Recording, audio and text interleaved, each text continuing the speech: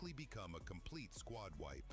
Doc, Top, Zeol, and Refus could all take over a fight, but at times, they looked more like a group of incredible individuals than one fully connected team. Doc was named MVP, but they still finished third. За бидрийг одоо төрүүлэхэд зогсцоосон зүйл нь гэвэл үгүй миний хувьд бол яг тэр үеийн яг сэтгэл зүй жоохон нэг тийм байсан болоо тэгээд ер нь зоонч тэр rotationч тэр ер нь тийм болоог баха. Then came Pmgc, another huge international performance, another MVP level showing, and another third place finish. Two of the biggest tournaments in the world, 2 podiums, but still no trophy. За өнгөрсөн жилийн үтгэн болоод бас 2 том тэмцээнд 3 дугаар байранд орсон. Тэгээд энэ жил одоо тэгээд чадхаараа чэндэ. Now, they return under Aurora Gaming with a new organization, the same firepower, and another opportunity to finally win. The question has never been whether they have enough talent. Their MVP titles have already proved that. The real question is whether multiple stars can now play as one complete championship team. Their qualification run showed promising signs. Aurora still played aggressively, but their rotations looked more controlled. Their pushes had more support, and the team appeared more connected. That growing coordination was on full display in the final match. Oh, the nade of Refus, the 1v4 from a range! They wiped out the last team and won the EECA finals by the smash rule with 145 points and finished first in the regional qualification ranking. That will be the tournament going their way. They've done it. Aurora are your champions. За өнгөрсөн жилээс энэ жил нь ондоо зүйл гэвэл одоо манай багийн хувьд ер нь сэтгэл зүй өөр амьсгал багийн тоглолт ер нь нэлээ өөрчлөгдсөн. Одоо яагаад гэвэл өмнө жил одоо 2 том тэмцээнд 3 дугаар байранд орсон болохоор одоо жишээ нь авраг авахаас одоо нөө хой суугдсан алдаануудаа ер нь тэгээд бүгд засч орж ирсэн. Тэгээс авраг авахын төлөө ер нь чадхаараа хичээнэ. The MVP awards are already there. The international podiums are already there. Only one thing is missing, the championship. Aurora Gaming arrive at Pmwc 2026 as the uncrowned kings of PUBG Mobile, ready to break the third place curse and finally become global champions.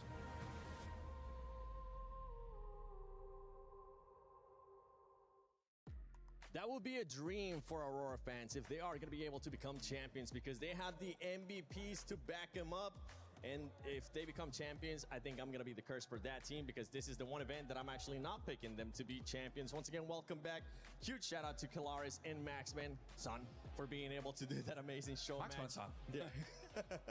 Joined by Lace, Blank, Natura, and the 7WG. But we're going to do the STC rewind. We're going to remind you what ended up happening yesterday, because we did end up playing 4 matches. And in those 4 matches, I mean, if we start off with the Rondo, Nigma Galaxy was able to get that first win. In really good style as well. Really enjoy what we saw coming in from Nigma, both in that one game and throughout the day, quite honestly. Very, very excited to see what they've got coming in onto day 2, because it was a fantastic start. They're in, what, 4th place? 3rd place, I think, even. Looking very, very good indeed. And they just have to keep going on this sort of trajectory. And I think they're going to finish off really, really well. Absolutely. I mean, Nigma Galaxy right now, Lace looking very, very good. I think Coop's coming in. I've said it multiple times yesterday. I think people probably were quite bored of me saying it, but I really do like Coop being in the roster. He looks very, very good. I think the major difference right now, though, is Ralph is still playing this passive game, but he isn't dying as much as he used to. He is playing that off angle really, really well, Lace. And you don't want to die in PUBG. No, you don't. Bad. Well, this is in Rondo. If it's in Rondo, you know what? You just go for it. You do get one rewind. Go again.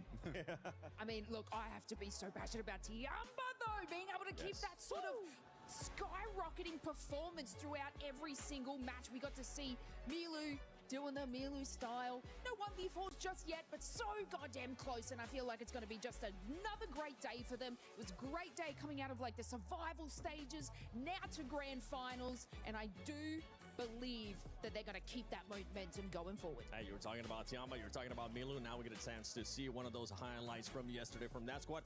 Ulf did end up getting the last chicken dinner yesterday, and it was the first time that we see Ulf having all the 4 players alive. They end up with 10 eliminations in that match. Absolutely. It's so nice to see finally a full squad from Ulf in those final moments. And you can tell that they know very much how to play this game, right? It's just when they lose those players, that's when they start to fumble, that's when they start to fall down. But you keep them a full squad, they can play this very well. Their timing is really good.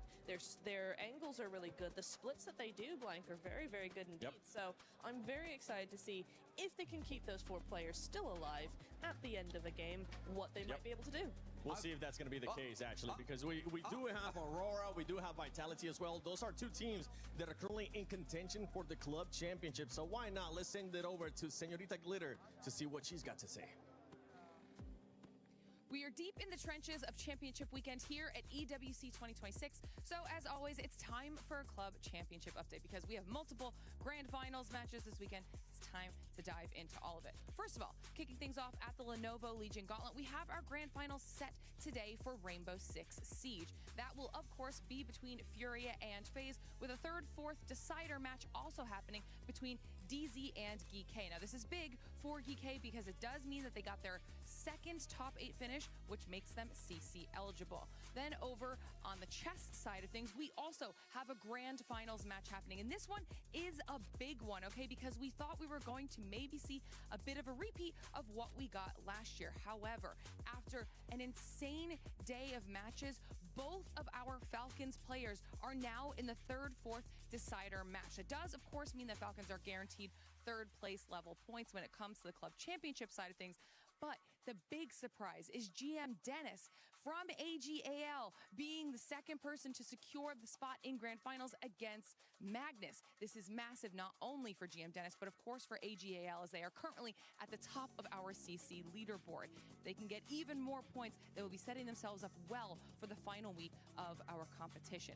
Then over on the STC Arena, we have our top 8 set, and they will be playing through their quarterfinals matches today. There's a couple teams we're going to be paying attention to when it comes to the CC side of things, and those teams are, of course, Falcons and Vitality, 2 massive heavy hitters on the CC side of things. Falcons have a big opportunity to potentially usurp AGAL here, but Vitality are looking to continue to climb the ranks, and they definitely have a chance to do that. So we'll have to see how that competition continues to play out, because Vitality are also going to tie into us over here on our stage for PUBG Mobile.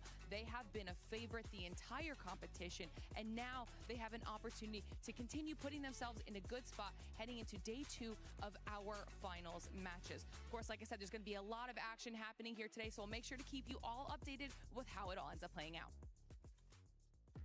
Thank you so much, Senorita Glitter, for that update with the club championship. But now we're going to talk about what's going to be happening today, because today we will be finding out which team is going to be going into tomorrow's first place and willing to set that threshold for the Smash rule. In first place, though, after 4 matches, we do have E-Arena with 48 points. And luckily for us, for all the viewers, it's still close. Tiamba performing well, but they haven't been able to get a chicken dinner just yet. Not just yet. Still impressive stuff, though, coming on through from them to be able to maintain that 2nd place even without a win. But it's still, we still need to see that win, right? A win has got to be where they want to. That's the goal for today, I feel like. You've got 8 games to do it. They need that win, because these other teams, I have a sneaking suspicion here, we are going to see a massive upstart? Kickstart. That's the one. Yeah. For a lot of these teams, this leaderboard is going to be completely overturned. I think we're going to see some very different names in that top 5 at the end of today. So, yeah, I think E-Arena, Tiamba, Enigma Galaxy, all 3 of those teams, Aurora as well, really need to figure out how they want to play today. Yeah, I mean, I don't think Tiamba actually needs to win. 2024 Pmgc was won off the back of pretty much eliminations alone. Fair. I think Tiamba can just keep up with this. I mean, 37 elims is very, very impressive. I think Aking's doing very well on that side. You are right in the sense that I really do think it's going to be massively shaken up. I don't think E-Arena is going to stay there whatsoever. I think the only team that I actually have hope for right now is, funnily enough, Enigma Galaxy. Yes. And I'm not the biggest Enigma Galaxy fan at the best of times, all right? Okay, I think they have made some silly plays in the past, but they actually do look really good. I love how Enigma Galaxy looks right now. Yeah, and I'm obviously having a look at Nongshim Red Force here, because look at those eliminations compared to placement points. The fact that they are able to secure so many points of them in the elimination average bracket, and not the placement. It is going to be their time to just try and hit those top 10s, those top 5s even, and they will move themselves up into that top 7 because the elims are there. It's just the placement. They're falling a little bit short on their rotations and taking a little bit long to grab the eliminations with their bursting, but I believe that today they're going to be able to come in, grab those placement points, and skyrocket up to those top 7. And the crazy thing too is that we saw some big names on that second page as well. We saw S2G, we saw Hora Esports, which I know the fans are wanting them to be able to improve. And now we're looking at one team that is going to be looking to improve in a big way when we're talking about OG, when we're talking about Godlike as well. But we're going to talk about the Sony story of the day, which is pretty much attacking the first place, attacking that throne at the top for these teams because of what I was talking about in regards to the format. If you end up at the end of the day in first place, you will be able to set up that Smash Rules threshold. So let's say a team ends up with 150 points at the end of the day. Tomorrow it will be plus 10 of that, where they will be able to actually hit the threshold, the Smash Zone. And then after that, if they get a win, they win via Smash Zone. They do. Yes. Carry on. No. Go ahead. Okay, well. For you. Well then. No, I think the Smash Roll has been so fun in the last few tournaments we've had it. I've always really enjoyed it, and I think it's going to be a lot of pressure on all these teams. I think we've had a lot of pressure so far. This lobby is incredible. It's very, very different to what we've been seeing so far in the tournament, and they've flipped the switch, and they've just gone 110%. Very excited to see what that's going to be coming through for them. Honestly, Smash Rule is going to be a big thing. You got these top 5 players here. Milu being that MVP here, 7. Big GG. Yeah. Big GG for him, being able to put up those 14 eliminations, 2,800 damage. But we're also looking at some of the other names in this list, Blank. We have Top as well, Mormon, QZZ. I mean, Mormon has been acting as more men for that team. He is bringing the firepower in a big way.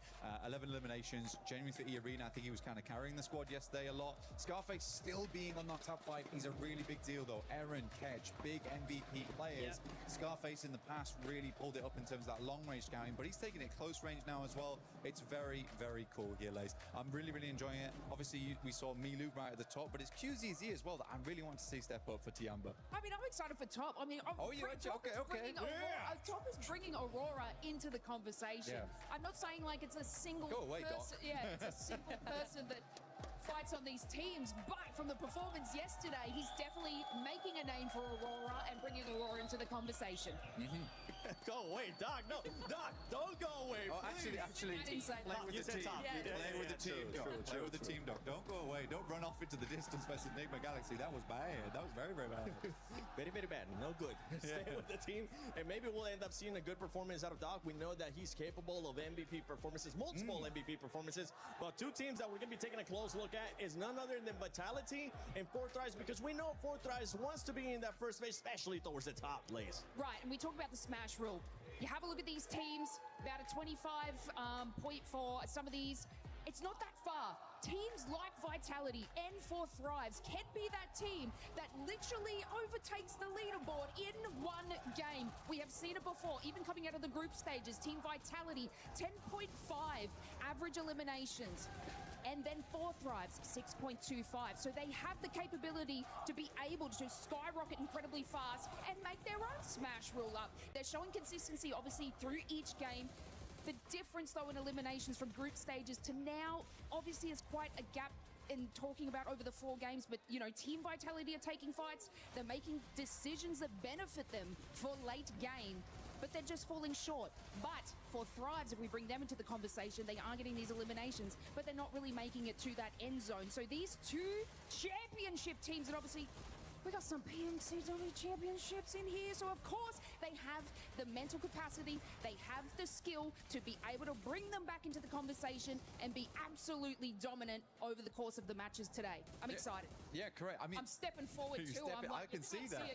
Not on camera. You're just going in there. I've got the passion.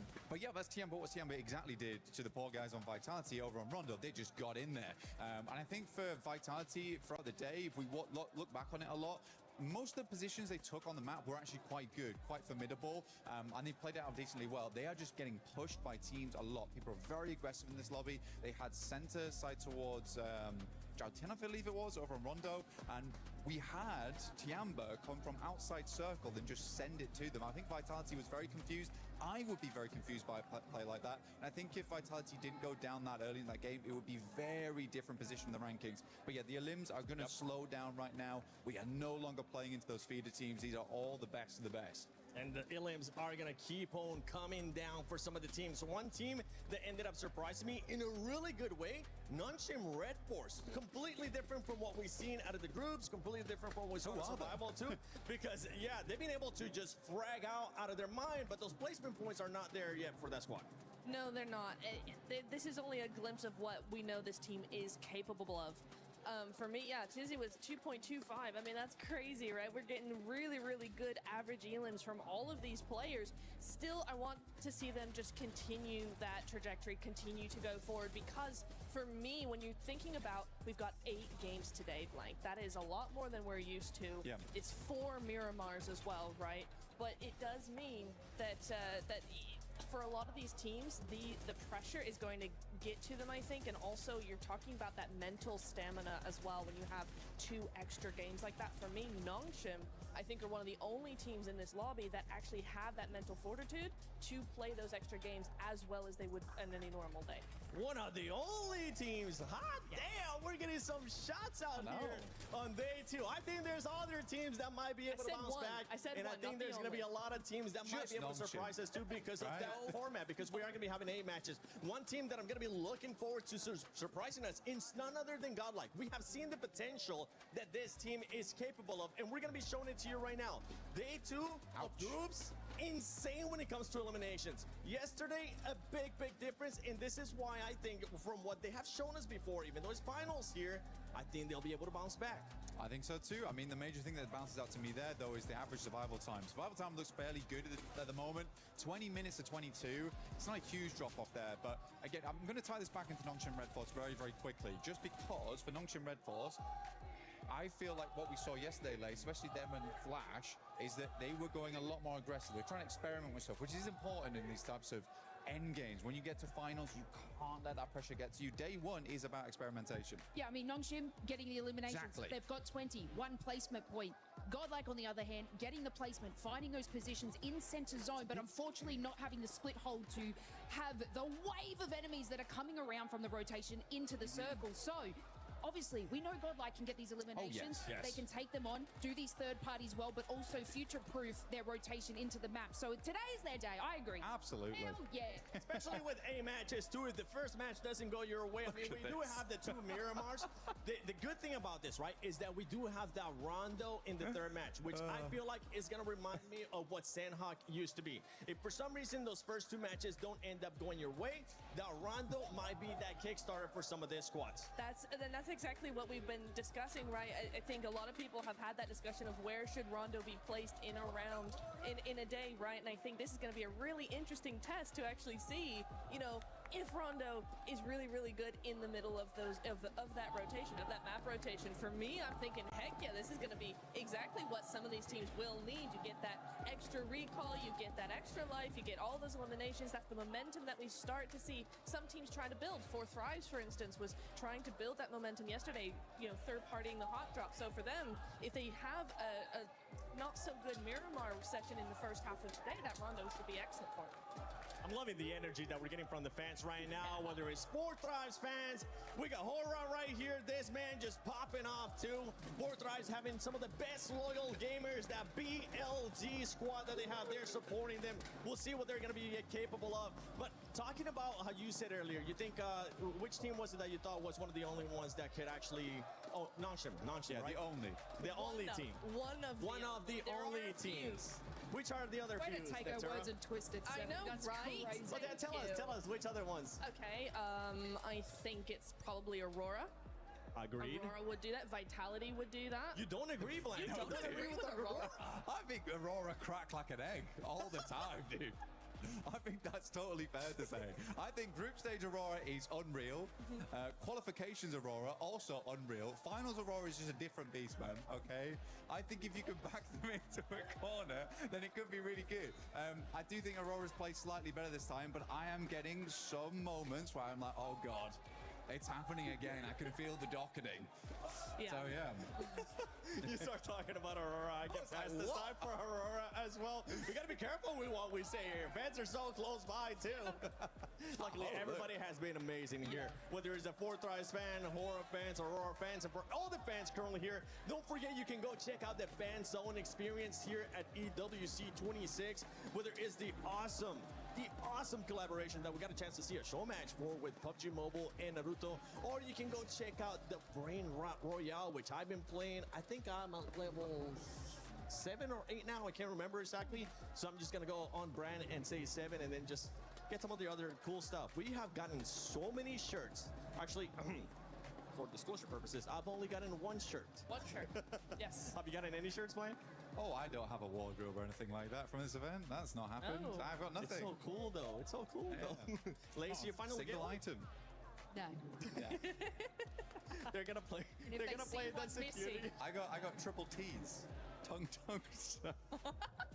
Sorry. They're gonna play the security Sorry. camera from earlier when we were actually over there before anybody was there. I was just putting shirts in the tote bags with Naruto. I'm like, yes, take all of that. But as we're gonna be heading here towards a match, especially in Miramar, is there one team that you're looking to kickstart off the day with Miramar?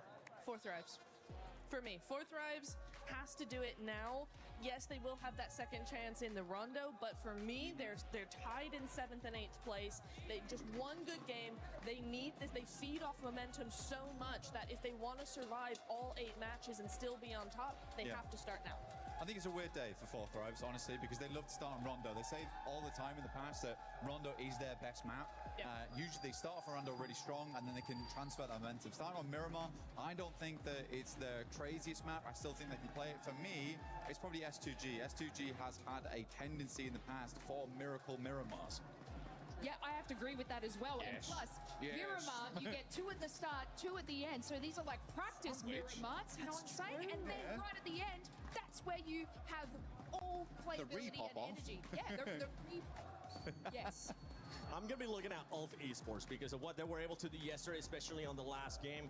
They were able to get that chicken dinner, get those extra placement points. But if we were to remove that one chicken dinner out of Ulf, you would end up noticing that they would only end up having 1 placement point. And for me, that is the biggest red flag out of these teams when you're not able to just convert only on elims and the placement points start fading away. I know you said that, yes, a team doesn't really need a chicken dinner to be able to win Pmwc, but in my eyes, they do need to be consistent at least towards the top 5. Yeah, I mean, the beige flag right now is Fourth Rise, right? We're in the middle ground. I mean, the 4 placement points, not great, but it is promising to see this still Yes. 21 eliminations. That shows, gusto going to these matches, which I really do like. Yeah, Fourth Thrives. We saw some of the decisions yesterday. I think that's what it was. Especially the one that I really have to nitpick, Neptura, with Fourth Thrives has to be when they decided to coexist with Hora Esports for a little bit too long. I feel like that ended up hurting them in a big way in that match. It would have been one of those things where we usually tend to see them being a little bit more aggressive, making teams back off, but that wasn't the case. Well, yeah, if you pull into their elimination average, which is 5.25 at the moment, group stages was only 6.25. They're actually upholding their elimination value. Placement, exactly what you said, Seven. They are taking too long on these fights early on, and they have actually not made it really into that top 10 sort of scenario very much. So if they can just obviously push themselves, just give up the fight a little earlier, guys, and get yourself into that rotation, their eliminations will match, and they will actually do a lot better today. And as we're seeing there in 16th place, Ida Esports with just 2 points. Those 2 points coming from eliminations. This is a team we're talking about give up the fight, talking about wanting to fight. This is a team that needs to figure out what they actually want to do because we saw them hot drop with Enigma Galaxy 3 times yesterday. And after the first one, Raouf called them out, which, by the way, Raouf, keep on talking that smack, baby. Because when you talk that smack is when we actually start seeing your true potential. You get that little chip on your shoulder. But yeah, for Enigma Galaxy, for Ida especially, they need to just get rid of those hot drops.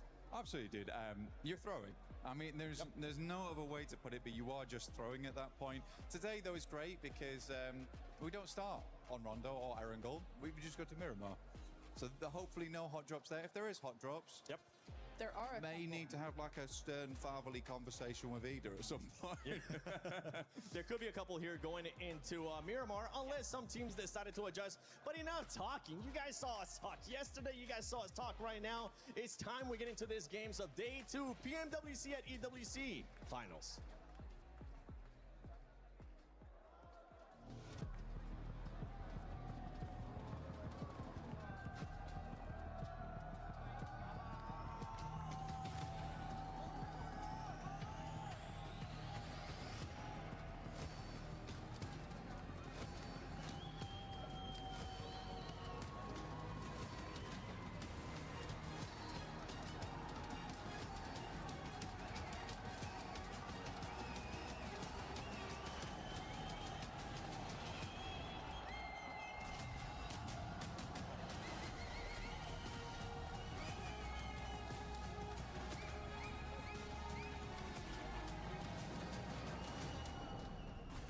Mesdames et messieurs, bienvenue at EWC here in Paris. This is the second day of Pmwc here in Paris. I'm so excited, Bunny. What's happening here? Our attention now shifts to the teams that have to perform well today, because just 8 maps remain until we set the smash score going into Championship Sunday. Yeah, Bunny, and it's crucial to not fall behind and to stay on the top of these rankings, because everything played today as well. That's right, we've got young contenders, historic rivalries, and legends of the game ready to go toe-to-toe on the Gadia City grid. The better player on Worlds meet again for insane games, but which team will seize the opportunity and rise above the rest? One step closer to $3 million, inching towards the trophy, the status, the glory, and the legacy. And so, it is time to kick off day 2 of the Pmwc Finals at the EWC 2026!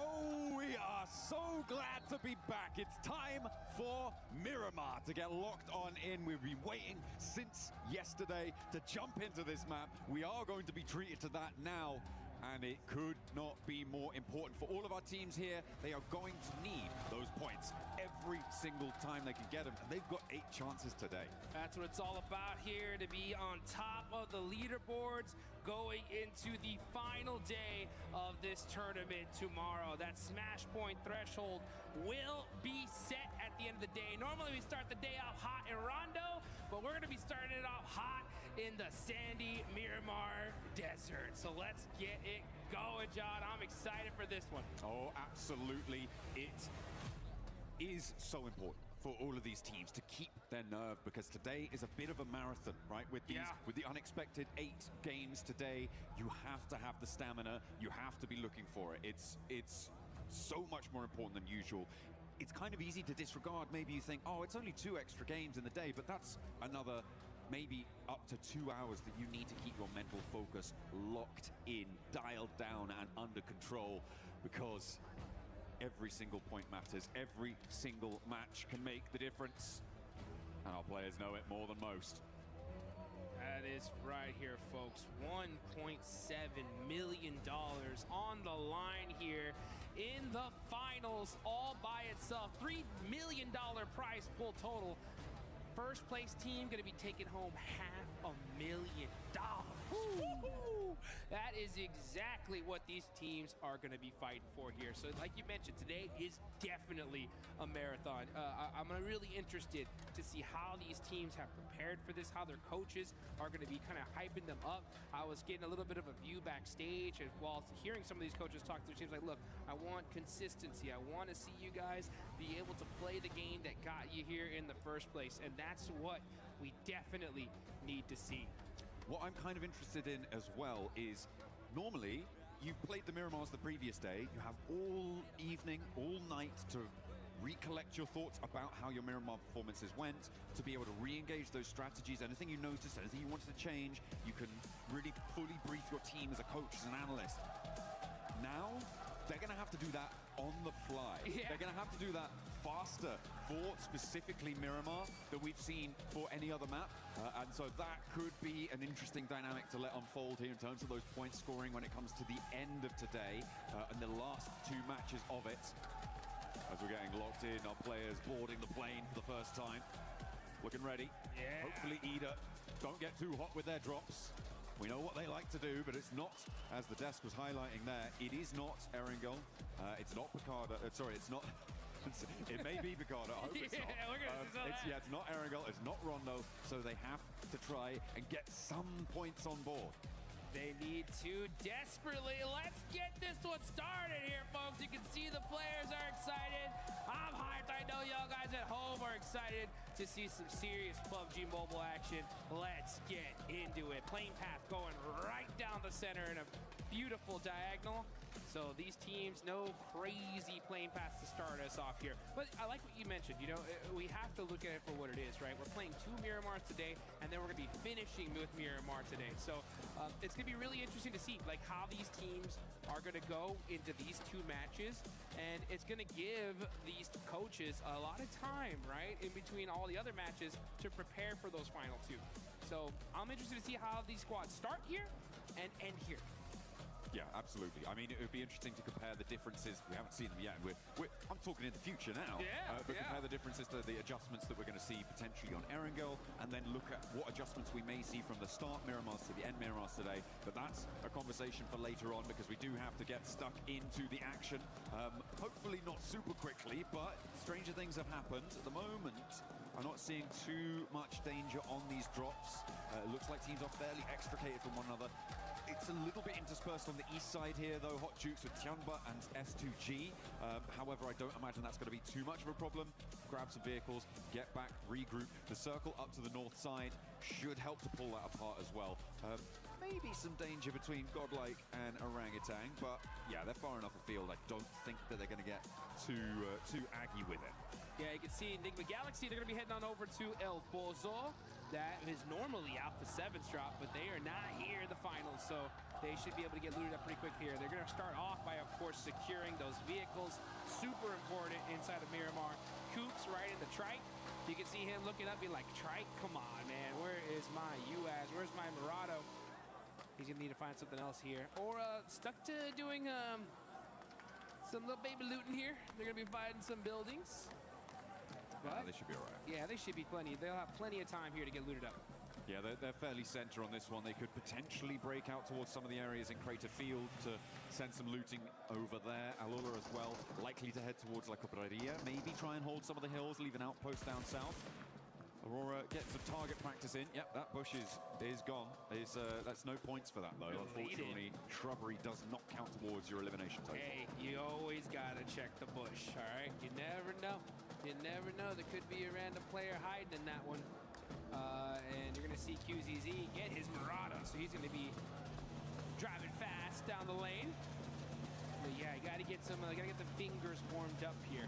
Ooh, I'm seeing a duo from Aura kind of chasing Quick from Alula up north near La Cobraria. It seems like they wanted to try and get engaged with that fight, but I don't think they've been able to hunt it down.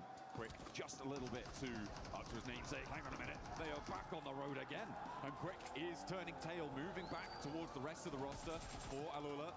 In the middle of La Cobraria, they're still hiding out, and he has to dunk it out by the concretes. Now he's holding on the upstairs. Backup needs to come through, but currently no response really being seen from the rest of Alula. They're leaving him kind of high and dry as Jiggle from Aura is going to try and descend on this location too. Finally, they're into the vehicles and they're coming in for the rescue. But will it be too little too late as Quick has to go for the hot swap to the UMP Jukes? What a sick shot with that shotgun. Unfortunately, it doesn't hit the mark enough to get a knock. And you can see Sleepy, he ended up going to that other side there because he doesn't have a vest at all. He wanted to be able to at least get something. But because of this fight, now you got the rest of Aula being able to hunt them down. You can also see some of the other members of Aura going to come and try and support these 3 men. Can he hit the shot? No, unfortunately, Rep doesn't get it.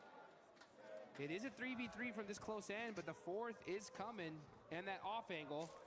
Let's see how this turns out. I mean, when you have that south side hill under lock and key for No Fear, if he's going to get engaged here into the fight, maybe not, maybe more preoccupied with some loot, they say, you know what, it's fine, we got this, we got this under control. They're not pushing, they're being timid. They have lost a player so early, it's not what you want to see. A very aggressive roll down coming through from Aura in that scenario. Did not want to let Quick get away. I thought maybe they had stopped off a little bit before, but no. They just kept on going, kept hounding that one down. It's worked out here. The question now for me is, as I always talk about with early engagements, how long are you going to spend getting stuck in on this one? That's the exact question, right? So I like what Aura did, right? They saw a solo player, chase him down, get the secured point. That's fine. I'm starting to wonder what Aula's doing. Yep, because of the fact that they are taking way too long. They are getting caught out, and now here comes Aura on the push. Sky running in with the MP, with the UMP, looking to get those finishes, and they are on the run. Nasser trying to at least get some angles here. Ooh, hits the croucher, but it's not going to be good enough. It's Aura to delete the first squad here on day 2 of the finals. Every player getting their elim. Horror getting stuck in early on Miramar. 4 eliminations for the team, 1 apiece. Sleepy will get back to his feet, and they can look to re-establish control back down towards Crater Fields. They may need a little bit more loot on side, depending on how much was going through. I think I did spot a Winchester on one of the players for Horror, so probably looking to get that one replaced. Although there will be crates on the players coming through from Alola as well. In the meantime, though, Godlike has managed to capitalize on this opportunity from this northeast side. They've managed to move in and could contest for the Crater Heels approach. All right, yeah, you can see these movements coming out really, really quick. Leaderboards, you can see right there on the right of your screen here, folks. E-Arena up on top, waiting to see when Godlike's going to wake up. They definitely need to here today. They're sitting in 14th place with 13 points. Let's see if they can do it. There's still plenty of matches here to be played here, folks. I have a big feeling these leaderboards are going to get shaken up big time by the end of the day. I mean, we talked about it yesterday a little bit, that 18 match sets, generally you can put more stock into your averages performance rather than those big E-Arena 29 limmers kind of coming on through. Yeah. Which, even then, didn't serve them too well in a 12 match set, which is absolutely insane. But, yeah, absolutely. I'm talking about getting consistent 6-pointers on the boards is so great for your team. If you can do that, every time you get further than that, brilliant. Beautiful stuff. Furia running into a little bit of a roadblock in the form of Enigma Galaxy, but a 1v1 over the top of the hill. Silence shuts him out. And Lord will no longer be able to levy the toll on the crossing. And Furia may even be able to get the res here for Enigma Galaxy. It is not a good start. In 3rd place, you don't want to be losing players early, not like this. That was a huge shot there from Silence with the DBS in the mid-range. Is able to get the knock. Very crucial. Instant thirst as well. So you can see Koops is going to be hunting down some high ground, trying to get the revenge for his teammate, but Ayala is climbing this up as well. Is Koops going to see him? He does! He finds Silence slipping. Now he's going to go for the 1v2. Gotta watch out for that shotgun, though. Oh, that did tip him up a little bit. Koops so good in the CQC, though. Push it back and forth. Finds the angle and catches the 1v2 against Furia. He baited out so many of the shotgun shells, forced the weapon swap. He knew he had a disadvantage against the shotgun there and was able to do a lot of work. This is vengeance coming through for Koops, and Furia left flagging. Unfortunate. Silence may be resable here as Chief sidles in to go for the res. There is another fight happening on your elimination feeds as well, as 4 Thrives clash with Team Flash on the south side. 4 Thrives doing well. A nade over the top, and Koops goes for 3 now against Furia, who took one of their players down, but they are finding out what it feels like to be under the wrath of Koops. Turning his attention out now to the open sand dunes, but not going to quite connect on the first part of the spray down. Looks for more. Ooh, headshot! Oh. Are you kidding me? That is Koops with the 1v4 against Furia. Beautiful stuff going on through from Koops.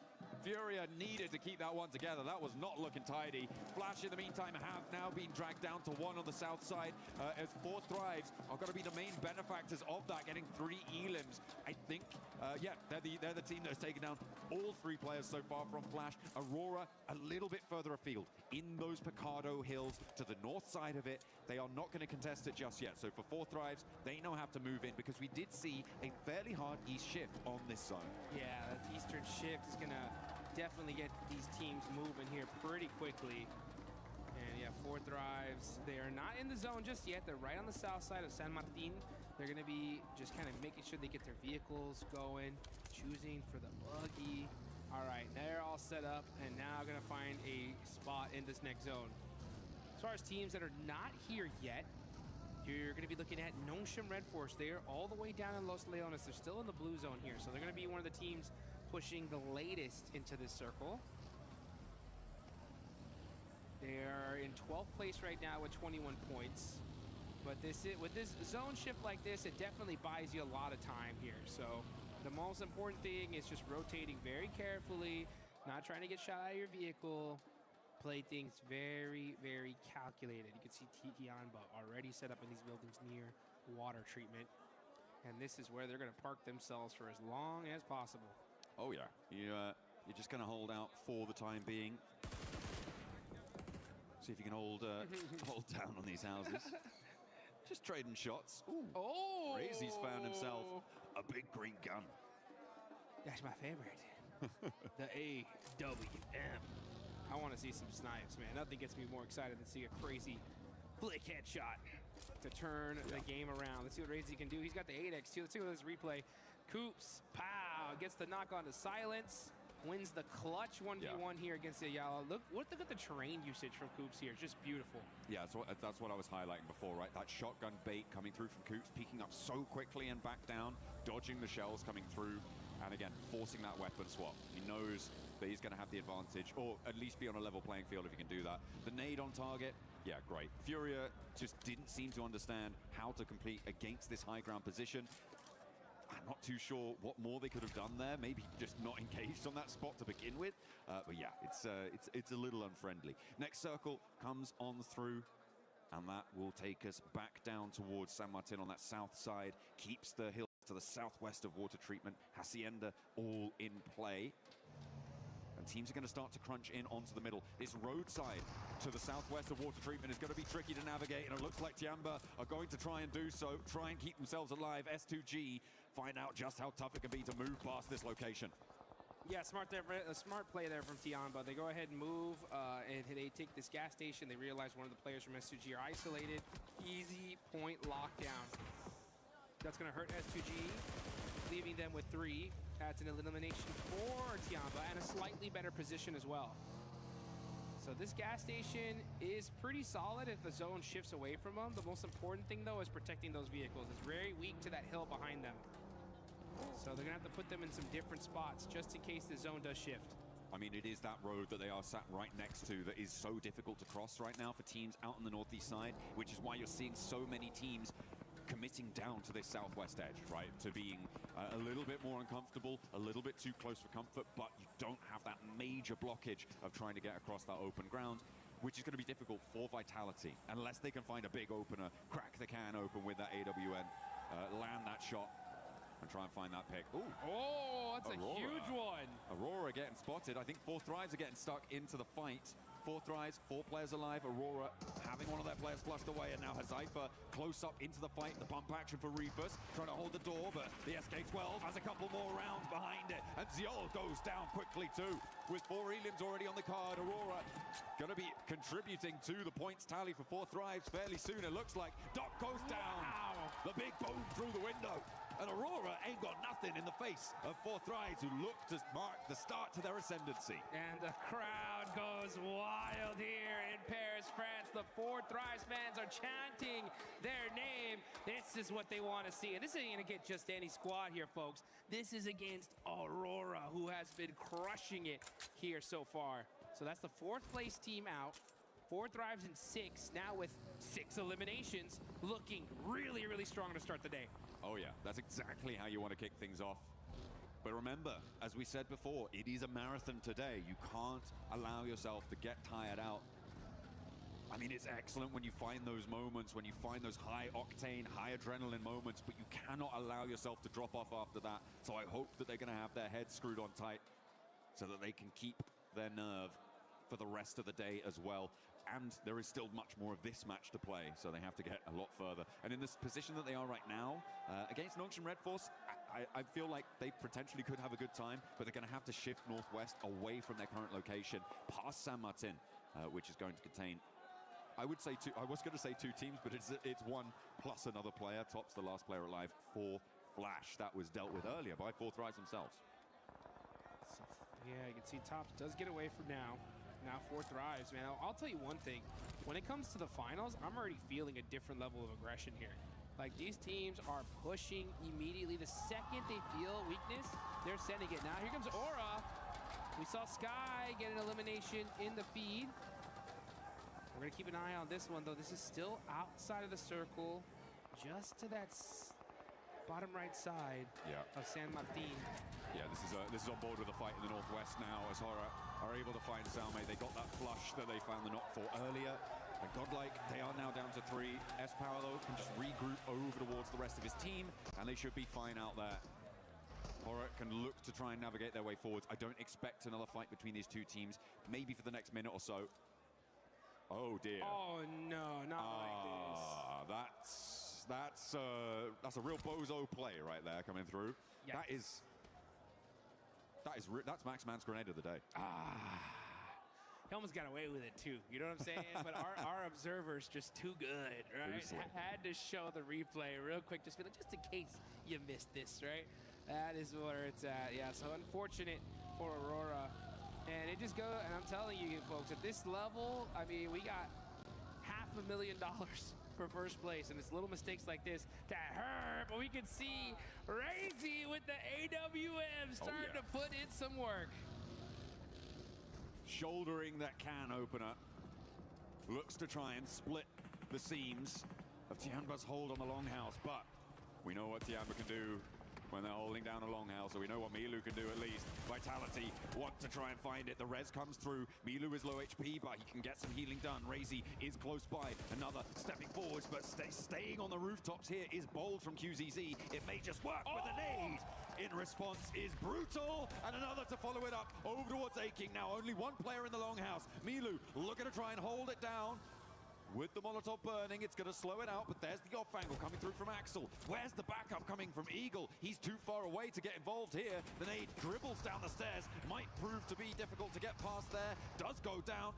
And the res is still yet to come through. 3 players now for Vitality on the inside. Nade's cooking. Axel with a long one. Up to the top floor. May just blast them apart, but Eagle, he's just chilling. What is going on? He's leaving it up to Milu, saying, you got this, bro. Oh, I guess you don't got this, as Axel gets the nade onto him. So that is Tianba just getting picked apart here. And really unfortunate for them, but you know what? Vitality soaking up some good points. I mean, the Eagle has flown away here. It is not what you want to see. I'm not entirely sure what he's trying to do. Maybe he wants to keep that forward position, but the rest of your team's dead, mate. You need to do something about that. Vitality were able to run through there. They got a really great opener with that AWM that we were talking about, the can opener on the position, and he was able to keep that momentum rolling with some big nades up to the top of the roof and a couple more positions beside. Amino looking to stop the run out from Vitality, and they will have to run out with the circle shifting central. Oh, Amino's got this on lock. Yeah, I mean, we're gonna have to see a crazy shot here from Vitality to help this team out. I know that there is an AWM somewhere around there. And oh, nice shots there. They know exactly where he is. They say, oh, you think you have this down? Oh, that headshot though said, okay, how about you like some of that? So, oh, that looks like it is Eagle going down. Oh, there's the AWM. Brazy's got it. Said, pick me. I dare you. I dare you to go over that rock. I told you! That is it! Razy taking him out! Boom! Takes him down from behind the rock. What a pickup coming through from the shot. At the end of the AWM barrel. Beautiful stuff. They baited him into thinking it was a rifle fight as well. Tickle trades, and then he was like, I'm going to win this trade surely. And then he's like, bam! You didn't expect that. Claps back, and immediately now Godlike down to 2 players alive.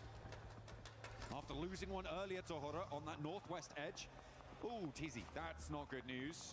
That's immediately flushed by 4 Thrives on the southeast. Now we're going to go ahead and see Vitality. That goes to show you, folks, the bolt action could change the game for you. And it works out here. AWM clutching it up. Now you can see the rest of Godlike just going to have to hold those buildings for now. This is inside of the circle. Vitality, they know they have the numbers here, though. So they're like, all right, there's got to be a couple of players of Godlike somewhere. Can't just run into these buildings for free. Just trying to get a little bit of information. And yeah, ooh, doing some little pre-fire shots onto some windows, looking to possibly catch somebody off guard. But here we go into the end game. Stage 5, circle starting to close. And this is an interesting one. I mean, we still have San Martin in play. A lot of open field, though, as well.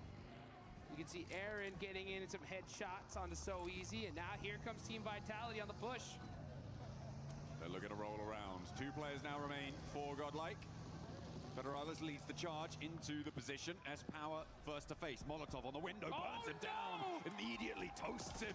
And now S-Power on the inside has more to say.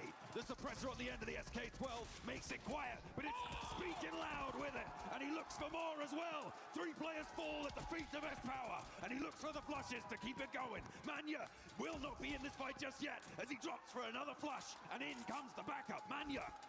He hit him with the Molotov, and now Razak is down to 1 HP, and there they go. S-Power with the 1v4! Ascendancy coming through for Godlike on the north side. Vitality, they thought they'd taken enough out of them, but no. The gas in the tank, burning.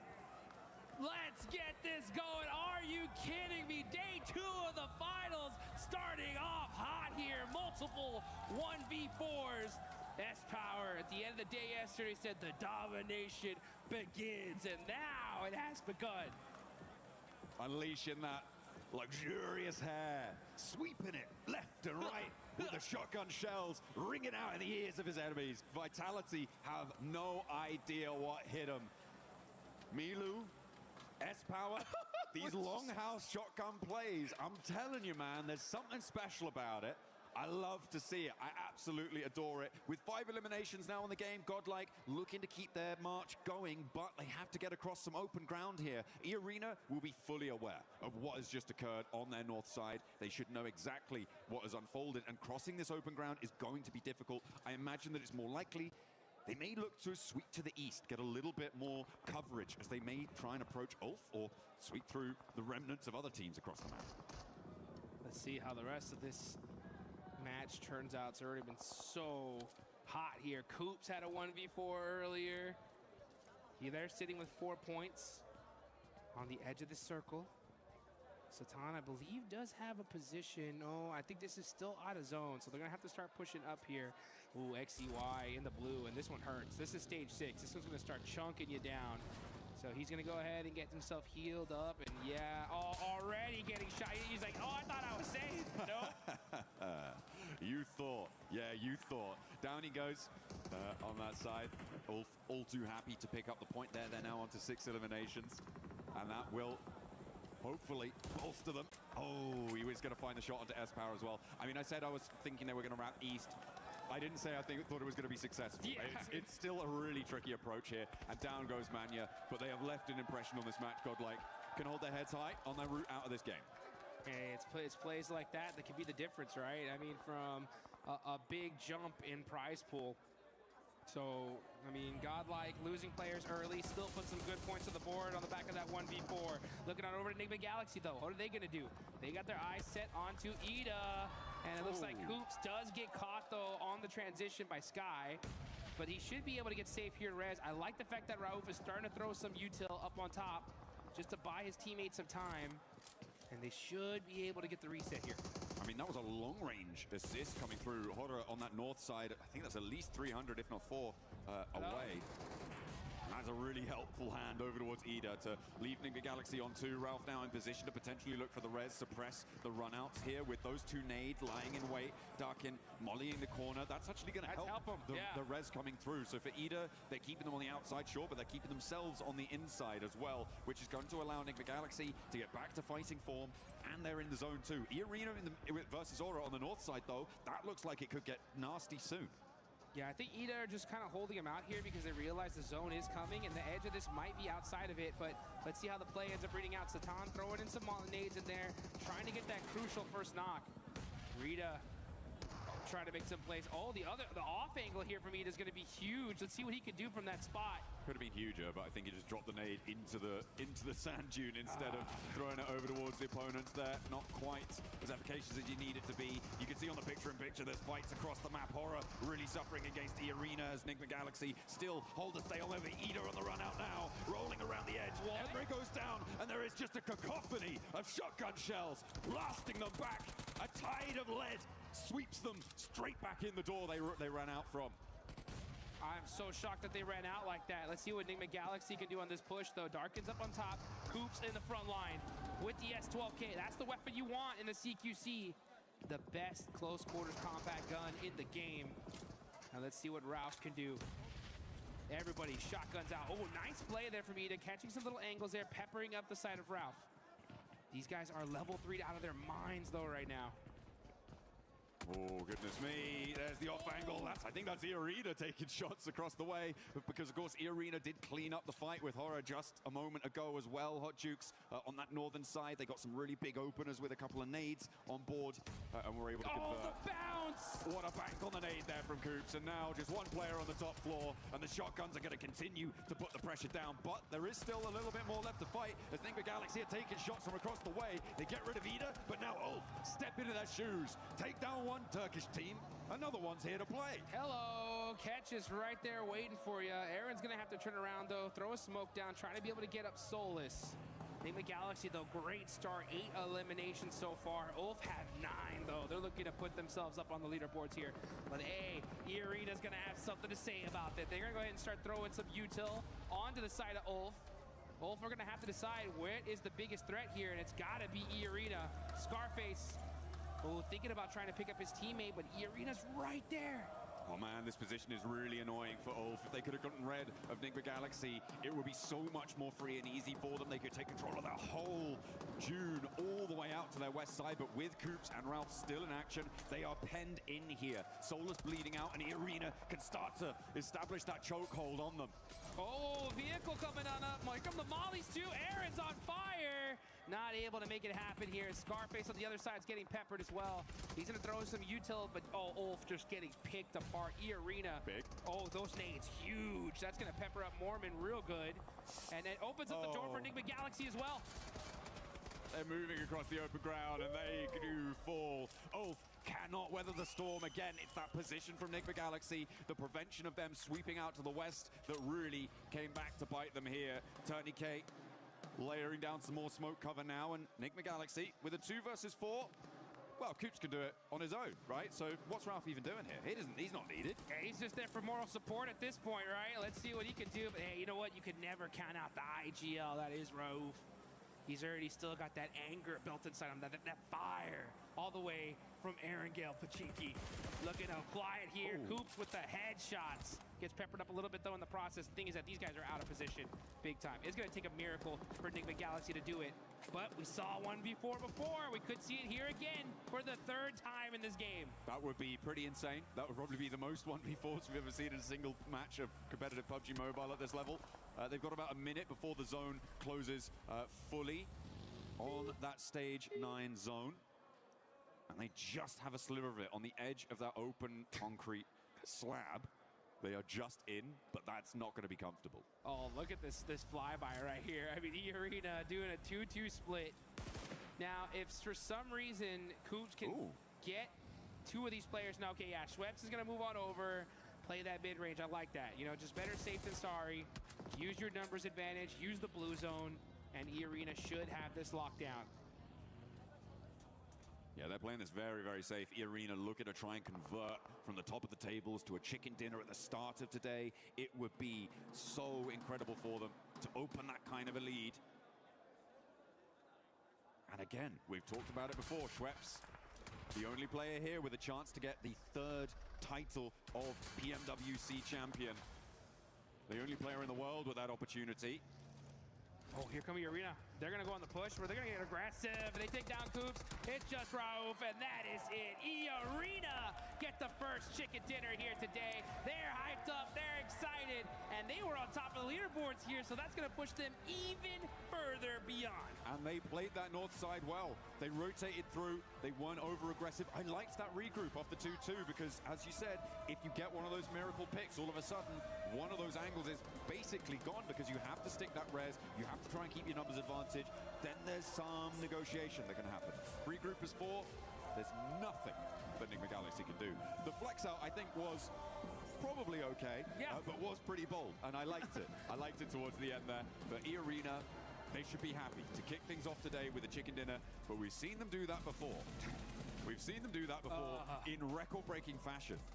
I do not want a repeat of what happened for the rest of that day. They did not keep that pace, and it is, again, that marathon today. So for E-Arena, a brilliant start to push them even further at the top of the tables, and free and clear of a lot of players keeping up to them right now.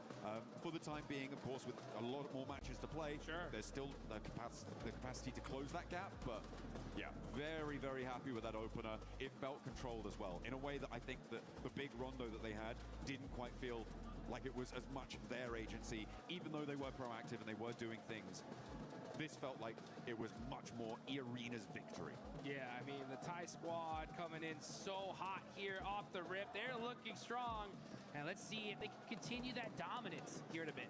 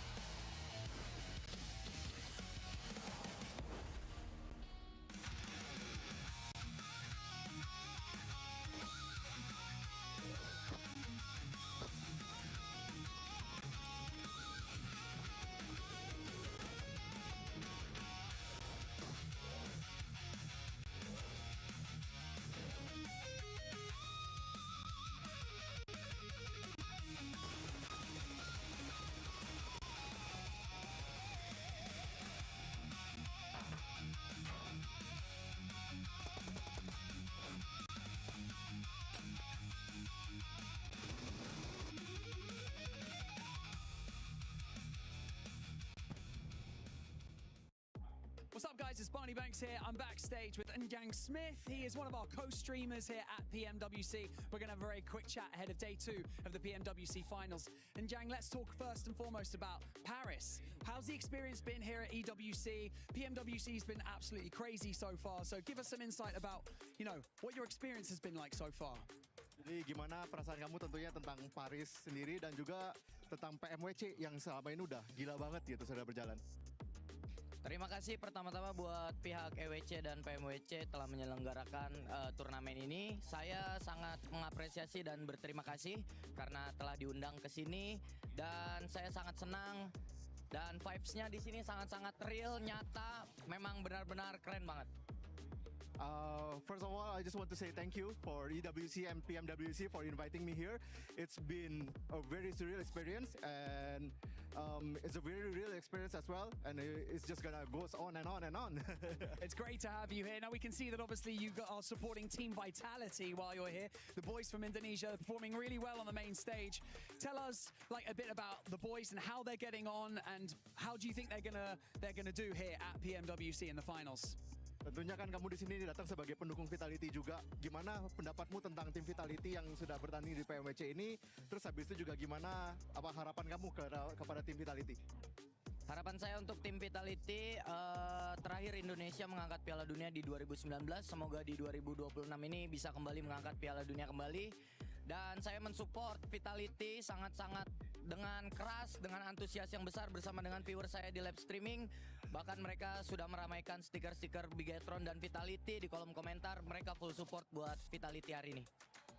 Of course, the last time that Indonesia wins the World Cup is back in 2019, and now 2026. I can only hope that they can win it again, and I can only also wish the best for them. I will give them my full support. As of course, also the viewers in the chat and the live stream also they give their full support now, and we will hope for the best for Vitality. How have the chat been since you've been here? Like, how has the experience been while you've been co-streaming right here with the event going on behind you? What's the chat been like? How has the streaming experience been for you here on the main stage? Jadi gimana pengalaman kamu tentang live streaming di Paris di EWC ini? Begitu pula juga dengan apa sih vibes chatnya dari selama ini yang bertanding dan juga pengalaman kamu juga live stream di sini? Pertama-tama mungkin dari peralatannya ya kok, karena peralatannya di sini benar-benar bagus, benar-benar disupport banget. Saya senang banget bisa difasilitasi buat bisa jadi co-stream di sini. Dan untuk viewers di live chat, mereka semua senang karena melihat peralatan yang proper ada di sini. First of all, I just want to say this is like the best equipment I have ever found. This is like a full equipment that I never even used myself. So it's just like a very surreal experience so far. Yeah. And Jang, it's an absolute pleasure to have you here at EWC. Pmwc has 2 more days of competition, and we can't wait to see you on your co-stream popping off. So thank you so much for joining us in this interview. Enjoy the rest of your experience here, and we'll check back in with you on Sunday. Back to you guys. ไม่ออกติดกูหันหลังสมองนะเอาเลยนะขวาตัวเดียวที่เหลืออีกตัวนึงน่าอยู่ซ้ายก็จอดนะมีเคก็มีตาสุดตัวเดียวตรงนั้นตัวเดียวให้ผมดิไอ้เจนเกินลึกกันเราเกินรอได้คิวป่ะตัวท้ายได้หมดเลย E-Arena coming in hot, wanting to maintain that first place. And boy, what a start for this team here in day 2, even though we're going to be playing some matches from day 1. Still, E-Arena, this is what we've been wanting to see, especially when you teased us with the 29 eliminations. Yeah, I was like, we cannot afford to see a flash in the pan kind of performance from E-Arena, but man, they delivered. Now, I will say the reason why they won is some teams doing some mistakes, right? We'll dive into it a little bit deeper here with Natura, but man, E-Arena putting up the 10 placement points from that chicken dinner, 10 eliminations on top of that. They were already number 1. Yeah. And now they're creating a gap. Yes. Hey, it seems like this tournament might be the chase after the White Rabbits. Absolutely. Like, you've got Enigma Galaxy coming in here. They were in 3rd place coming into the first game here, so they've done a bit to extend that gap a little bit more. But you've got Ulf, you've got 4 Thrives. Those kinds of teams, they're also bringing some heat to the game here, Lace. Yeah, I don't know what you guys are going on about still this first 29 match. Did you guys have eyes yesterday? E-Arena, have been performing the entire time. This ain't even their first chicken dinner. They have actually had so much progression through every single match. It's been amazing to watch. Yeah, we're going to revert back to that, that huge statement they made in the group stages, but their consistency has been key. Yeah, and for Enigma Galaxy, it's all about that because this man has been performing. He actually baited Furia into rushing him after they were able to eliminate Lord, and Coops was able to handle them all by himself. He got the revenge he was looking for. I mean, Coops, you know that we were missing him during PMGO Season 1, and he's been putting up the numbers. But look at this. Let's quickly go through that 1v4 scenario. During this entire fight, Coops is on the mountain, uncontested, and this is not a position you should be willing to push. I feel like this is a big fumble from Furia. This is not a fight you should be even willing or even thinking about taking. And Coops here, having the time, going to flush that elimination, denying extra information from Furia. But this grenade, one of the best grenades of the tournament, a Maxman grenade of the day, as he gets that 1v2 and then sprays him down from a distance. He gets the headshot, eliminates the final player. What an insane clutch, but so did S-Power Niptura. Didn't he just? I mean, I wanted to replay this because look at what he's able to do here. This guy is a machine. The angles, the quick flicks. He's using these angles. He gets that one. He realizes that Razak is coming around, gets that elimination, and then he knows he doesn't have time to heal up, so he throws the Molotov in there, tries to come out, tries to get these angles going, and that is just buys enough time for his teammate to come on in. The Molotov will go forward. It's fantastic. I gotta say, that Molotov he put to try and clear his backside, that was one of the best Molotov. That is a global level Molotov coming out from S-Power. He is showing he has what it takes to be up here. Absolutely. I love what we're seeing from him today.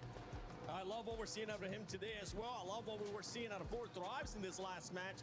4 Thrives being very aggressive, especially with being able to chase some of the other teams. Talking about chasing too. We got a chance to see Enigma Galaxy versus Ida towards the end as well. It doesn't matter, Max, and Lace and Aptura, if it's Pachinki, it doesn't matter where it's at. Enigma Galaxy has their number, but when we're talking about some of the other teams, 4 Thrives versus Aurora. Yes. We gotta mention that because it was so quick, and then Doc with them. We're not going to talk about Auroras. We're not going to talk about it. I'll talk about 4 Thrives though. Look, they had such an immense sort of split hold in the hillside while Aurora was sort of making their rotate, and it was only a matter of time before they were able to do that. And what we were obviously touching on yesterday is their pacing. So obviously when they get that first contention and then following up with the fight, their pacing is back to what we want to see. So it's very, very impressive that they were able to do that. Unfortunately, they did have IQ at the southern side trying to find a position in zone whilst that contention was going on. Nongshim Red Bulls were sort of running up the eastern side, so they kind of like fell a little bit short there trying to move in because there wasn't much cover for them to sort of progress through that. And I mean, then it was just down to, you know, a little solo, and unfortunately he was found out because Top actually was sitting on top of a building, and that's probably the best spot and the only spot that could have been played. Yeah, absolutely. I'm very, very, very happy with Fourth Thrives. T24 especially coming in clutch there. He's back on that long range with the mini. He's back supporting his teammates really, really well. And the whole squad is just looking very, very different from yesterday into today. They're looking very confident. They look like they know what they're doing. They have those final decision-making skills back and at him. And here we see him, 6th place, coming in clutch here. That's right. Fourth Thrives being able to jump up that leaderboard with 33 points. But E-Arena with the win starting to create that gap, Max. And this is something that we're going to have to keep a close eye on what kind of gap we're going to be seeing from first place to second place and the rest of the teams. Not really happy with E-Arena, right? Of course, you're looking at the consistency. You remove their 2 chicken dinners, their non-games. Like, they're sure they're a little bit low on the placement point side of things, but you know what? You still get 2 chicken dinners over the course of what is that 5 games. That's an insane win ratio. So it kind of takes out of the equation the consistency when you get these big wins. But though, going on to the second page, one team I really want to highlight here, Nick, is Hora. I feel like this should have been at least bare minimum a podium finish. Yes. But the moment E-Arena just slightly started pushing up on the mountain, they crumble and they give the high ground position for free. I think Hora really threw that game. They're not the only ones. Ulf did the exact same thing. They did the exact same thing here. And hopefully they don't do it again. Hora threw that game, but I did like the aggressiveness that we got a chance to see out of Hora, and I'm hoping that it's going to continue on here. Let's see what's going to be happening on the second Miramar, because it's getting spicy here. Hot Jukes. John, take it away. I'll tell you what's going to happen. The aggression is going to be at an all-time high here. We already seen multiple 1v4s to start us off here. I think we're just getting started. A whole bunch of matches left to go. My Jukes next to the legendary John Allen. 1 game down and a whole bunch more to go. Oh yeah, we've got our second Miramar today, of which we're going to be treated to 4 Miramars over the course of today. We're going to end on 12 matches played total of our 18-match set. We're going to set that smash boundary. A lot to play for today. And if E-Arena can continue to perform in the way that they are, that smash boundary is going to be so far away from everybody else. Yeah. It's not even going to be worth thinking about. And that is what they're going to be doing. You heard Max say it earlier. Everyone's going to be chasing the White Rabbit here in this tournament. You can see the fans are so hyped, excited. Beauty side of things. Pumped up, waiting for them to start making something happen. Unfortunately, they got taken out by Coops in that one. It is what it is. But a bounce back is imminent. That's for sure. First place, $500,000. Second place, $250,000. So a lot of money is on the line here, folks. Now let's see which team is going to push themselves and try to catch E-Arena.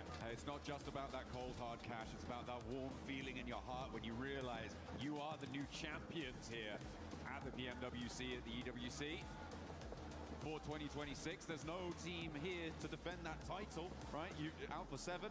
Don't know where they've gone. They must have gone home or something, you know, so, something like that. Yangon Galacticos also not making it to these finals, but it's time for another team to sit on that throne, to sit atop the rest.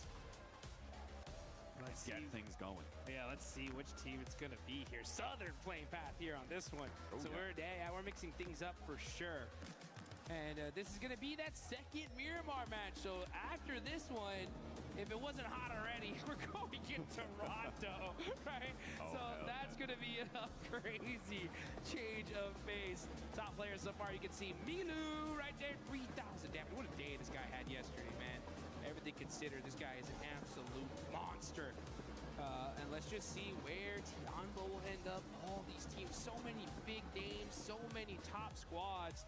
Enigma Galaxy, honestly, I really want to give this squad so much props. I mean, to be in second place, considering that these guys dealt with so many hot drops, is pretty insane. Yeah, over on Erangel, it certainly was the main feature of their early games. Fortunately for them, though, Ida didn't do anything other than just sort of give points to them, it seemed like. So it was kind of only really one map where Four Thrives actually third-partied it in that hot drop, where Enigma Galaxy didn't actually have a pretty okay start to their Erangels, right? So for me, it's definitely Ida that needs to move today, but we'll be seeing that later on. And they have been able to profit quite nicely. I mean, you get those 4 points right at the start of the match. That's a good profit already, right? I was talking about how I want to see consistency across a lot of games, across the whole set, rather than just these big pop-offs once or twice over the course of it. And that's exactly what you want, right? If you're able to get 4 points, it's not unlikely you can get 1 or 2 more, and that is a massive boon to your point-scoring tally. That's what Enigma Galaxy have been able to find. Yeah, and again, fortunately for them, it works out with the fact that A7's not here. They're taking El Bozo, which is one of the highest loot areas, if not the highest, in this map. So they're going to be very, very well kitted. They've made some great plays this tournament so far. And yeah, you know, we were talking about them in Erangel. Ida did feed them, essentially, but you still got to beat them. You know what I'm saying? And it's not easy to win a hot drop and keep everybody up. And they're able to do it time and time again. But Arena catching out IQ for Thrives. That's a huge loss for them. Oh, that is nasty. Not a good opener, and a pretty great opener for Arena. Put themselves now on 69 points total. Nice. And they get a free buggy delivery. What more could you ask for? Unfortunate there for Thrives to be losing a player like that. That's a little bit careless, I think, in my book. Should have been a little bit more aware of the surroundings, but not to be. Arena causing problems already this match. Man, Arena making it happen. Looking on over to Four Thrives, saying "Kapkun krap." That means thank you in Thai. Oh, okay. Yes, it does. Yes, it does. Very, very happy so far. 69 points on top of leaderboards, and only just beginning. That smash point threshold is going to be where it's at. So if your Arena have they continue to have such a fortuitous day today, their goal should be to just set that point threshold so dang high that nobody can possibly smash in the final day. Now, so far in the history, we've seen one team smash at an international event. That's going to be Nongshim Red Force, and that was just earlier this year at the Pubg Mobile Macau Invitational. It was, I believe, Furia that was on top with the most points, but Nongshim Red Force won that final game just by the skin of their teeth, and that automatically made them the champs. So yeah, I think it was a 1 point. They were 1 point behind the leaders as well, so they needed to win via smash. It wasn't just a case of winning the game. So a really nice ending for them there, but that fairy tale not really converting over to Paris, unfortunately, for Nongshim Red Force. At the moment, they're in 9th place. Still very much doable, but they have got a little bit of a way to go on that one. yes, they do. They gotta make sure that they just stay secure in the end game here. Can't afford any slip-ups at all. Gotta be able to make some plays. Man, that 1v4 earlier from S-Power was so dang hype. They're still having a rough day of it so far, though. 13th place. We haven't even reached the halfway point of this tourney, though, so they still got plenty of time to bounce back. But if they want to win this thing, they've already kind of burned through the bad games that they can already afford. They really need to start putting up some good, solid, consistent points here. Because when you see Arena on top, that's a major threat. I mean, we've seen this team earlier in this tournament break a PUBG Mobile record for the most points. Again, so silly that they didn't make it into the into the finals off of it. Well, but they got some little extra, survival cash, I guess. Yeah, sure. But that's the point, right? It's a huge, massive, incredible game. Wow, brilliant, bright lights and billboards, sure. But then they weren't able to do much after that. So it was a big fall off coming through from Arena, and to that end, they didn't deserve to make it straight to the grand final through that. So to be able to come through survivals, fantastic. Okay, now they've started to really up that game, keep that momentum going. This is a much better scenario, which is kind of why what I was alluding to before is I prefer this chicken dinner that we just saw from Irina to the one that we saw in Rondo in terms of quality, in terms of an indicator for what we might expect for the rest of this phase. Yeah, and we got to be honest too. I mean, these guys very luckily made it here into the finals. They were barely able to pass up the Wolves. Oh yeah. So I mean, to see them barely make it in, at least I think it gives a lot of relief, right? Because you know, for all the Wolves fans out there, they're like, we were so close. Yeah. But for Irina to actually pop off, it's like, okay, you know what? The team that made it deserved it, right? Like, they're actually doing something here. And if they were at the bottom of the leaderboards, it'd be like, kind of a waste. But they're not messing around. I think that the way this tournament fared for them so far was kind of a perfect storm, right? Because they had the record, don't make it. They barely make it here. And I think that really just lit a fire in them to be like, you know what? We got to just play our game. Let's go full-fledged aggro. And that's what's happening, because they are just pushing team after team after team as a full squad and just picking them apart little by little. A lot of teams will unravel under that kind of pressure. Need to keep your mind thinking forwards. We saw some monumental plays in that last game, so yeah. I'm hoping that the nerves aren't going to be too rattled for a couple of our squads. It's going to be difficult, not only on the losing side of those fights, but again, on the winning side of those fights. Because in those scenarios, that adrenaline just hits your system. And it can end up, once it drains out after the end of the game, that can be a real detriment to your performance. And that's when you need to rely on the rest of your team, on the advice of your coach, on the feeling of comfort, hopefully, that you can find with the rest of it, to be able to absorb the impact of falling from that great height. Yeah, and okay, well, speaking of height, right? The zone goes all the way up to the tippy top here. Going back. Yeah, near Crater Fields, near the Hacienda del Patron area. We just saw this circle not too long ago in the last match, so teams are going to be trying to take a similar spot to what they had here. Arena, like, yeah, why don't we go to that same spot we were at last time? We won from there. We'll take that. Yeah, I mean, it's a little bit further west. It does keep a lot of those Crater Fields areas in, but it is very similar, you're right, in terms of that location. Aurora spotting a player from Furia, but Coops will not stop in just one game. He's going to find shots onto them again. I feel like they should definitely be aware of his location this time around, but losing a player, you know, for Furia, that's not a good feeling. That is not a good feeling. Yeah, that's Miramar for you. It's tough. I mean, you're trying to rotate, and losing players on rotation is a rite of passage here. You try to avoid it as much as possible, but just sometimes there can be that one guy there waiting for you. You can see Godlike getting peppered up from Lost. And all these players just ridiculously good at shooting people out of vehicles. And Jiggle, I heard the crowd pop off. Jiggle ends up taking out quick from Aula. I mean, they did it last time very early on. This time it's taken them a couple more minutes, but same start to unfold. Hora managed to transition down towards that south and look to control the really sharp high ground that sits to the east of Crater Fields and overlooks a lot to that south side. So a powerful position for them to hold if they can maintain it. A little crash between Flash over on the east side and Vitality. That very quickly concludes with one casualty. Win trying to get some revenge, but not really connecting as Razak bumbles over the top, but doesn't eat damage either. There goes Vitality, rotating away. They take that elimination and run with it. Federales driving outside of the zone here, maybe looking for another vehicle. Seems that's what they have their eyes on here. No fear, popping out the buggy though. Going to be putting some pressure onto Aurora. They're on the rotation, and they're going to get caught out by Ulf. No Fear's going to push up a little bit closer here. Scarface through the nade into the building, catches out top, and that is Aurora getting picked apart here in match number 2. Only one player now left standing. I do not think Doc is going to get the back up. He is over 500, probably about 700 meters away from them right now in the shadow of Enigma Galaxy on the west side. Well, you just can't move.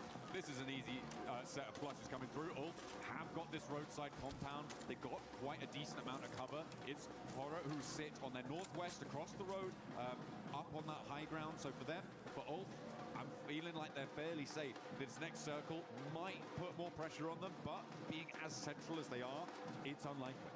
Yeah, they're sitting pretty. They don't pretty much have to move very much at all. And yeah, they don't have to move at all here with this next circle. Vitality, though, over there by water treatment, are going to have to push on in. Nongshim Red Force on the south side are going to have to get into some battles here very, very shortly. And that's just because Nongshim always land on that southern end. So a northern circle like this makes them late to the circle. We'll see what their decision-making is here as Tianba looking to put themselves in a slightly more central position as Sleepy gets a nice knock there on Aaron. S2G are also pushing in from this northeast side. Aaron down, allows Tianba to move in. Eagle and Milu in with the same vehicle, but there's a beautiful spray down. What a response coming through from Solus, holding in the face of the push. QZ wants to try and turn it around, but Solus has more left in the ammunition. Wow! We'll find a third. Looking for now the last player of Tianba. QZ with the M249 is being hunted. Ketch steps into the fight as well to assist his teammate, but there is still more to do. QZ won't go down, but he finally falls, and Solus stands in the face of Tianba, says not today. Not today, indeed, as Ulf with a beautiful stiff arm onto Tianba. And oh, you can see the pressure is on. You can see the player Gavin Ketch relieved after that one. What a play from Solus, though, to be able to shut him down. There you go. Tian bounced out of that compound. It was not to be. I mean, what a lineup there. A little bit wayward on the crash. It felt discoordinated between the two players in the vehicle. Not quite what you want to see from Tianba. I don't want to say lazy. I feel like it was being harried by Horror with the off angles there on the northwest side. S2G were putting pressure on the back of that, and it became a little bit too chaotic. They couldn't quite find their way through it. There was no way that they could navigate that storm, unfortunately. But for Solus, that is a monumental clip farm. Not quite a 1v4, Jukes, but it was pretty damn close. That's as close to a 1v4 as it gets here, folks. I'm telling you, big plays coming out of here in the finals. Axel getting naded up pretty good, peppered by Al-Ula. Let's look at the replay here. Solus with these headshots. Taking out that duo. And still finding himself some good movement here. Yeah, as soon as he sees QGZ, comes on out, pops a nade on accident, and gets the knock.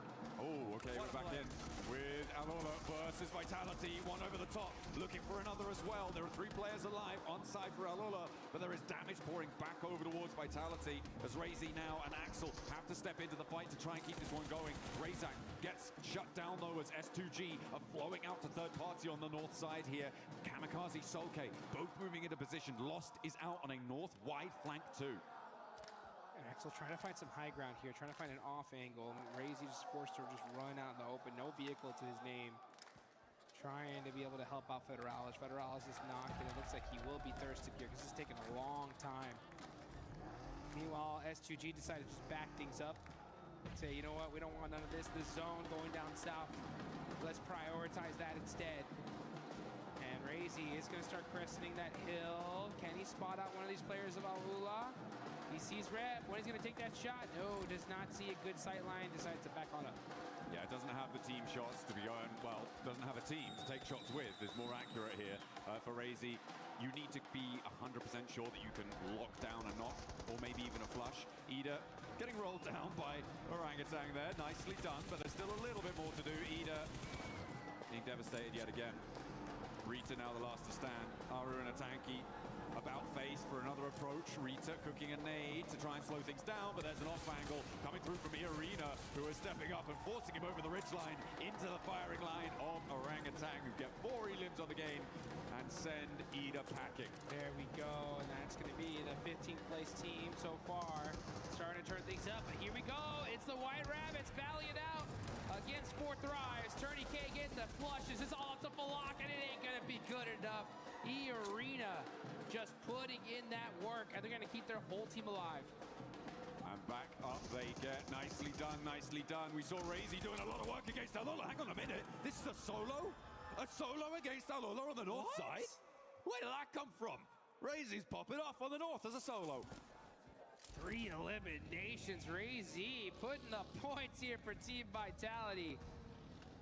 The Indo squad looking good here, as they're going to be pushing into this next zone. And we're looking at this next circle as it is just south of Crater Fields. You got OG on that southern end, right next to E Arena. That battle should happen out any soon. And now you got Enigma Galaxy right next to Nongshim Red Force as well. Let's see how they're going to play this out. Coop's got that Mini 14 looking for that long-range headshot.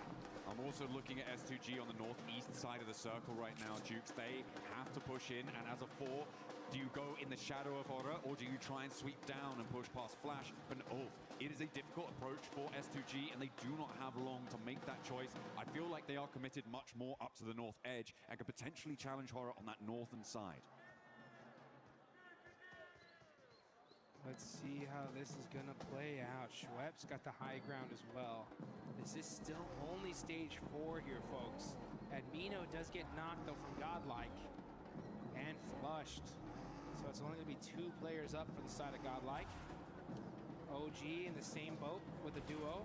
Driving around, just trying to get a little bit of intel. Doc is nearby. You got to watch out for that. Meanwhile, Aura from the high ground are trying to catch S2G out on the rotate here. Sleepy is able to put some suppressive fire, keep him away for now.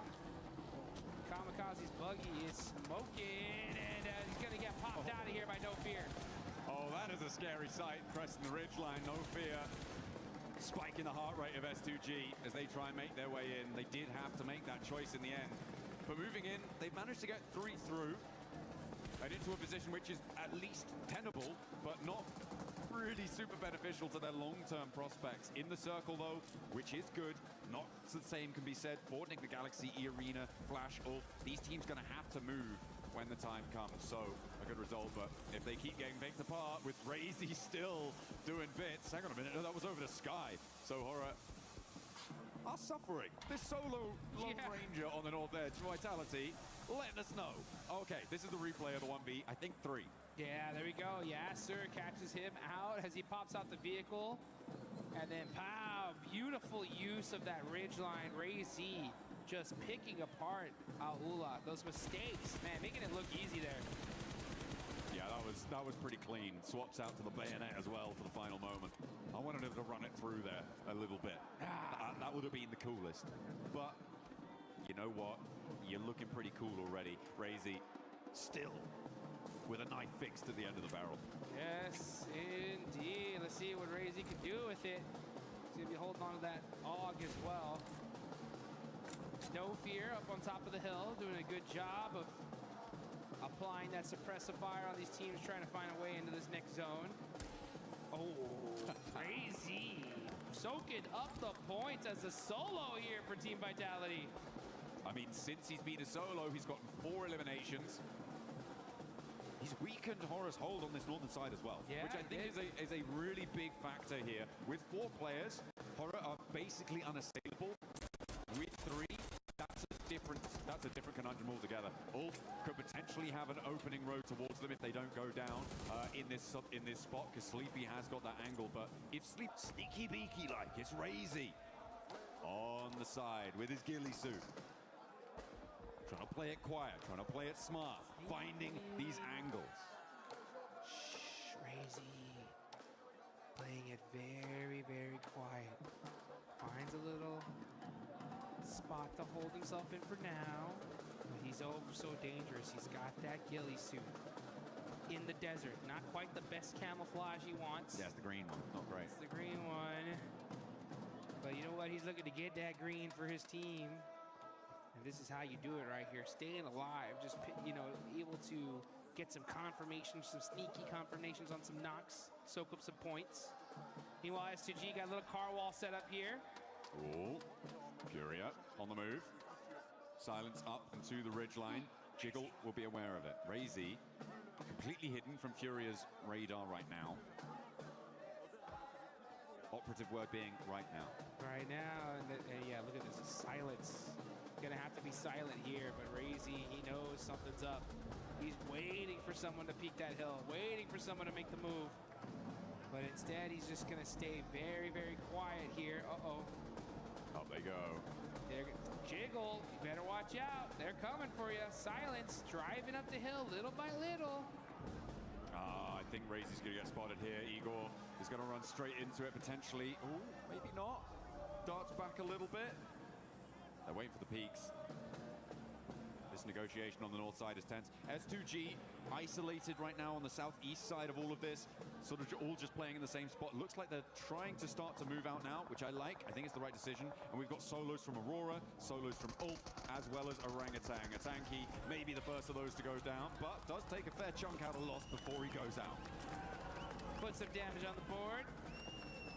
S2G looking to clean this up here. They definitely need a win. They're in 12th place. Win will definitely put them in a good position here for the rest of the day. Furia, the same boat.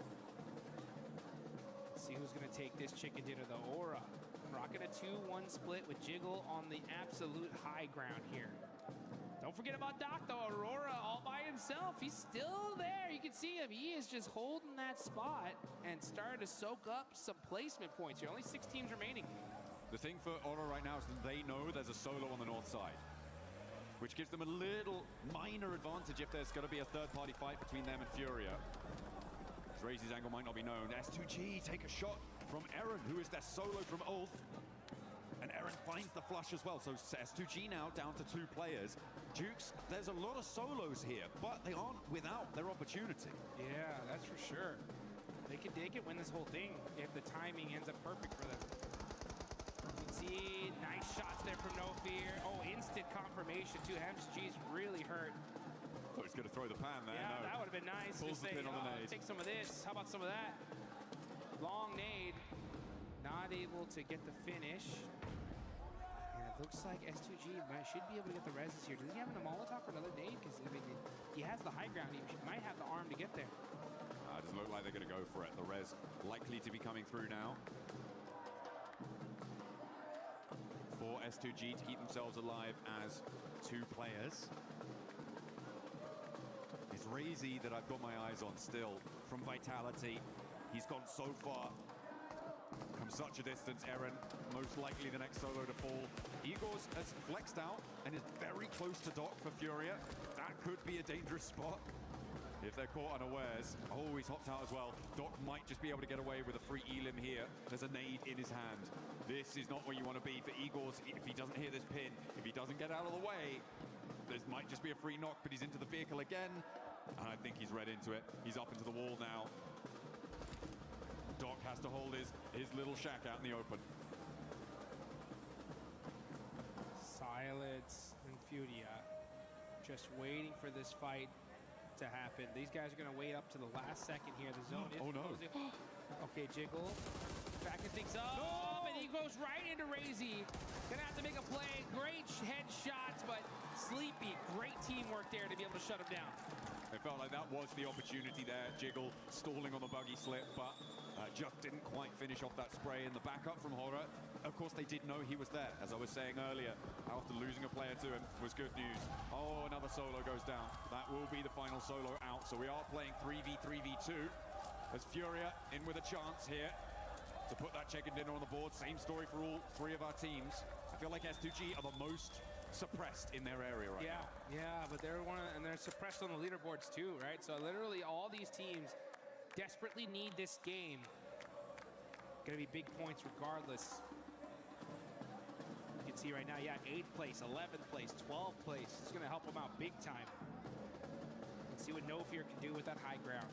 This is stage 8, folks. The zone will be closing into nothing once that zone pops. Sleepy applying that pressure on S2G. He's got the intel now, knows exactly where they're at. He's got a couple nades. Gonna go ahead and use that high ground to try and get the shots. But some big shots on the Aura. That's No Fear eliminated. That angle being gone is critical. A really nice pickup there over onto the high ground, as well as Jiggle going down. Leaves Aura now just on the 1 player alive. Furia want to regroup, and the descent comes through from the last remaining player for Horror, Sleepy, who has broadside on Lost, but he's not taking the shots just yet. I think Lost spotted him just before he ducked behind the ridge. And he has to drop down a little bit further to be a bit safer. Spots Lost, gets a headshot, but doesn't quite get that full-blown knock just yet. And then they roll. Sleepy. He finds the other, though. He finds his teammate, and maybe a 1 versus 2. But Furia now sat with their players rolling across the open zone. And Sleepy finds another. 3 players now left. left for it to deal with, but there's a P90 on side. He's behind those trees. I don't think it's going to work. No, sirree. Brazil able to find the chicken dinner here. And Furia fight back. It's about time. We knew that chicken dinner was only going to take a little while, and it happened to be just 2 matches here into day number 2. So Furia get the win, and the crowd is pumped up for their team here. A huge, huge win for the side of Brazil. Absolutely beautiful stuff.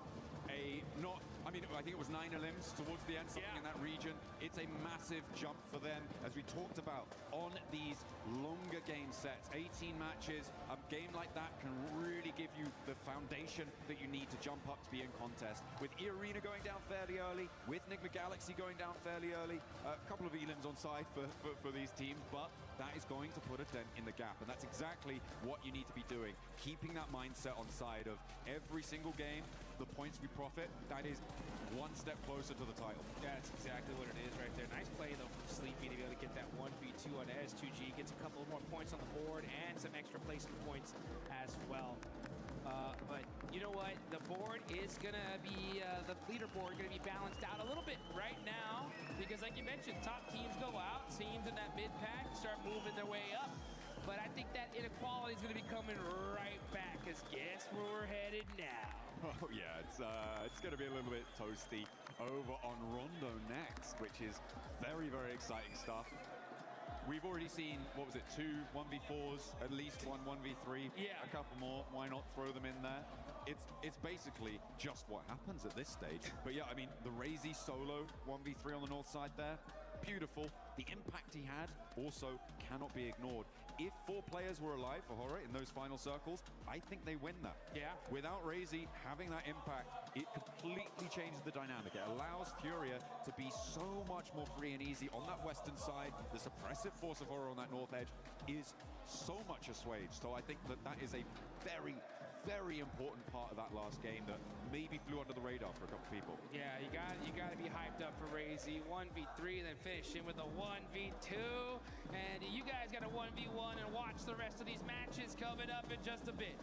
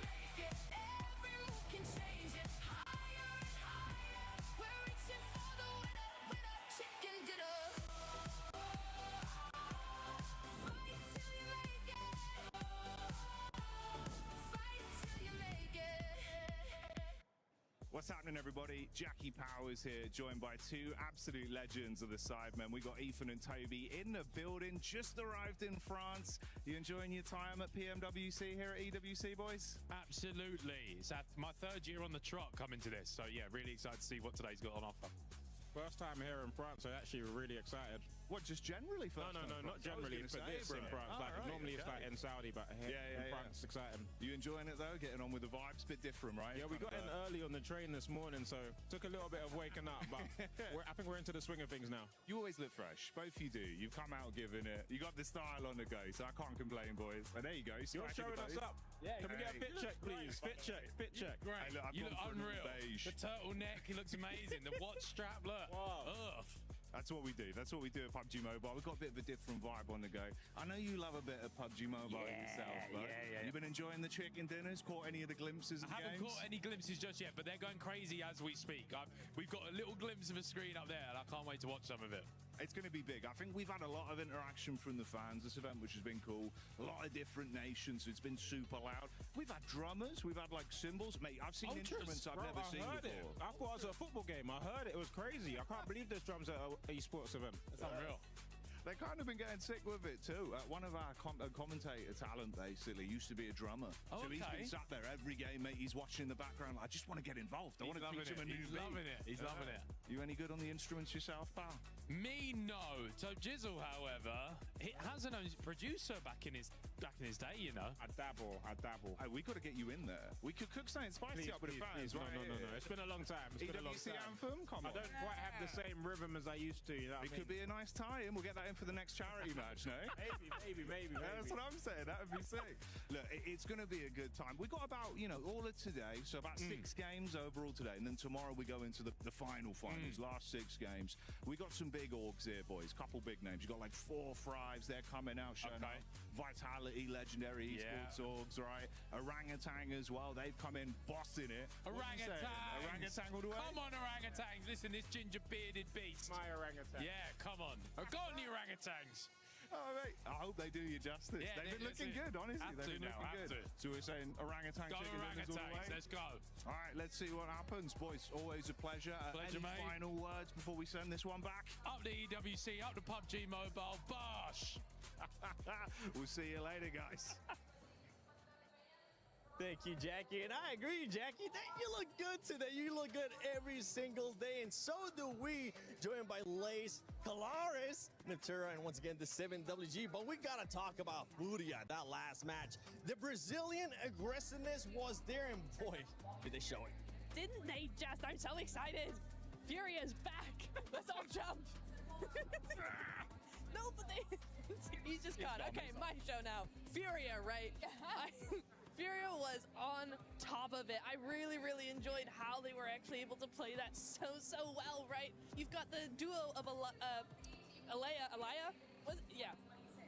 Ayala. There we go, I got it. Yeah. Ayala and Silence, both of them just coming in onto that third party against Nongshim, then over onto EA, just wiped them completely, no point about it. The 2-2 split coming up onto that the western side, making sure that Furia couldn't, making sure that S2G couldn't go around to the south side, but also pressuring Hora to actually push into S2G at the same time. Very, very well played. Good control of the teams, good control of the zone, and the timing was really good. They backed it up with firepower as well. You're seeing 9 eliminations. 19-point game is exactly what they needed.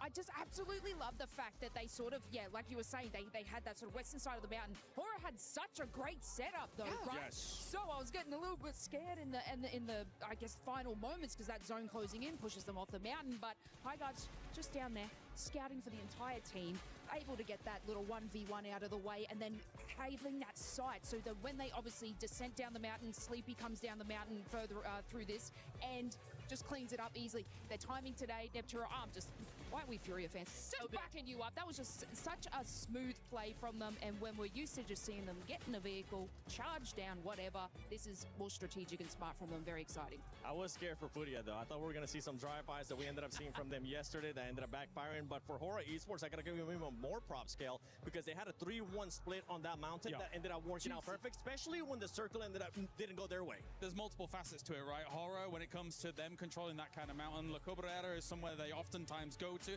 They've actually abandoned that and gone to Valdemar on most of these Miramars.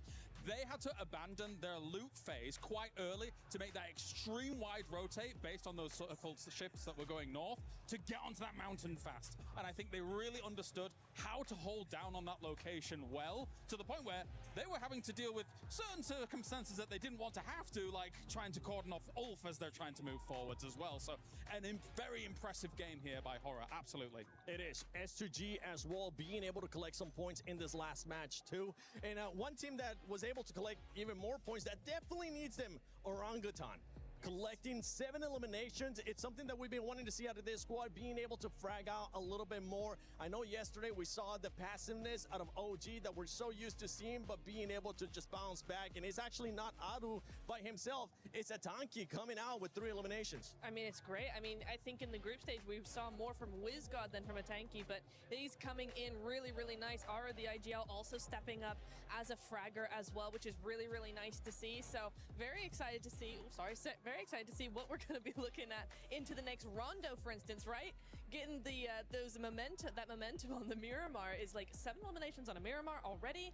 What's Rondo going to be holding in store for them? Feels weird that we're doing Rondo, not at the start of the day. It does, doesn't it? But anyway. It's like, okay, well, mid-game, mid-day. Mid-Rondo. Mid-Rondo. It's a mid-Rondo. You know what it reminds me? I said it earlier and I'll say it again. It reminds me when we used to have Sandhog at the halfway point. Oh, yeah. Where teams that weren't performing well, that would kind of use Sandhog to just spark up their day. But talking about Rondo, let's look at the top teams right now from Rondo. You got Enigma Galaxy up there. Aurora Gaming so far really hasn't had the best start to the day, especially when we're looking at the Miramars. But going into Rondo, we saw what they were able to do yesterday, and I'm hoping that Aurora is going to be bouncing back here. Yeah, you'd like to think so, right? I actually do think that there's definitely been lulls in some of the performances internationally as well, and obviously this team for a long time, when with that alpha gaming, etc., and things like that, everyone was hoping that eventually they'd hit it big, eventually be able to get one of those big titles. Actually, coming into that day 1, I thought to myself, wait a minute, is this the time? Is this the time Aurora Game actually finally makes it happen? Because getting those placement points outside of their win, you can see them being able to be consistent. Exactly. They've got 14 placement points outside of that win, so they are really making sure they hit that podium time and time again, backing it up with eliminations. And again, this is something that I saw yesterday from Enigma Galaxy, is their timing is on point. Koops is back in his prime, it feels like, and the whole team is rallying around that. So the timing is really good. The synergy is very good. They're holding, they're waiting, they're making other teams play for them instead of doing all the dirty work themselves. It's a really, really nice control play that we're seeing from Enigma, and it's working out beautifully. I mean, I just want to quickly touch on Ulf, because we were a little bit worried about them at the start. We're like, what kind of plan do they have going forward? It's good, it's wins, it's that, it's not, it's dropping. That one, the vehicle sent. They're actually in like a 2-2 split hold, and they were like, what do we do? Let's take the vehicle. Let's wedge Tiamba up against that and able to sort of decimate that entire squad. Obviously, the rest of the team sort of joined in that position, but look, they're making split decisions quickly when that moment comes. Is it bad that these decisions have to be made incredibly quickly because they didn't plan it out beforehand? A little bit, but look, they can capitalize on it. It is. One team that I'm going to be looking to hopefully capitalize here in Rondo as well when we're talking about eliminations is going to be none other than Tiamba. Tiamba has been quite slow today. We've seen them just going down that ranking, and it's a team that needs to be able to bounce back because guess what? Yesterday, it was all about eliminations. Yes, they do end up having some placement points, but it wasn't of the likes that we know they're capable, especially with what we saw to Survival. Yeah, Milu and QZZ have looked fantastic throughout the entire tournament, right? And Milu really rose to the occasion after QZZ was able to get that MVP title on previous internationals. I do think that, yeah, it's been a bit of a slow start for them, but regardless of that fact, there's definitely an opportunity for them to get back to fragging power, fragging potential that we've seen from them in the past. I'm just looking at Koops right now. He's locked in. Raouf just going around, circling his chair. Satan as well, but Koops, it's all about Koops right now. Hopefully somebody else will be able to step it up from that team as we're going to be going into Rondo. So Hot Jukes, John Allen, take it away. What is Satan looking at? Here we go. We're headed into Rondo, the match to put some massive points on the board. As if Miramar wasn't crazy enough already, it's about to get even crazier. Maybe it's just something about the start of the day, Jukes. Maybe it wasn't Rondo all along. It was just the first games. Maybe this will be the calmest Rondo we've ever seen. Yeah, they brought that Rondo energy off the rip, right? Yeah, they're used to it. Fresh off the breakfast, ready to find their dinner. And that is what we're going to be looking to find here for one of our teams. It will be the case.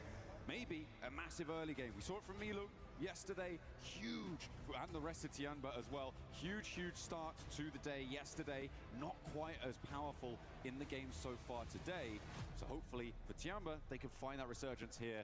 And if you're an Arena fan, you're hoping that they can continue to make their strides forwards and keep that White Rabbit chase going. Gotta be able to separate yourself from the rest of this lobby, and if you're gonna do it anywhere, it's Rondo, that's for sure. I mean, we've seen a 39-point game in this tournament. Oh man, will that turn things around from. Look at Team Vitality though, averaging, 4.33 limbs per game, 1,000 damage. It's a great average here. The thing is if you want to win that $500,000 at first place, become the champions, you got to do something special consistently. So I'm interested to see, right, how these teams are going to fare now that we're playing Rondo for the third match of the day. Right? Are they going to be able to keep that aggression up throughout the entire day here? And who's going to be the kings of Neox Factory? Oh, could be. Or, indeed, somewhere else. Playpath decides that we don't want to be going to Neox Factory. In general, when you're talking about podium competitors, you're talking about teams who are looking to get about 10 points average. 10 to 12 points average tends to be where we see at the end of these game sets a first-place type scoreline being. That generally is a great indicator that you're performing at the level that's needed to rise above the rest. So hopefully our teams will be able to keep that on side. And being able to get, as we were seeing, sort of mid-4 elims average, being able to complement that with placement points is very, very important. There are a couple, I think, of teams who have a distinctly higher average on those elims than others, but it is definitely something that you need to be focusing on to join up at that 10-point average. Because right now, I think quite a lot of our teams are falling short of that metric. That's a fact here. And if you want to be able to get in that metric, though, this is the place to do it. You can see these players are locked in, they're focused. They understand what's at stake here, just how important Rondo is for your total tally. We only played 3 times in this whole finals here. And this being the second one. 6.3. Yeah, 6.3 average from Tianba, man. This squad have been really, really consistent here. A night and day difference from their group stage performance. And this is the Tianba that we know and love. We expected them to do very, very well here. And it's only a matter of time. I think they get that right position going, and then we see them get that chicken dinner. I mean, we want that survival stage, Tianba, right? Yeah. To be able to jump up and compete with the very, very best. Furia, fresh off of their chicken dinner, their numbers don't quite display that sort of a storyline just yet, but it is a great start for them to be able to add that one to their tally. And again, it's a real great mental boon to these teams to be able to find a high-scoring game and to be able to close out that game. Sure, maybe the point swing isn't huge depending on how many seconds into those final circles you last, but I feel like there is nothing more relieving than finding that chicken dinner, than converting it. Even if you ignore the 4 extra points you get just on placements alone, it is a massive mental fortitude booster. And you need to keep your head on straight because you are going to get into something crazy very early on. I know it, I love it, it's Rondo and it's ready. It's ready, these players are hyped up, they're ready to go. I hope y'all guys at home are ready as well because, man, this is just getting started. As the plane is taking off, we're headed to Rondo. Ooh. Okay, we got a little double plane path action here. Okay, so Neox Factory is accessible from the easternmost plane path, and to be fair, from the west one, but it's unlikely you want to go there because the teams in the east plane will hit the ground so much faster than you. It's much more likely if you're going to hot drop, you go to Yulin, and the same is true vice versa, right? Yulin is further along that plane path.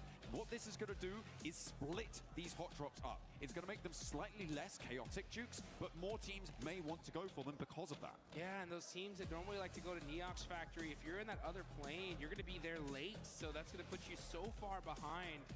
So teams are going to have to adapt on the fly, switch drop locations, and make these decisions very, very quickly here. And you can see these squads are out. Top players right now. Scarface from Ulp. Okay, 16 eliminations. Mormon right behind him. And, of course, Milu right there as well. Yeah, Scarface on those damage numbers as well. Right on the heels of Milu. Look at that, only 20 damage points behind. We'll see if that changes very quickly into this match because teams are now starting to touch down in towards Neox Factory. They'll be grabbing those weapons. Yulin also will now be occupied, and things are going to get hairy quite quickly. As Irina already taking a knock, Tianba as well have already lost one.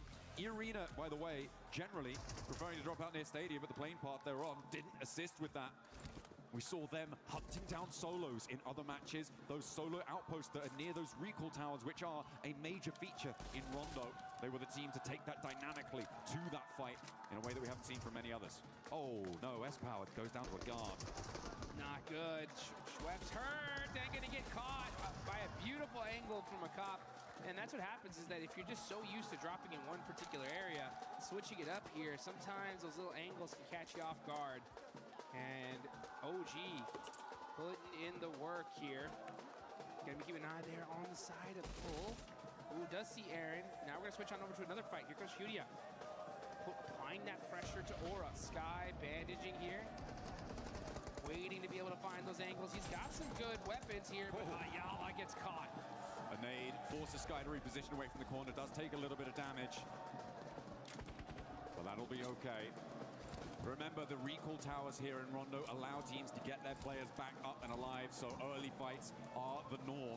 Silence rolling around the edge of this corner, trying to suppress Sleepy, but the UMP in hand gives him a little bit of confidence, and the nade to back it up. Flings across his sightlines. No Fear does go down on a trade, and now Ayala's looking to break wide to change the tune of this fight, and looks for more with Chief at his back. Sky on a sliver of HP just about finds the retreat, but there's a re-engage around the corner. Chief would have had that, but he ran out of ammunition. Now he's going to have to make a play. Ayala there with the assist, and great work for the side of Furia. They're going to go ahead and take out Aura, put some early points on the board, and they should be able to pick up Silence here. Now they're going to start laser focusing towards the side of Four Thrives. Four Thrives creeping in on this one. A little late to this third party, and now they're going to have to battle a pretty kitted and well set up Furia. Four Thrives, they've got some loot on side as well, though not too many nades. In fact, no nades for T24. Neox Factory's been popping off as well. I think Ulf bore the brunt of a lot of damage pouring on their way. See some elims coming through from Orangutan. Doing bits, but ooh, okay. Ulf may have a little bit of vengeance here, as Eren is still in the firefight. Tianba with their position on the south edge. Spot Tizzy sending away, but Tizzy wants to re-engage on the door frame. It's not going to work out well for the first spray, but suppresses the angle. QCZ with the nade cooking.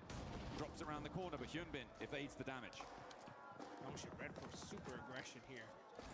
Looking to get some of them early eliminations. Hyunbin with the laydown, wide on the open! Oh, what? Catches QZZ with the spray.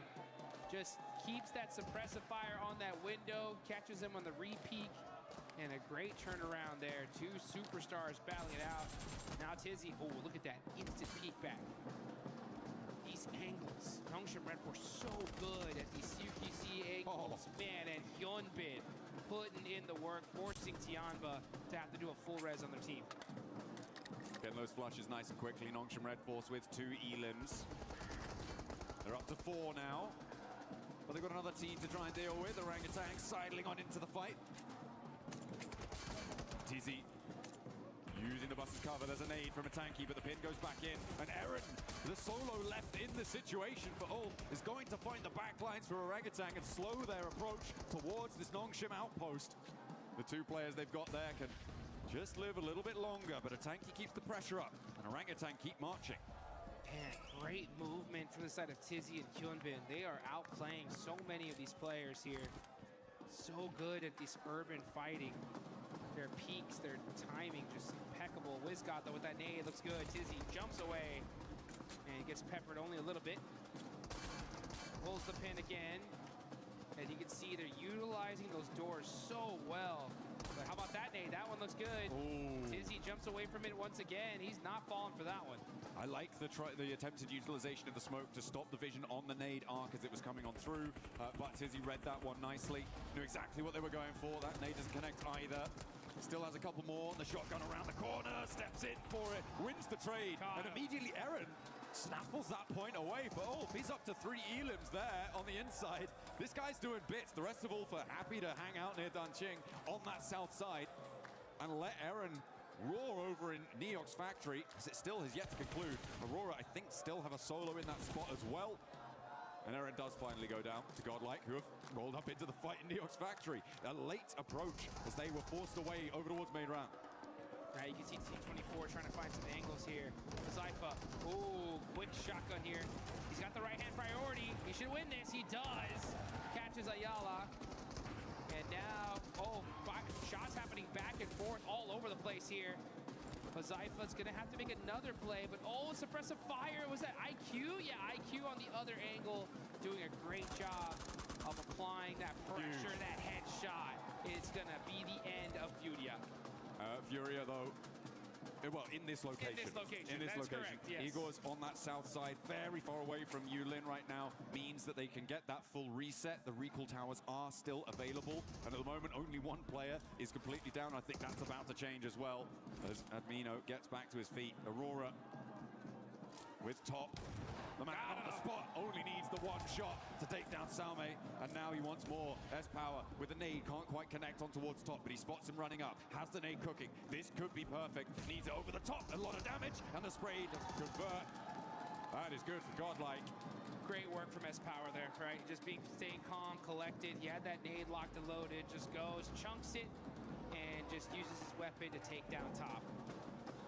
So we're going to see some recall action happening. Everybody pretty much back up for the most part. Only a few players still eliminated.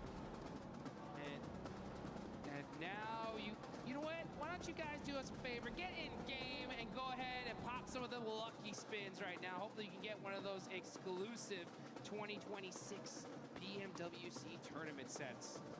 So you can be styled and looking good like a lot of these players are. Let's see how S-Power is going to look, though, in this 1v1 against a Tinky. It is India on India action here.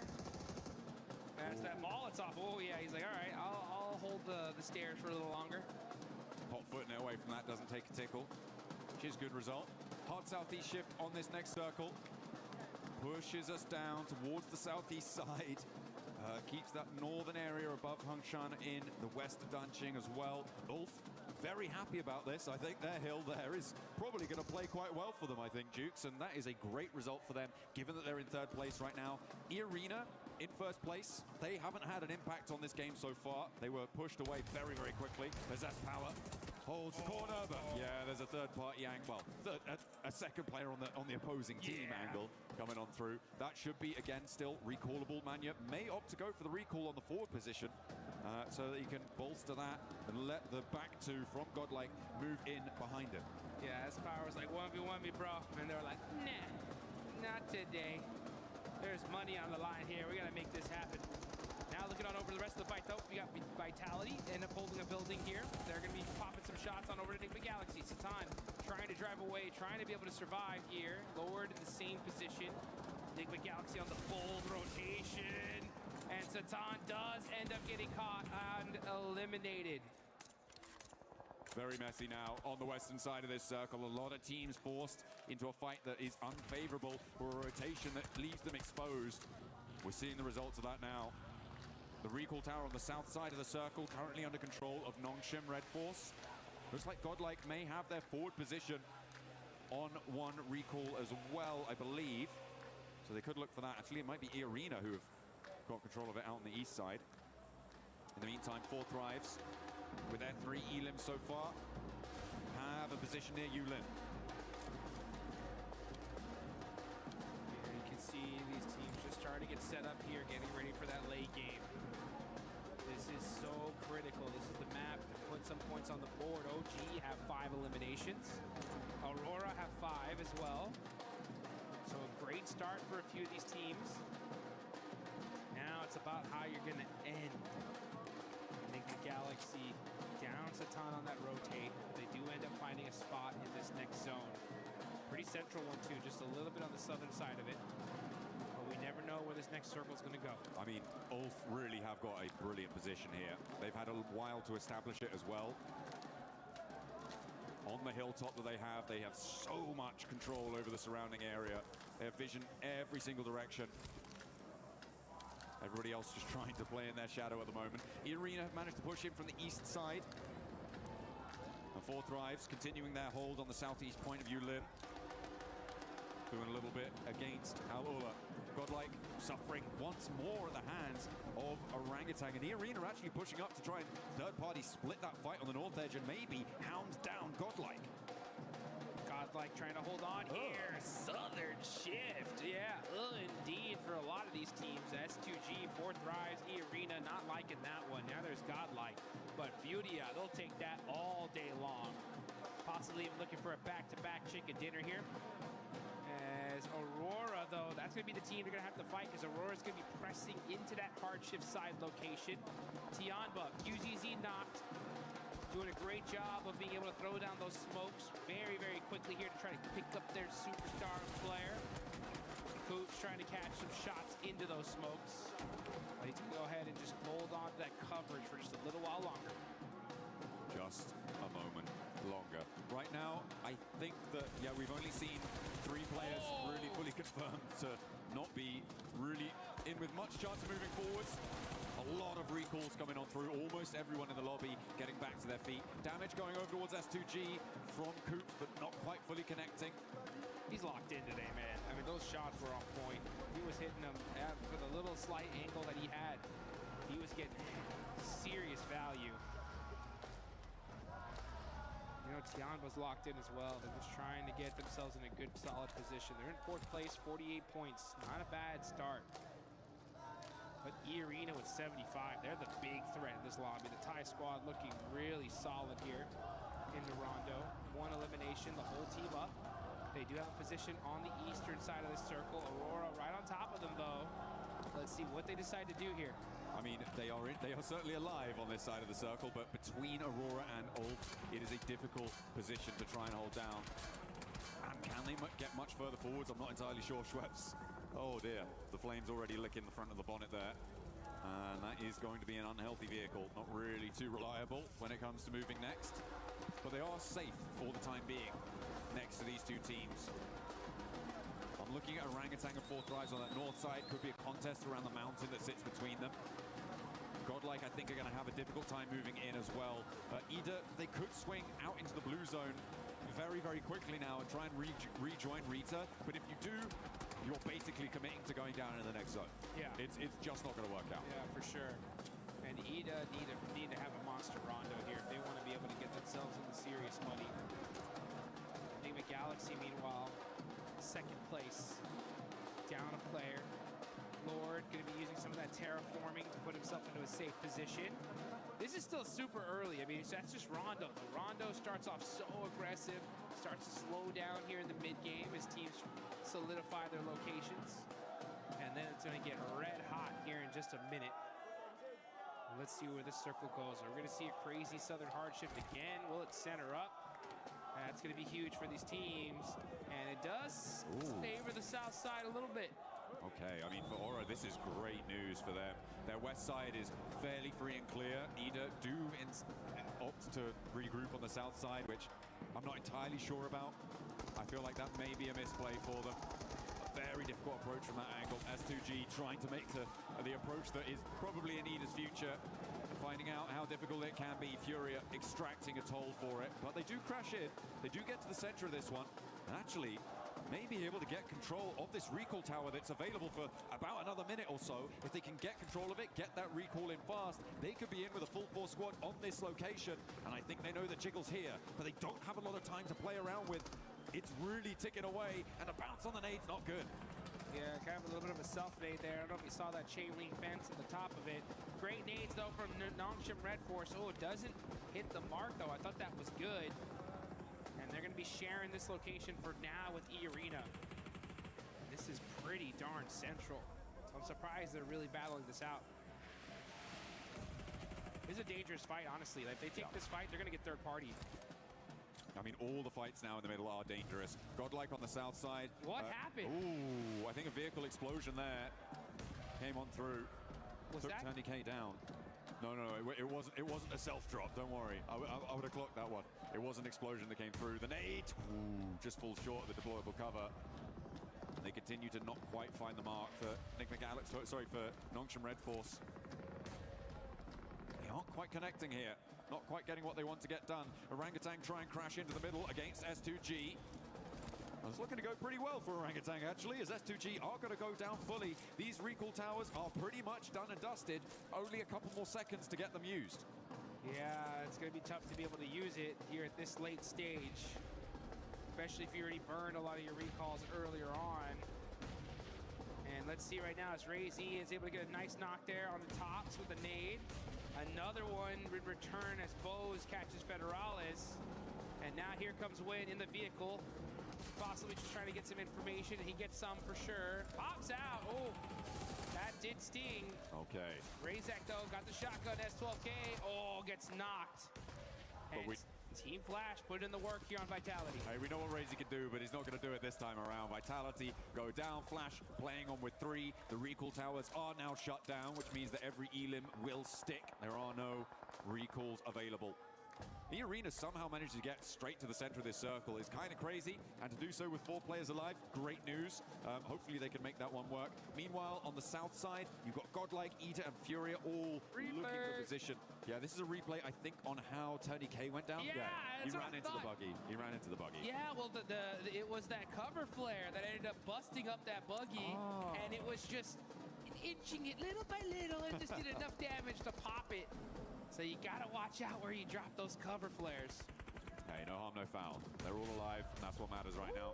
Nade over the top, over towards Enigma Galaxy, though, from Tianba, who have had to fight down from this north side of their compound. Enigma Galaxy have been hiding here for quite a while, and Tianba seemed to be an overwhelming force for them. Ralph alone, isolated away from the rest of the team. Ulf have been trying to push in from the east side, and somehow Scarface doesn't go down here. Finally does get knocked to QZZ. There is an answer, a little bit of damage, and it's 4 Thrives chiming in for a third party from the west side.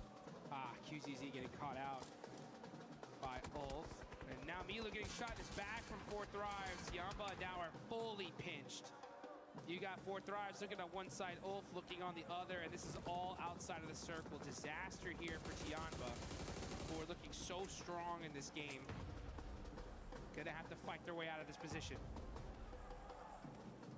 A lot of movement now necessary on the northeast side as well as on this south edge, and this is what I was worried about for Ida. They managed to get a couple of elims on the angle, but they trapped themselves behind the water. Wrapping around that one, it takes so much wind out of your sails. You just don't continue that speed. You don't carry any momentum in towards the circle. And they found out all about it. Furia were a roadblock for them, and they may have dragged Furia down with them, but for Emre, he's now got so much to do, and he's going to crash probably straight onto Aura, and almost certainly going to go down here. I'm so surprised he hasn't already fallen, and Emre just sneaking his way through. Tianba on the drive-in now. Gonna have to force to just fully send it onto the middle, but they are getting beat up here. Sacrificing players one by one. Milu, oh, with a bad drive. And now it's up to the single player. Oh, he does end up catching 1 point. So Tianba hold on just for a little while longer. Staying alive, staying in the thick of things. The arena unlikely to be able to push fully up and over with Ulf suppressing this angle. Akin can survive for just a while longer. And Ulf are going to have a tough time actually pushing towards this one with the suppressive fire coming in, but Akin does go down. That actually comes from Furia. Very long shot down from the south side. Close to max range, I believe. Furia. Yeah, 393 meters there, Ayala. Ayala and Furia are putting in work here. 10 points on the board so far. Right behind him is OG with 8. They definitely needed those points. And here comes Furia, pressing in through the south side, moving in little by little, making sure that there ain't nobody near him. Aurora with the western high ground as well, this mountain, giving them a lot to work with. The position held previously by Aura, but they decided to commit instead much more central onto the west point of the compound that sits central on this circle. This could be a big game for Aurora this position. I mean, it absolutely could be.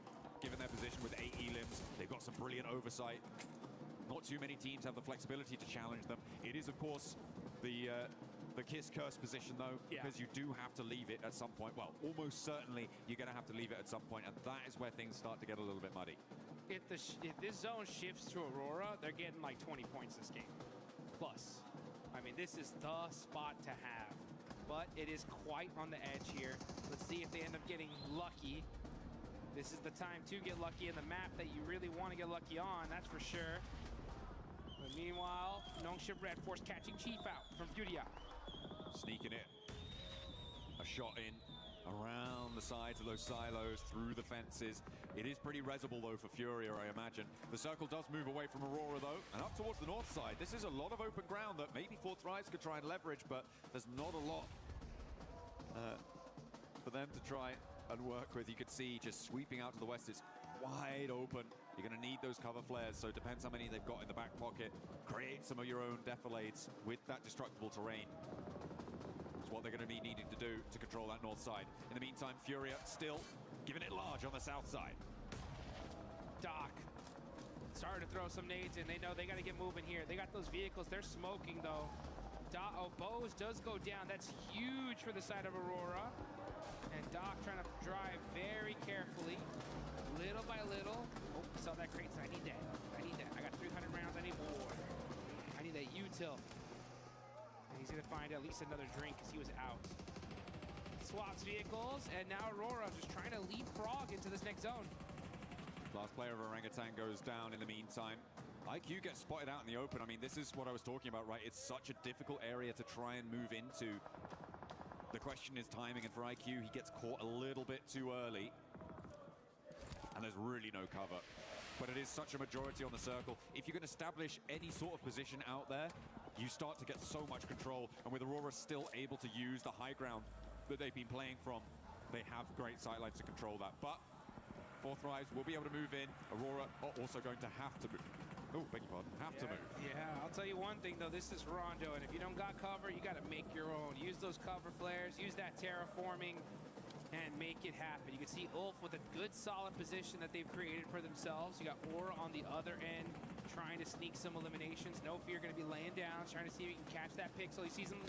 He sees him. Put some shots, but not able to get the knock.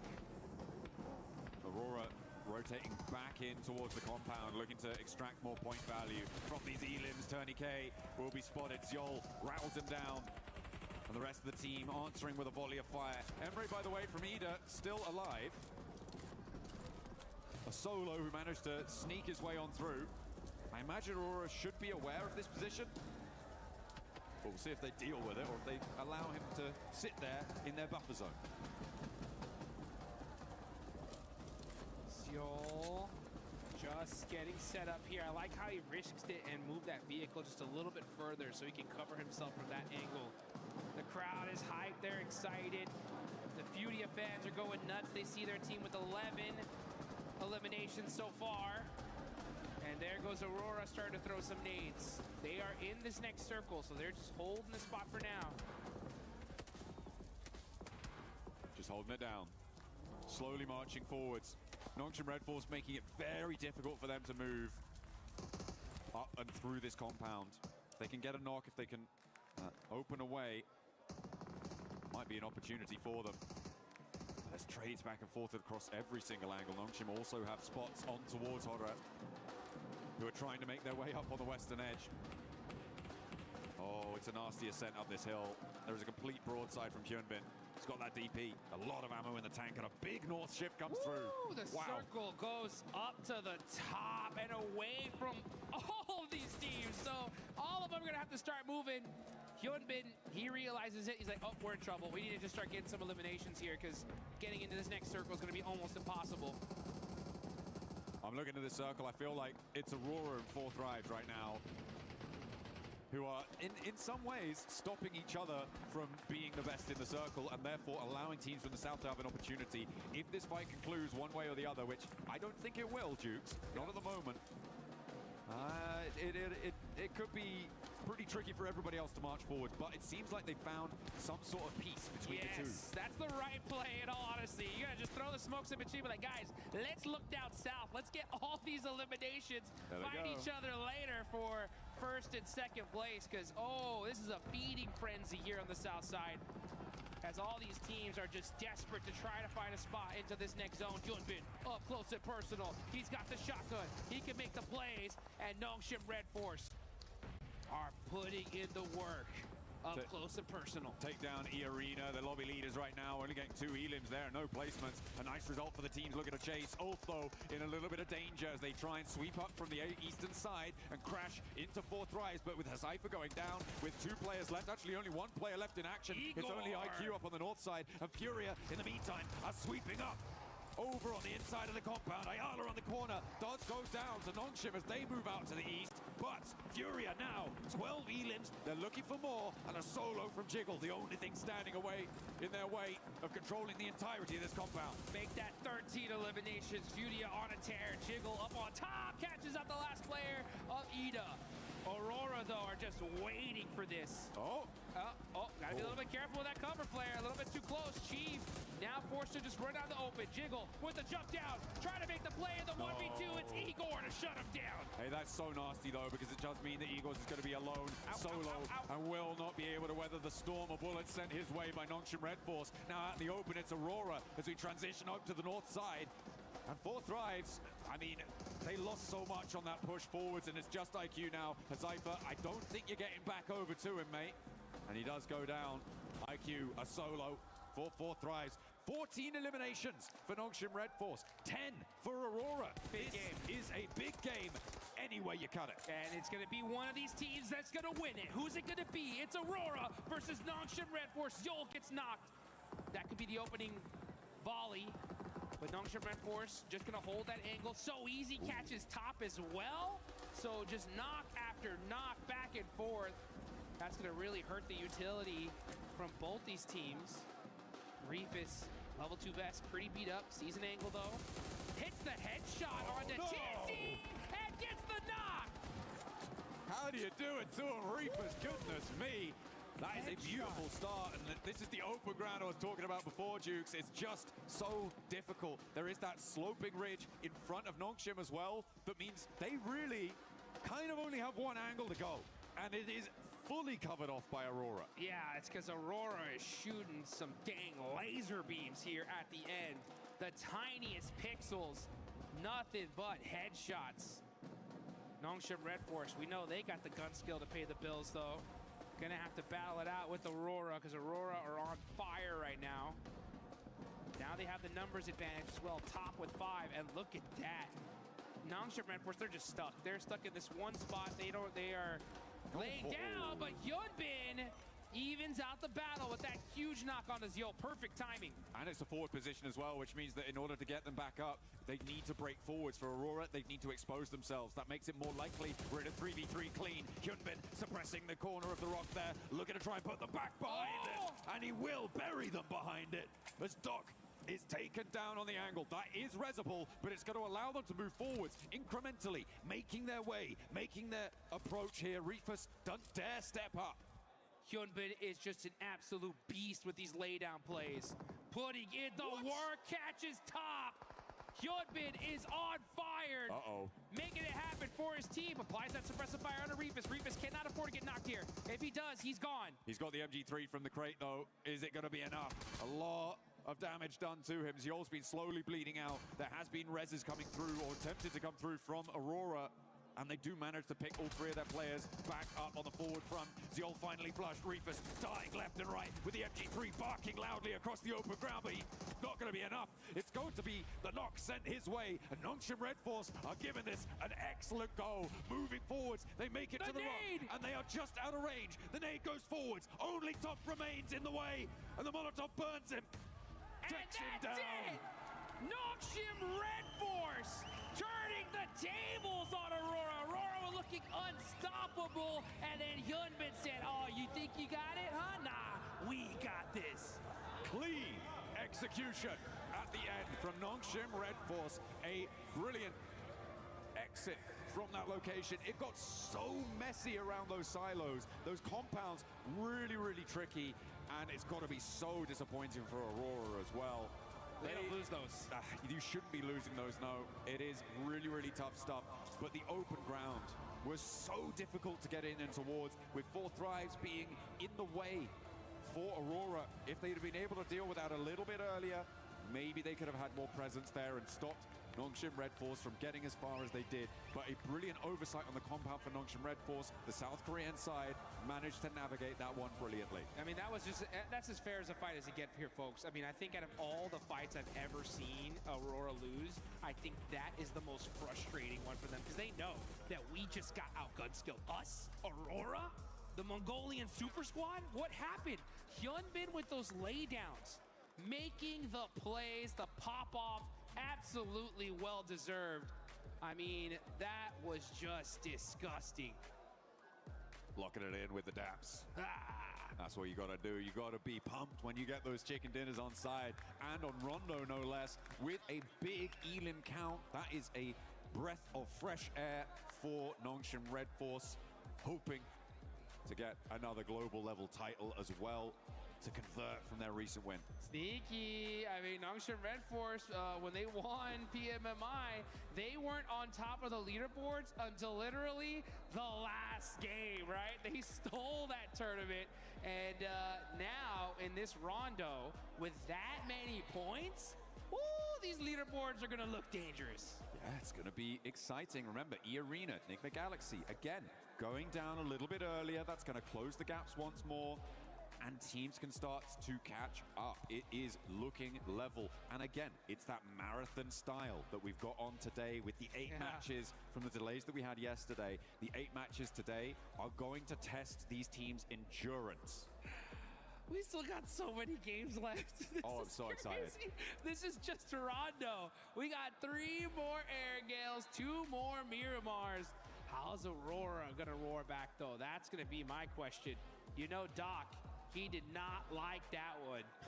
They did not like that. Yeah, they were like, there's no way we get bad beat here. Hyunbin, though, I mean, using that terraforming, you can just see for everybody out here that wants to be a professional player, these are the guys you got to look at here because, you know, in order to be the best, you got to beat the best. And Hyunbin, with those laydowns, applying those suppressive fires, predicting where they're going to pick those heads out, hit a few crucial knocks, and he won that for his team. Absolutely, yeah, getting those picks, absolutely crucial, like you say. And it is a really interesting feature. I think it's probably, for me, the most interesting feature of Rondo is the impact of those, well, actually, maybe 2, but the impact of having destructible terrain, being able to carve out those little divots, those little defilades with explosives, as well as the deployable cover flares. I think those 2 features make Rondo so interesting in these late game stages. Yeah. And if it weren't for those 2 features, I don't think either team would have been able to make it towards the end there. There was so much open ground, but they had to close it down. And the team to do it was Nongshim Red Force. We'll see you in a few.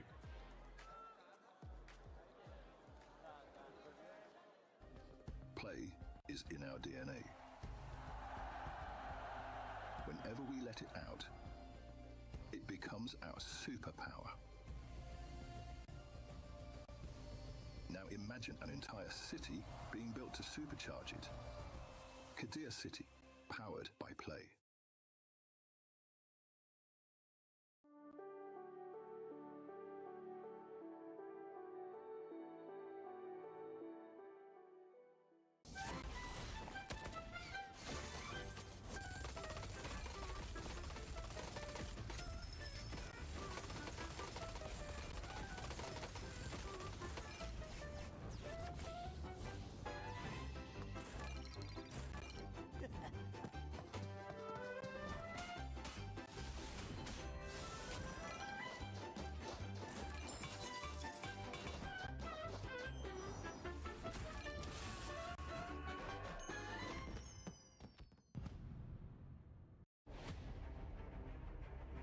Last year, 4 Thrives arrived at the Pubg Mobile World Cup with an entire country behind them.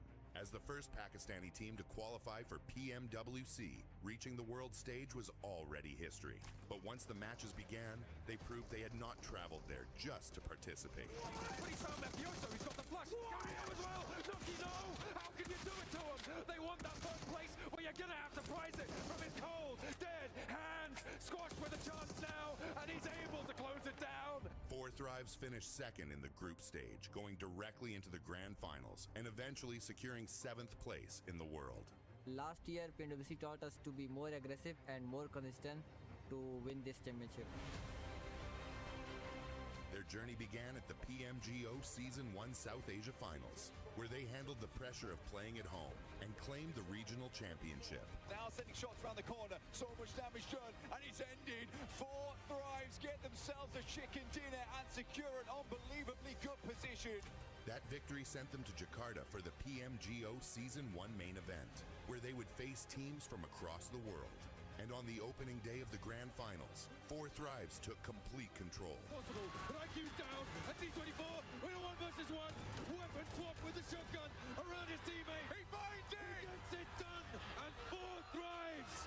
After 6 matches, they had collected 3 wins and 82 points, building a commanding lead at the top of the leaderboard. After the 3 chickens on PMGO finals day 1, our confidence boosted a lot. Like, we didn't felt any pressure and we knew we are going to win because we had a big lead. The second day brought a different challenge. Every team in the lobby was chasing them, and every mistake could reopen the championship race. They finished with 122 points, 77 eliminations, and 3 wins to become the PMGO Season 1 champions, securing their return to Pmwc. Last year, they arrived as history makers. This year, they arrive as global champions. Nothing has changed for us. Our hunger is still the same. Even you can say we are more hungry for this Pmwc trophy. We are even more confident than before. We have more experience. We believe that we can be the team who can win this back-to-back global trophy. 4 Thrives have already shown that a Pakistani team can reach the world stage. Now, 4 Thrives head to the Pmwc at EWC 26, ready to prove that PMGO was not the end of their rise. It was only the beginning. Hey, get us up on the left now! Let's go. I'm nading it. Okay, I'm nading it. Nade it on the dossier, bro. He's low. I don't have nades. On the dossier is low. I can drop a C4. Wait. He's low. Headshot. Nice. Last one on me. Yes. No, 2. Nice. Let's go. Get the loot. Go left, guys. Please go left. One guy right, one guy left. Easy. They're 2 knocked. Zone will kick them. Back to Overwatch. One guy left. One guy left. I'm running up. Behind the tree. Okay, I'm running up on him. Late time. Behind the car. Kitleyim ben. Risk yapmayacağım.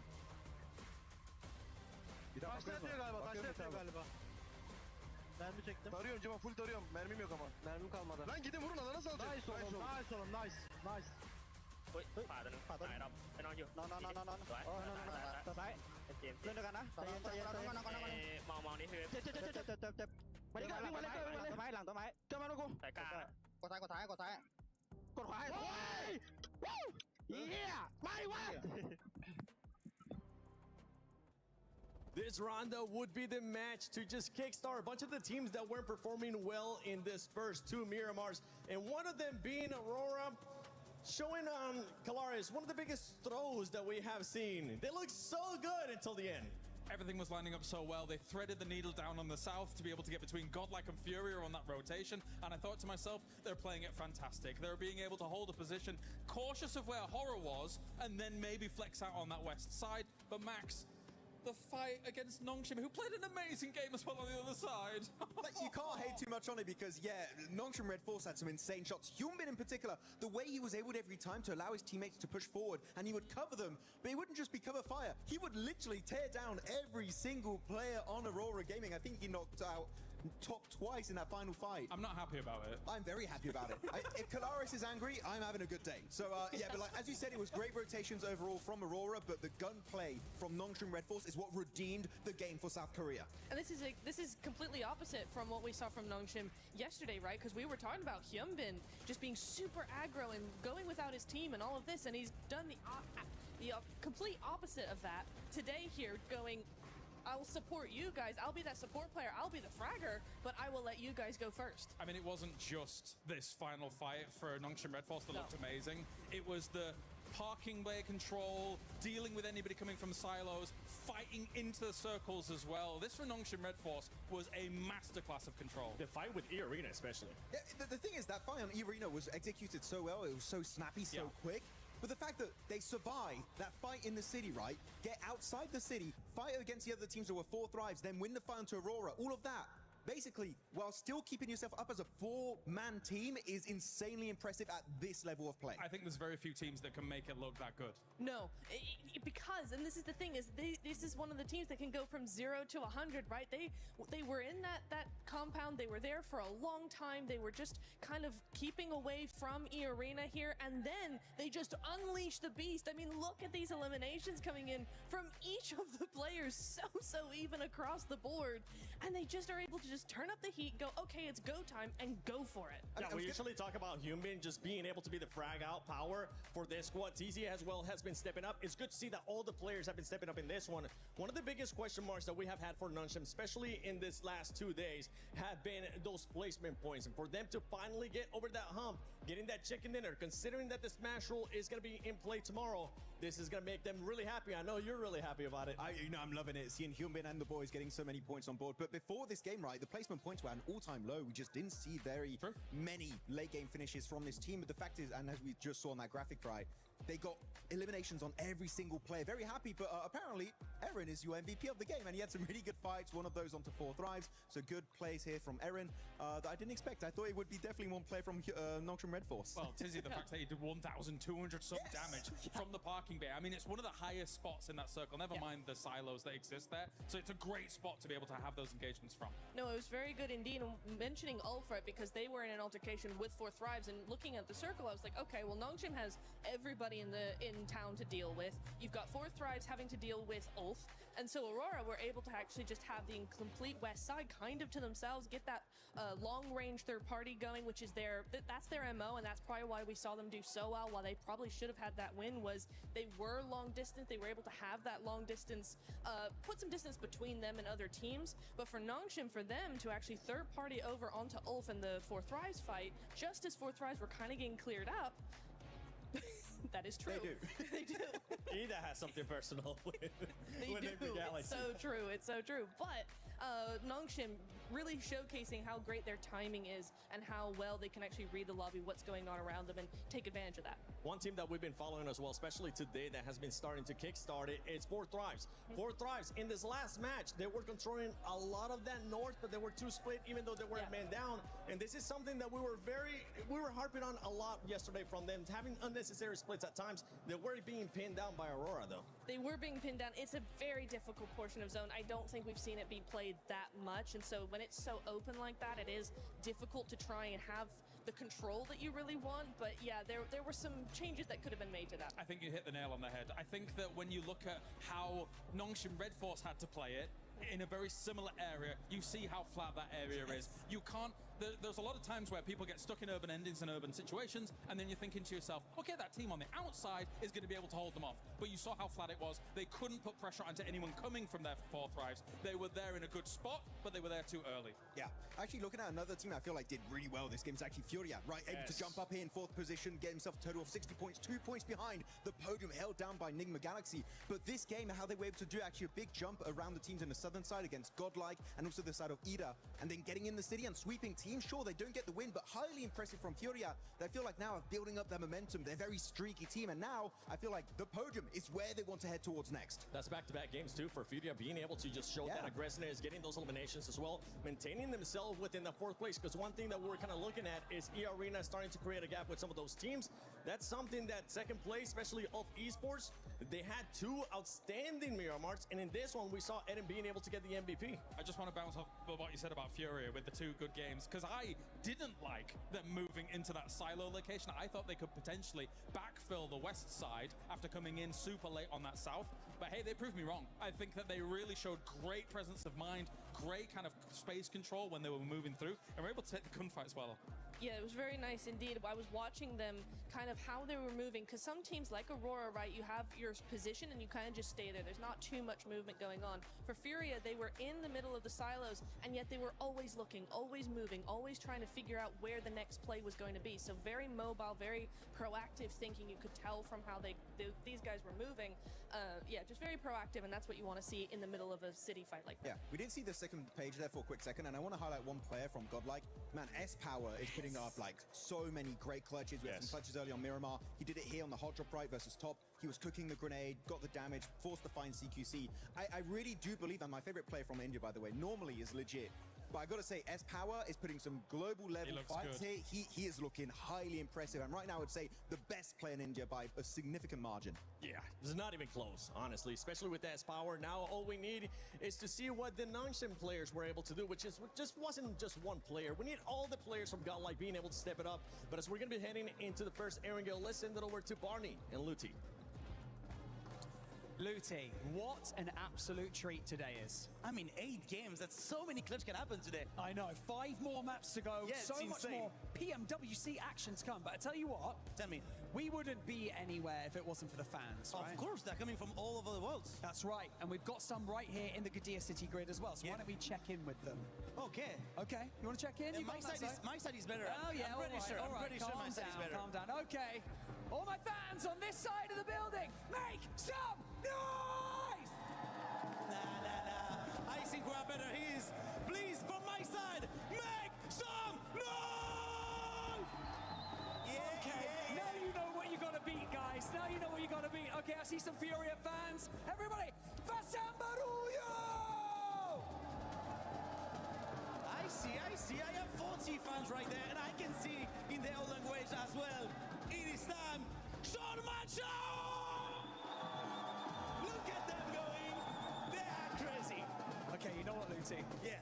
I'll give you that one. Yeah, you can beat me 1-0. But we'll check in a little bit later today. Casters, who do you think won that? I think the fans all won that. You know, I'm going to be completely equivocal, yeah, that's everybody won because we got to experience the energy that is going to be put towards this match, the first of our Erangels today, a triple billing. As we sidle over towards match 8 with Nongshim Red Force able to close down a clutch chicken dinner in the final moments of that last game.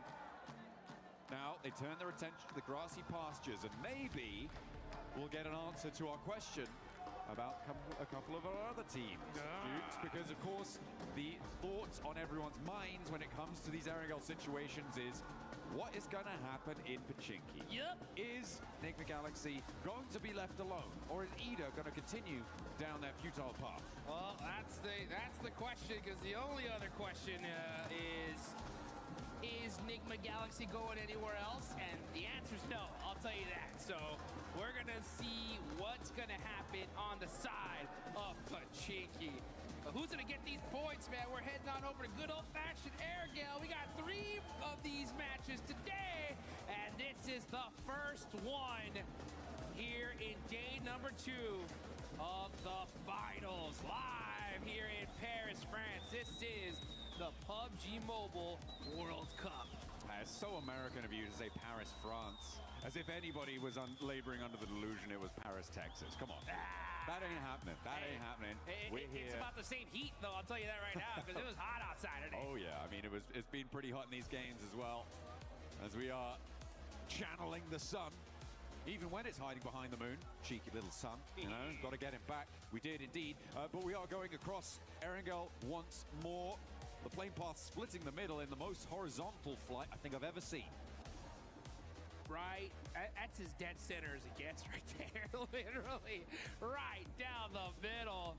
And you can start seeing these teams start to spread out. Top players, Aaron right now leading the charge when it comes to damage. But man, those leaderboards changing things up. The Arena still up on top there. Enigma Galaxy down in 3rd, both right behind them. But Aurora and Nongshim Red Force push themselves up. Now you can see Nongshim in 5th place with 59 points. That's a much more comfortable position. But we are starting to see some point gaps already starting to be present. This is the most important day here, folks, because that's what's going to set that smash point threshold. And E-Arena have a nice little gap here, so they're a little bit comfortable, but it ain't over yet. They got to keep that aggression up all day long. Hey, you know what? I talked about it before, right? E-Arena, chicken dinner towards the start of the day, and then what happens, right? It's that question of then what happens. Oh, by the way, Ida, not in Pachinki. Enigma Galaxy will be left alone. It is a Gatka split drop for Ida. Oh, Thank you. Thank you so much. to all the coaches, to all the analysts, to the players. I love it. Shout I love out to it. everybody, dude. Yeah. Shout out to everybody. Shout out to you. Yeah, exactly. You know what? Shout out to Naruto. Oh, yeah. Get that Ninetales Furies Og, baby. You gotta get it here quick before it's gone. As the Naruto Uzumaki event is still going on. We had a nice little show match earlier. Got to see some of the A7 boys once again. Man, putting in some work. Dropping them jutsus. Them ninjutsus. Substitution jutsus. That's what I've been told. That's what I've been told they're called. Uh-huh. Absolutely. Beautiful stuff. I mean, we saw that show match earlier today, which was great fun. I think everyone had a good time with it. It's fun. Calaris, and, you know, Alpha 7 have to win something. Yeah, they got to win something, that's for sure. You know, anytime I get to hear Calaris cast the show match is incredibly loves to do those, so I'm so glad he was able to get one in. He looked pretty good with the headband as well. Yeah, he did. He rocked the red one too. I was like, man, this guy is styling today. Should have kept it on all day, in my opinion. I think he has. Has he? Yeah. Oh, that's I right, saw him he backstage. has. He was running with his arms behind his back. Uh-huh. Yeah. He does that everywhere now. Wow. I like it. It's a good look. He should hold on to it. Speaking of good looks, right? Ulf looking pretty good today. I mean, they're in second place. They've been getting a ton of eliminations here.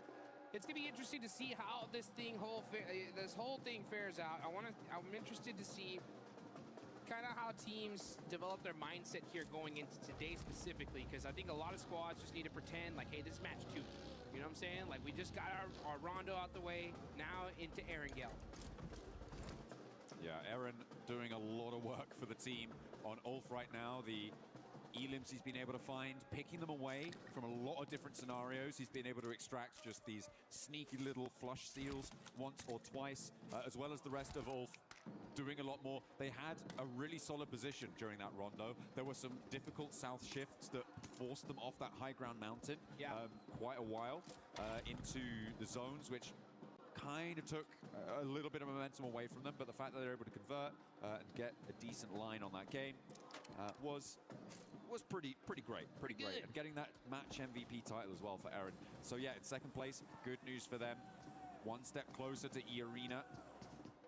It's a very tight grouping over towards the top side of these tables still. I mean, there is a bit of a drop-off, I think, you know, from 9th all the way up to 2nd. It's fairly flexible still, given the number of matches we still got left to play, but it's going to get a lot more solid, and teams beneath that, I feel like you're stretching a little bit far now to try and catch up. Yeah, I mean, there's still plenty of time, right? I mean, we got to look at the math of it. I mean, there's a lot of games still left to be played. I get where you're going with this, though, right? With how these top teams are performing, it's getting real scary here, right? So if you want to be able to make a run for that first place, you got to start performing here, right now. Especially for that 9th place on down. It really is starting to get chicken dinner time.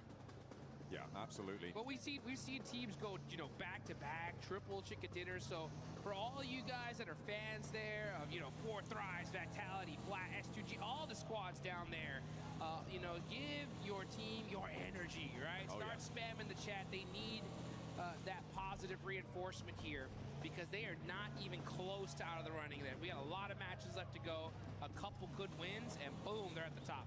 I'm looking right now at what Enigma Galaxy are doing this split. We saw it from them in the previous stages. They played it in their group stage.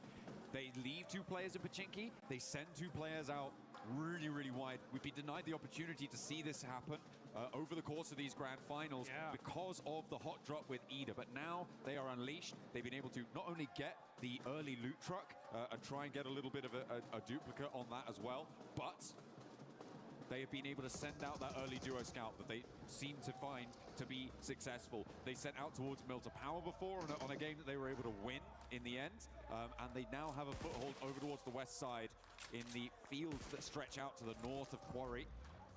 And they'll have to figure out how to regroup at some point, but for now there are still there's still a permeable line across the middle of this zone as the Arena tried to make it a little bit more waterproof and don't let the Eagle fly. And the Eagle is grounded here. He's going to go to the lobby. That's the first elimination. Joker catching it. And that is devastation for this lobby, because, I mean, the Arena are red hot today. Just straight aggression, putting on some points on the board. That 2-2 split you called out there from Enigma Galaxy is great to see. See how well it works out for them, though. As they're putting that 2-2, yeah, because if the zone goes on over to the east side, they got a position locked down. If it goes on over to the west, they got a spot. So just depending on where the zone goes, but at the same time, it's difficult to get there. That's going to be the big question. Aurora, still a military base. They're going to be starting to push themselves up through the bridge side. Nobody gatekeeping it, so they should have a clean path on in. But we're still in the very, very early game here. Only one player in this lobby has been eliminated. Yeah, only the one pickup found. We saw that. Over onto Tianba as well, which is not going to be friendly. They had a real glow up into the survival stage, I think it's safe to say. But here, it's not quite been as consistent. And when that's probably likely to the fact that you're adding the top 10 teams back in, right? You're coming back into the lobby with the teams that directly qualified. Tianba, it's great that they've gained that confidence. This is not the Tianba we saw in their group stage, but there is a little bit more force to come up against. And that's, I think what they're trying to come to terms with.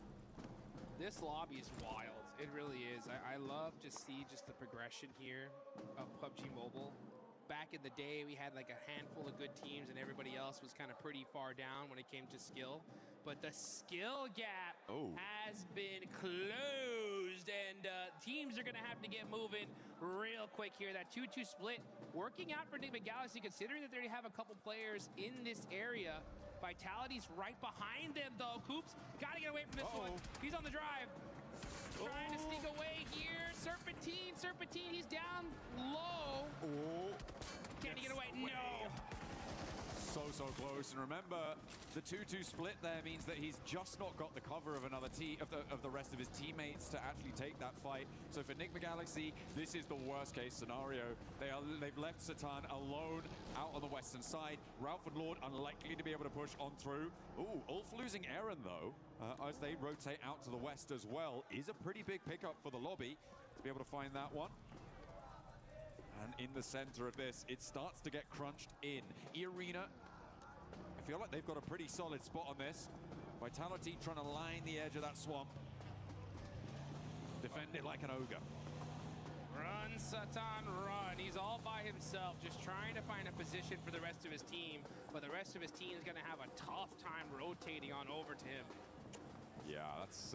I was just having a little chuckle to myself about how it looks like Satan's trying to go over the north, and the other duo from Enigma Galaxy, it looks like they're trying to go around the south. And the Benny Hill music was playing in my head. They were chasing each other's tails, and neither one able to catch it. But it's going to be a set straight through the middle. I mean, for Enigma Galaxy, it's a repair play. A lovely little thread on the needle there for IQ. Over towards Federalis, and they share the swamp across the way. Nice little pop shot. Oh, they want this. Okay, 14's on the push. Here come 4 Thrives now. Battling it out. Hozaifa up close and personal. Axel driving away, using that hovercraft to find an off angle. That's going to make things interesting. Vitality going to have to make some plays, though. Arena catching out Raouf. So that 2-2 split not working at all. Bounce nade is going to be good from Hozaifa. And 4T turning things around here. There's another one! Hell yeah. You had to know it was coming, Axel. And you pay the price.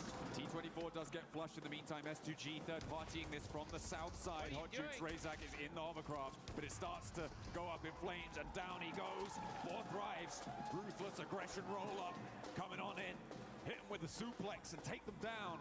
Out of the ring. They are no longer in this Royal Rumble. Ooh, welcome to Suplex City, baby. That's how you do it. 4 Thrives getting hot. 4 eliminations, taking out Team Vitality with a great shutdown there. And now you can see on the side of Everest, Team Flash, they're going to be holding that high ground. Next circle about to pop. Are we going to see another crazy hard shift? We'll find out. Lord getting eliminated here, and south we go. Yoink! All right. I mean, to be fair, this is actually kind of chill, given the layout of all of our teams, right? We're already here. A lot of them decided to go down south. The major feature that caused this is those fields, right, that sit to the south of Hospital. Nobody wants to sit in them. It is really nasty to be in that sort of area, as well as Everest being a roadblocker on the northeast side of it. It creates this lineup. So teams funneled into this south side, so a circle like this actually benefits the majority of the lobby. Yes, it does. Yeah, I mean, they were already all set up in this position. The zone going here, super beneficial. This is a huge spot here, and it's a battle of contention. Aurora starting to push Nongshim Red Force. It's a rematch, and Nongshim Red Force win once again. No doubt in my mind that's how it should have gone in that last match. They make it happen, repeating history. And does that mean that Aurora are living up to the definition of insanity? I don't know, but they're going to have to change something if they want to win the fights against Nongshim and join them back up on the podium, because they are putting some pace down now, the South Korean side, opening distance and take control of an area on the south edge of this circle. Putting pressure onto SDG, stopping Godlike potentially moving in, as well as Flash off in the distance. I've had the pleasure of being able to spend some good quality time with the players from Aurora, especially after their performance at Pmgc. And I'll tell you one thing, if I know these guys, they are fuming right now. Well, you know, it's not infrequent that Doc wins the MVP award, despite not winning this tournament. Yeah. And he's not necessarily on track to do that here, but yeah, it's evident that they definitely are gunning for this top spot, but right now they're being denied. Yeah, let's take a look though as we move on over to some of these other fights. Now 14 teams are remaining. We got Aurora Vitality out. A couple players from some other squads out as well. Wolf did lose a player early on. But E-Arena, 2 eliminations. They are the big squad in this lobby. Got a nice position in this zone as well. It's going to be really interesting to see how this game is going to fare. Also can't wait to hear what the Deaths has to say, especially about like that Enigma Galaxy split. I hope we hear them from them because it's such an interesting play. Well, I mean, that circle shift out to the west side that went so quickly kind of devastated them. If it hadn't been as hard, it basically, I think almost any other circle, it wouldn't have been anywhere near as devastating for them. It was just so nasty because everybody started flooding west almost immediately. Oh, speaking of difficult circle shifts, that is pretty nasty. But yeah, the regroup was then completely blocked off. It did it the again. gap started to close, and the backstop for Enigma Galaxy wasn't pacey enough to catch up this time. Yeah, disappointing, unfortunate. Maybe they need a hot drop to be able to perform well in these games. Maybe Ida should go back to Pachinki, and that's what they've read into. But you know, Ida pretty happy with themselves that they did right now, because they have that Gakko position. They are one of the only teams in the northeast side in these open fields. And they get blessed here in this circle, and that just goes to show sometimes a hot drop is good to avoid. Satan all by himself. Oh, he's so in trouble. It's on fire. That Murado, he's going to have to pop out, lay down, and Nongshim Red Force right there. This is like literally the worst location he could be stuck into. Not good. Well, yeah, just a bad game for Enigma Galaxy overall. Still a couple more though in the books. It's not terrible for him in this position, right? You have this little defilade, you're kind of covered off from the buildings out in the open. The nades, though, from Nongshim Red Force does make it all the more terrible. That the looks pretty speed with which they rolled up does make it harder, but he's still got a little bit of fire in the belly, Jukes. Less terrible now. Yeah, Satan on the move.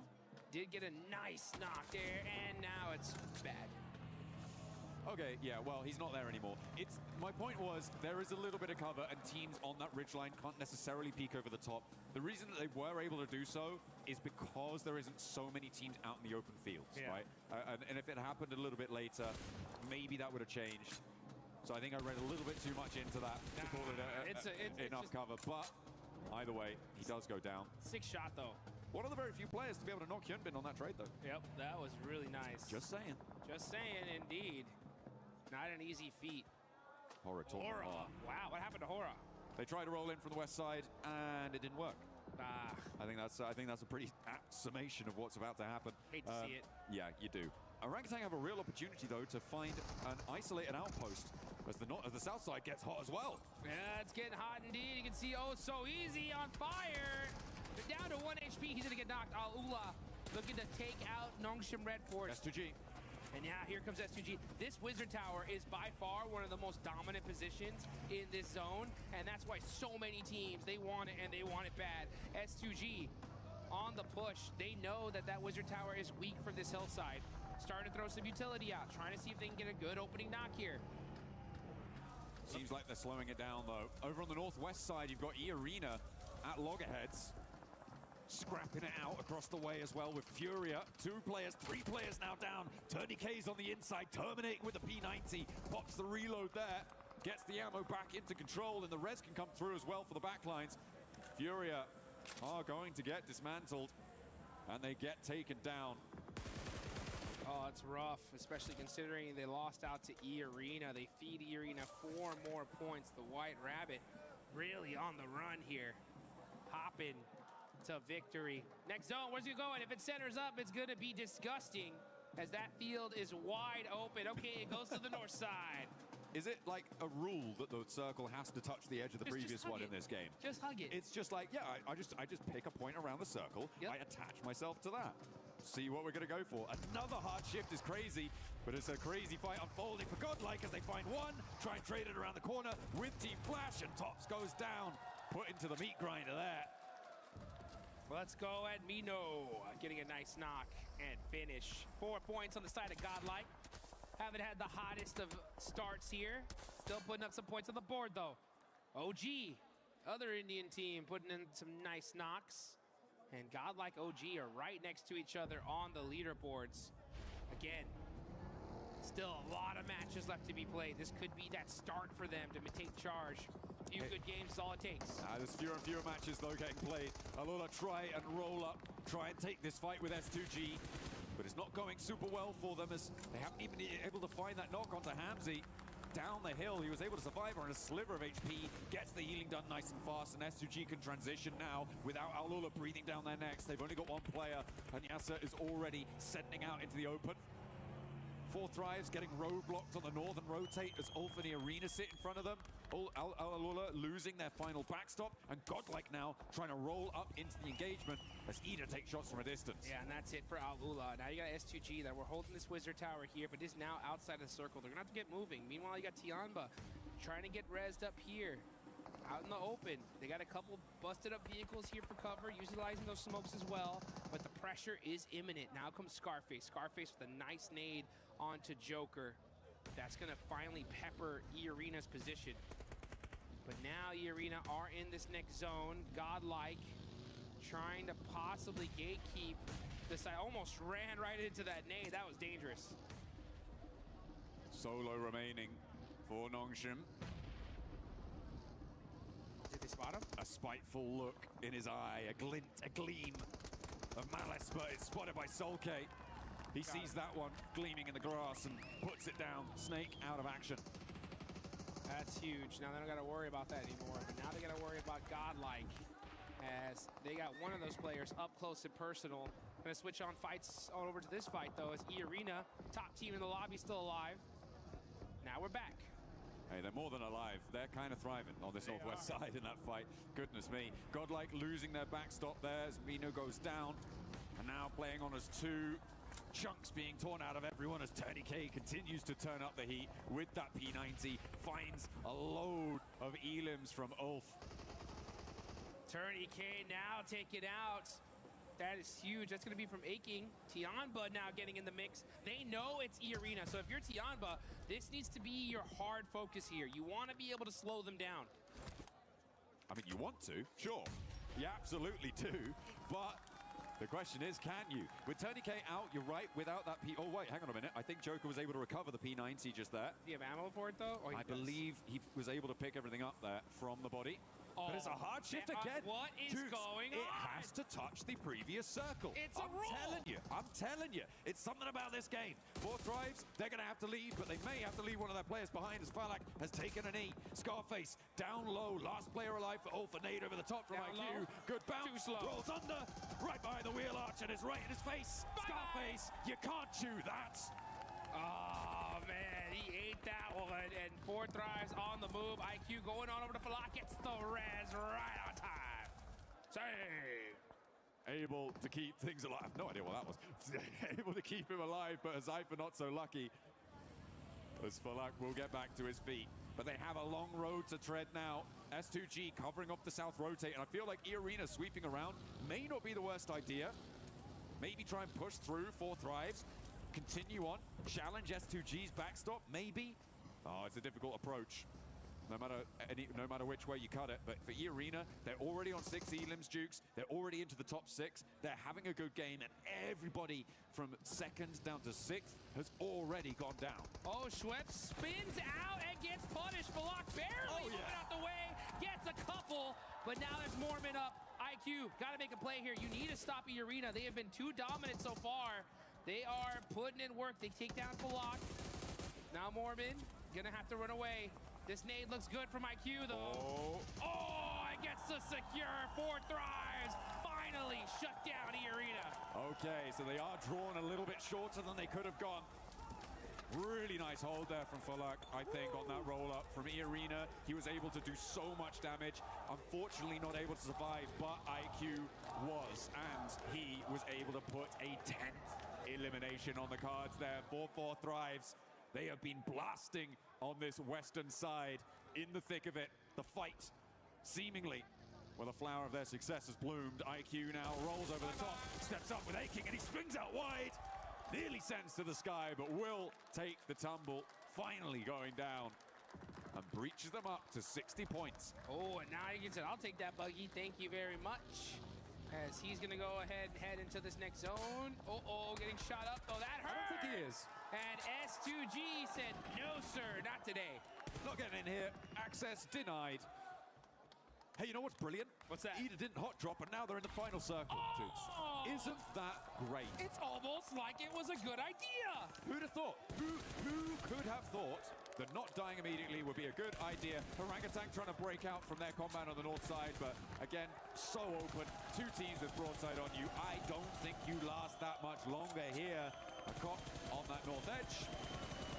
I feel like we're just waiting for him to go down here. Oh, yeah. And he falls. Goodbye, and S2G finally starting to make some noise here in Erangel, but it's S2G versus Ida. 2 teams from Turkey. Out in the open, though, S2G definitely have control of this circle. Oh, yeah. At the moment, Ida are completely penned in within their compound, and with this circle, they have to leave. There is no 2 ways about it. Man. They have to get out of there. The question is how you do it. The start needs to be a big pick. The zone didn't touch the edge. Oh my goodness. Crazy. What a change up here. Kamikaze able to find a P90 and full level 3 gear. Oh man, that is just so good on the side of S2G. Gotta be careful though, he's gonna be hiding behind this tree. Cannot afford to get knocked, but they have full control of the circle. Ida have to move out. If you're Ida right now, you really need to kind of start peeking and trying to find a pick. If you can get a good knock here. I think. No, they're just mounting up. I mean, look at the timers on those smokes. Oh, Yeah, they're just going to go for the vehicle rollout and try and crash it. They're going to try and read the zone. The laying out back, the laying out wide. For S2G, they've left a trap for Lost to be able to find the pickup, but Rita may be able to find something. The fact that there's only 1 knock sent to Ida is not great for S2G, but finally get a second. There is finally an answer, and Emre charges in, but the ammo count is very, very low there, and they've already lost 2. Trying to get this confirmation. He should be able to get at least 1. Yeah, he'll take that point. All right, well, that's a consolation prize. But S2G looking to make this happen unless Darkin gets a good shot here. He's only got 21 rounds left. In the Mini 14. And Kamikaze's full level 3'd out. That's going to be a hard knock. I mean, there's plenty of ammo left in the back pocket there. Oh, Kamikaze. ouch, ouch. Oh! What a lineup. Steps out a little bit too wide there. And Emre able to shut it down, but he's getting crunched in by the zone. Forced in, but S2G seemed like they had complete broadside here, but now we're in a 2 versus 2. Emre steps back into the blue. Baits Sulke out for the peak, but doesn't quite confirm. He's still down on his belly, though. Stands up, goes for the fight. Does take a lick back, but Sulke puts him down. A 1 versus 2 as Darkin spreads out wide, tries to sweep over towards the off angle. Hit the gas, Darkin coming up close and personal, and Hatsuji with the DBS, and nah, not today. This is our game to win. That's a big S2G chicken dinner. S2G going God mode at the end there. Chokehold on the zone, able to take it all down. Nobody standing in their way. Really nicely felt there on that south edge. For Ida, a little bit too passive in their zone, in their compound, but they survived deep into the match, Jukes, and that is a good result. I feel like they were able to do, well, I know that they were able to do a lot more than they've done in any other Erangel over the course of this tournament. Yeah, or any other game in this tournament. Of these finals. Yeah, this is huge for the side of Ida. Honestly, a great finish. They were stuck in those buildings. That's a hard one to win. I just personally would rather see them just from those buildings really try to pursue a knock before just randomly sending it in. I think that would have been the play, but hey, you know what? To each their own. Sometimes you got to go for it. It could have gone either way, but S2G, I mean, they're so good at just popping people out of vehicles that it just made it hard. But we did see that solo player from Ida really put in work towards the end, almost turned things around for them. I mean, Emery was doing a lot over in the open field there. I feel like what happened there was that they got information on the backlines on towards where Lost was, and they were able to flow out that way, and that's what they went for in those final moments. Maybe a little bit over-invested on the angle, though. Let's listen in to hear what they have to say on that match. Sürünüyor ya. Eve bak. Evdeki arabaya çıkıyor, sağ çıkıyor. Tamam. Hamsi çok iyi bakman lazım ona. Hadi arabaya bakacağım. Ha, çok mermim yok, sıkmayacağım, gelsin. Geliyor, sana geliyor. Pozisyon alacağım. Nice oğlum, nice. Çok iyisin. That sounded really chill. That sounded really chill, relaxed. They felt in control, and I could smell it. Oh yeah, they knew that was their win. Yeah, let's get high, folks. This is what it's all about. The best of the best on the planet battling it out for some major money. What a game. S2G finally get their win here. And we still got a whole bunch of more games coming up.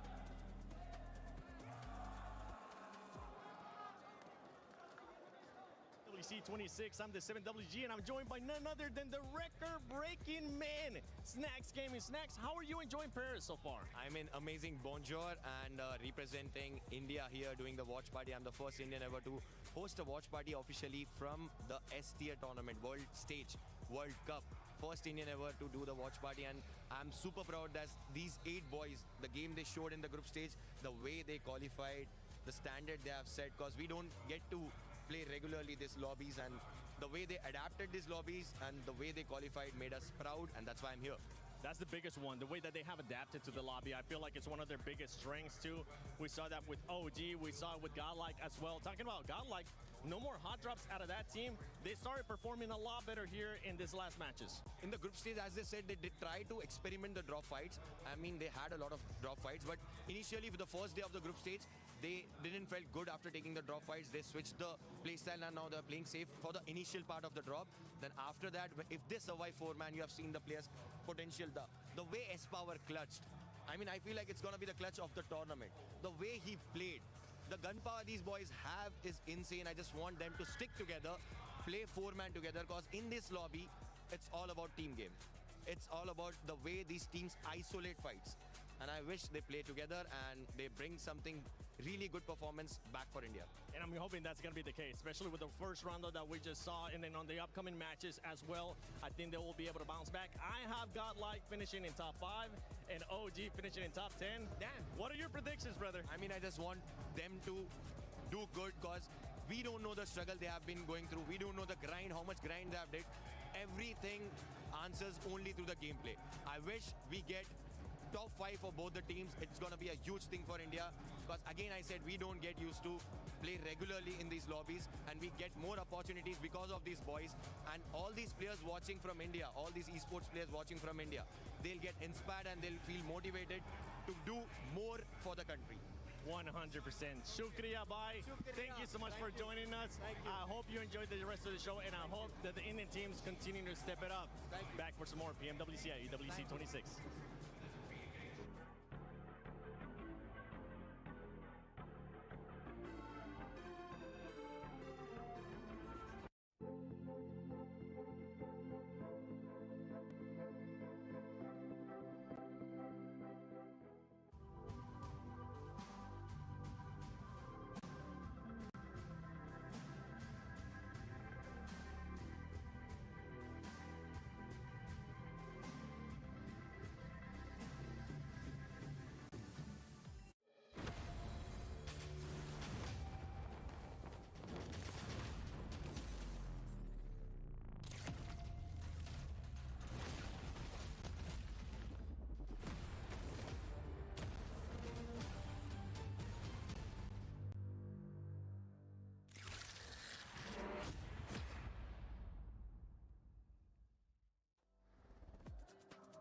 Great interview with Snacks Gaming. I'm glad that he was able to make it here to Paris, EWC 26 for PMWC, the grand finals.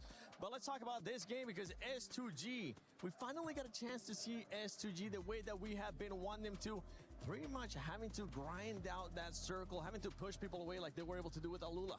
It was clearly a Turkish wombo combo right there. First and second place got Ida getting himself the second place finally, right? Can talk about that a bit later on. But yeah, S2G, beautiful fight onto Al-Ula. There was Godlike, there was also Nongshim Red Force, and they were all vying for that one Harry Potter tower down on the southern edge.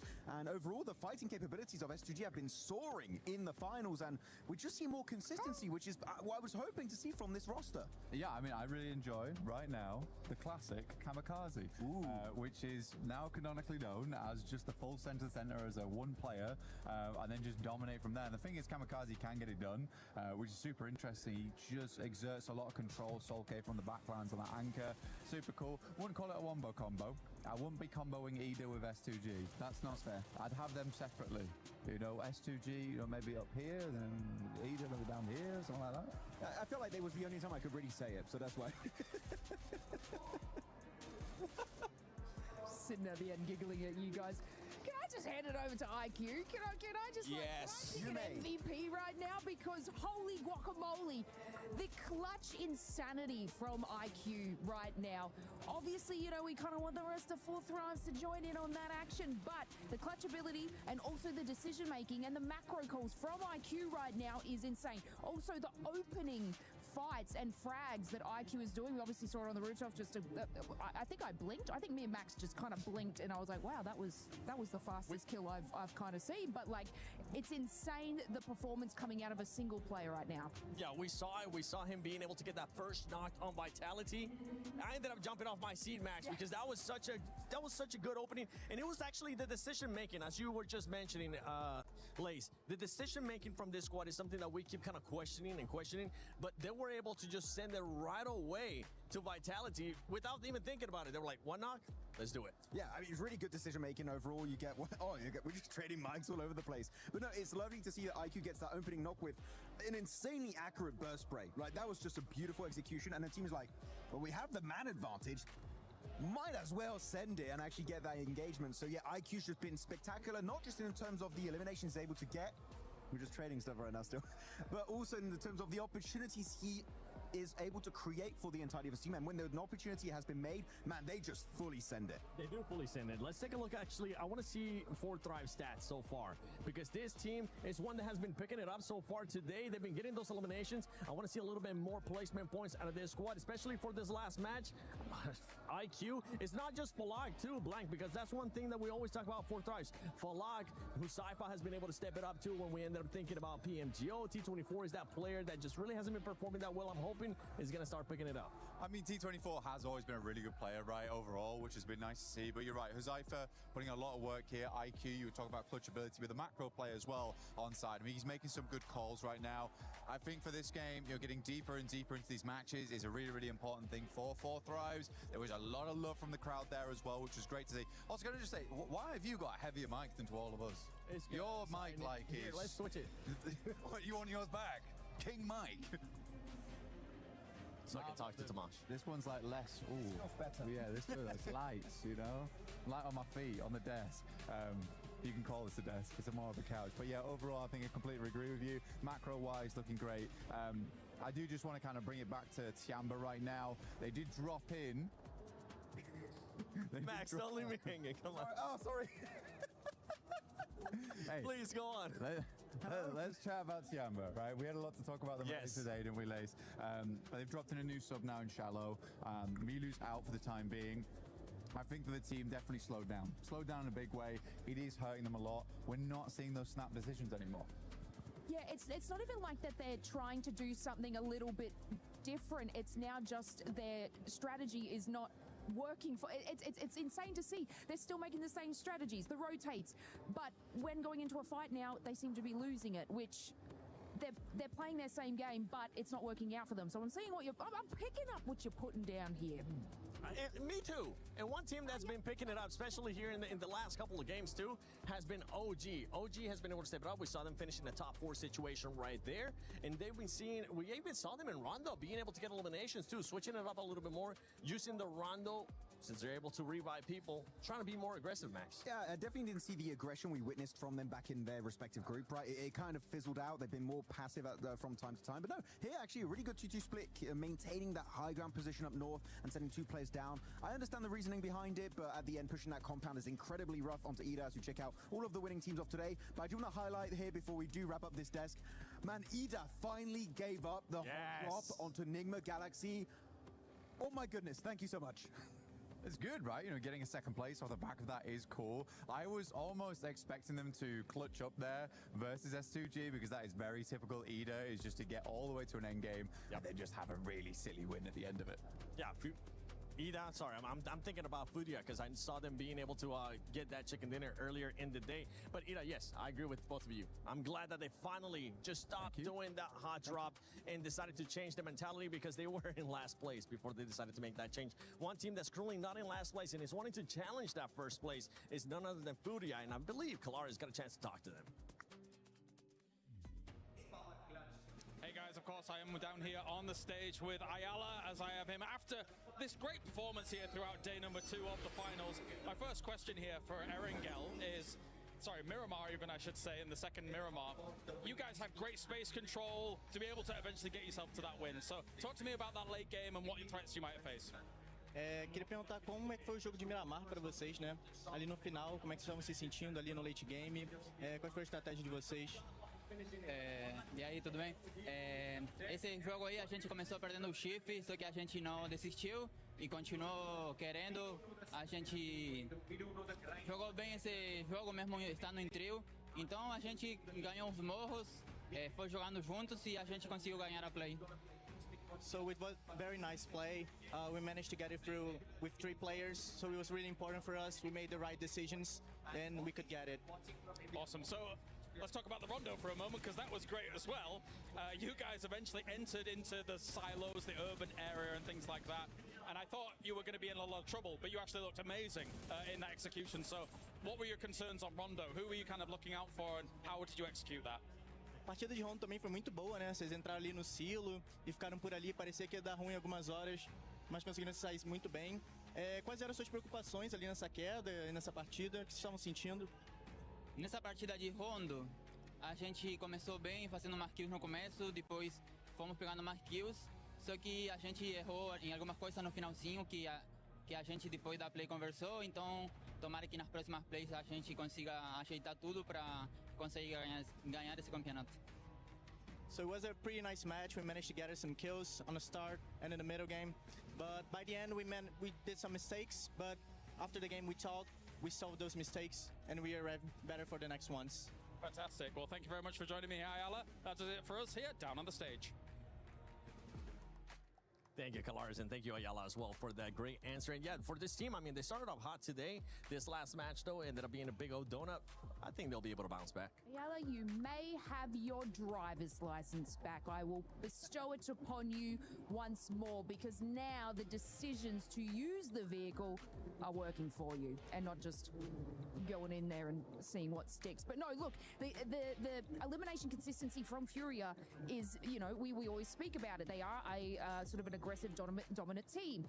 But now, you heard it from them. They're taking it there. They are moving a little bit further in placement points, which is exciting to see, especially on the map where they they got their chicken dinner and the way that they were able to just wait. Sometimes they just get a little bit too happy, aggressive, and they're like, you know what, we're going to create our own play. However, the patience that they are showing now, especially Max, it's just working for them, and it's a great Furia look. It really is. I mean, I kind of want to go a little bit deeper almost on Furia, in the sense that I was expecting Silence and Ayala to put up big numbers, which they still are on occasion, but I feel like Higot has really risen up the ranks in this tournament. He's gotten so many great plays. Sometimes where players will give him a lot of 1v1s, and you don't want to do that to Higot, because you will get those eliminations if you give them that slightest opportunity to fight back. But yeah, Higot is looking great, so literally the entirety of Furia has that potential to be in the top 10 players in this event.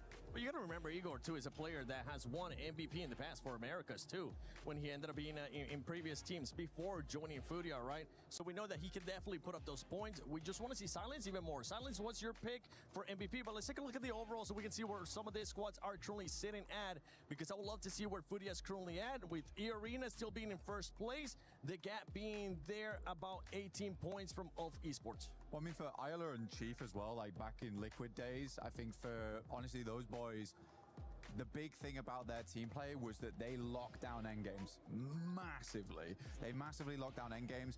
We're not quite getting there yet. We are slowing things down, like you say, Lace, which is a very, very good thing to get those placement points on board. But I think that as soon as we start seeing Fury in those endgames, we're looking really good. Nigma Galaxy's still up there. Ulf looking fantastic. I mean, it's more consistent than anything. They haven't really been a big driver in these matches, but sitting at 67 points right now, I think they can push that a little bit further. But Aurora slowly slipping down these rankings now. Yeah, Aurora is starting to be a bit of a red flag for me as well, Lace. Yeah, it's a little disappointing to see. They're getting active and busy in sort of these mid games, but they're not sort of pushing it any further than that, and not sort of solidifying any eliminations. It's kind of like I feel like Aurora and especially Ulf, they're obviously doing well. They're not on that second page, but I kind of feel like they're just sliding by. Consistency's there. I would say Aurora has dropped more consistency than Ulf, for example, but I'm kind of just feeling like they're grazing by. I mean, Aurora, actually, if you compare it, the placement points to the teams above them, they all got wins, right? 1 win, 2 wins. So actually, the placement points are not bad. It's just really the eliminations they're missing out on. Second page, though, teams which is wild. Yeah, starting to still linger down here. But keep in mind, Ida started the day with 2 points. Now they got 25. They're not in the bottom rank anymore. Stop hyping them up. They've had one good game. I got to praise them. They didn't hot drop. Okay, so I don't want them to go back to it. Good job, Ida. Keep it up. Yeah, it's like a kindergarten right now. Keep that fighting. Good job. You used blue instead of red there. You get a gold star. Yeah. I mean, I want to see more Ida. I think Emre's a great player, but we have to be honest. We do have to be honest here about it, where it's not looking great. I'd like to see them push that a little bit further now going forward. But yeah, I do think they're a good team. I think they're a good team. It's just I want to see more out of them. And until then, I'm not going to be praising them for not hot dropping 3 times in a row. I will. I'm still happy. So I know you're a lovely guy compared to me. Hey. By the way, I want to say I'm a little bit scared for Ulf, because they're in second place. They got the second place curse. They're Sook 2.0, right? PMGC last year. PMGO Season 1, they got second place, right? Just behind the likes of Fourth Rise and just above Furia. Second place and Ulf is not a great storyline. They're not friends, but they're still up there. What was that about the nice guy thing? No.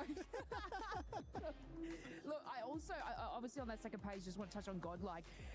Their close range battles, amazing. But unfortunately, they're sort of hanging around that engagement too long. And these are sort of in the mid to late games where obviously smaller circle, more teams, third parties are happening. So they're not sort of leaving this engagement fast enough and making that decision to put themselves in a nice spot. However, yeah, their fights, close range, mid range, in buildings has been so good to watch. And whether it be the whole team or just 2 of them, they do have that firepower and strength, and they're holding on really well. So I do hope that, you know, after this engagement, they can move a little further in with their placement and just get those top 5s. Yeah, I think it's a great point. It is a great point there. Close range combat is really, really good. I think so far in the finals, S-Power has made the best play to date. Yes. His Longhouse fight was just, he was a weapon in that moment, or a deadly one at that. I mean, the Molotov through the door, I think the impressive thing about that, it doesn't look amazing in the moment, but the amount of times teams will just bank that Molotov off the doorway and it will just burn yourself out. He ends up finishing Vitality with that Molotov, so it's like a lot of presence of mind in those moments, which is great. But coming back to your point, I think there needs to be, yeah, exactly, presence of mind going forward after that of where you want to take the next thing. I'm willing to give this team the benefit of the doubt right now. I still think they're trying to figure out the pressure on a main stage like this, and it's totally okay. And I think they should be proud of what they've done. I think it's nice to see two Indian orgs with like very different play styles as well, you know, learning the battlefield and actually doing fairly good in it. I think OG as well is starting to level up. Aru's getting those eliminations, but so is a Tanky, and I think a Tanky was a great player. That was the biggest question mark for OG, right? Wondering when the other players were going to start showing up, not just Aru. And I'm with you with during the Godlike and that Molotov. In that moment, we were all hyped. We were like, yes, that was an amazing Molotov because it stopped the other team from being able to just fully flush out the players that were not from him. But before we send it over to the next match, let's send it over to Kalaris and Neptera. That's right, down on the stage here, of course, with Neptera, Goddess of the Sea, here as we have had 4 games down, 4 games to go. We're going to talk about some of the teams as well, Nep, as we had Furia, looking fantastic so far. Let's just ignore game 1 for a second. But other than that, looks really, really good throughout the day. It has. I'm really, really excited to see what Furia is actually going to be doing moving forward into the next couple of games, because they are looking just so much better. Their synergy is on point. You can tell the communication is much better. You know, Ayala and Silence, again, in that Miramar, got to shout out them. They were looking very, very good. You know, just being able to play together and work around each other in a way that we were not seeing yesterday. So, yeah, I am really excited with them. They're being very decisive as well, using zone, using other teams. So I do like that a lot for them. Yeah, listening to Ayala just before in that interview, right, very clearly that they're able to shrug off any inconsistencies, shrug off any kind of challenges that do come their way, have a little conversation about it, and then be able to get right back on the horse again to be able to put themselves in a great spot. So I think I've particularly been impressed by the fact that Furia, when they basically fourth-parted that fight on the Miramar, just to clear out that west side was so pivotal to be getting that win.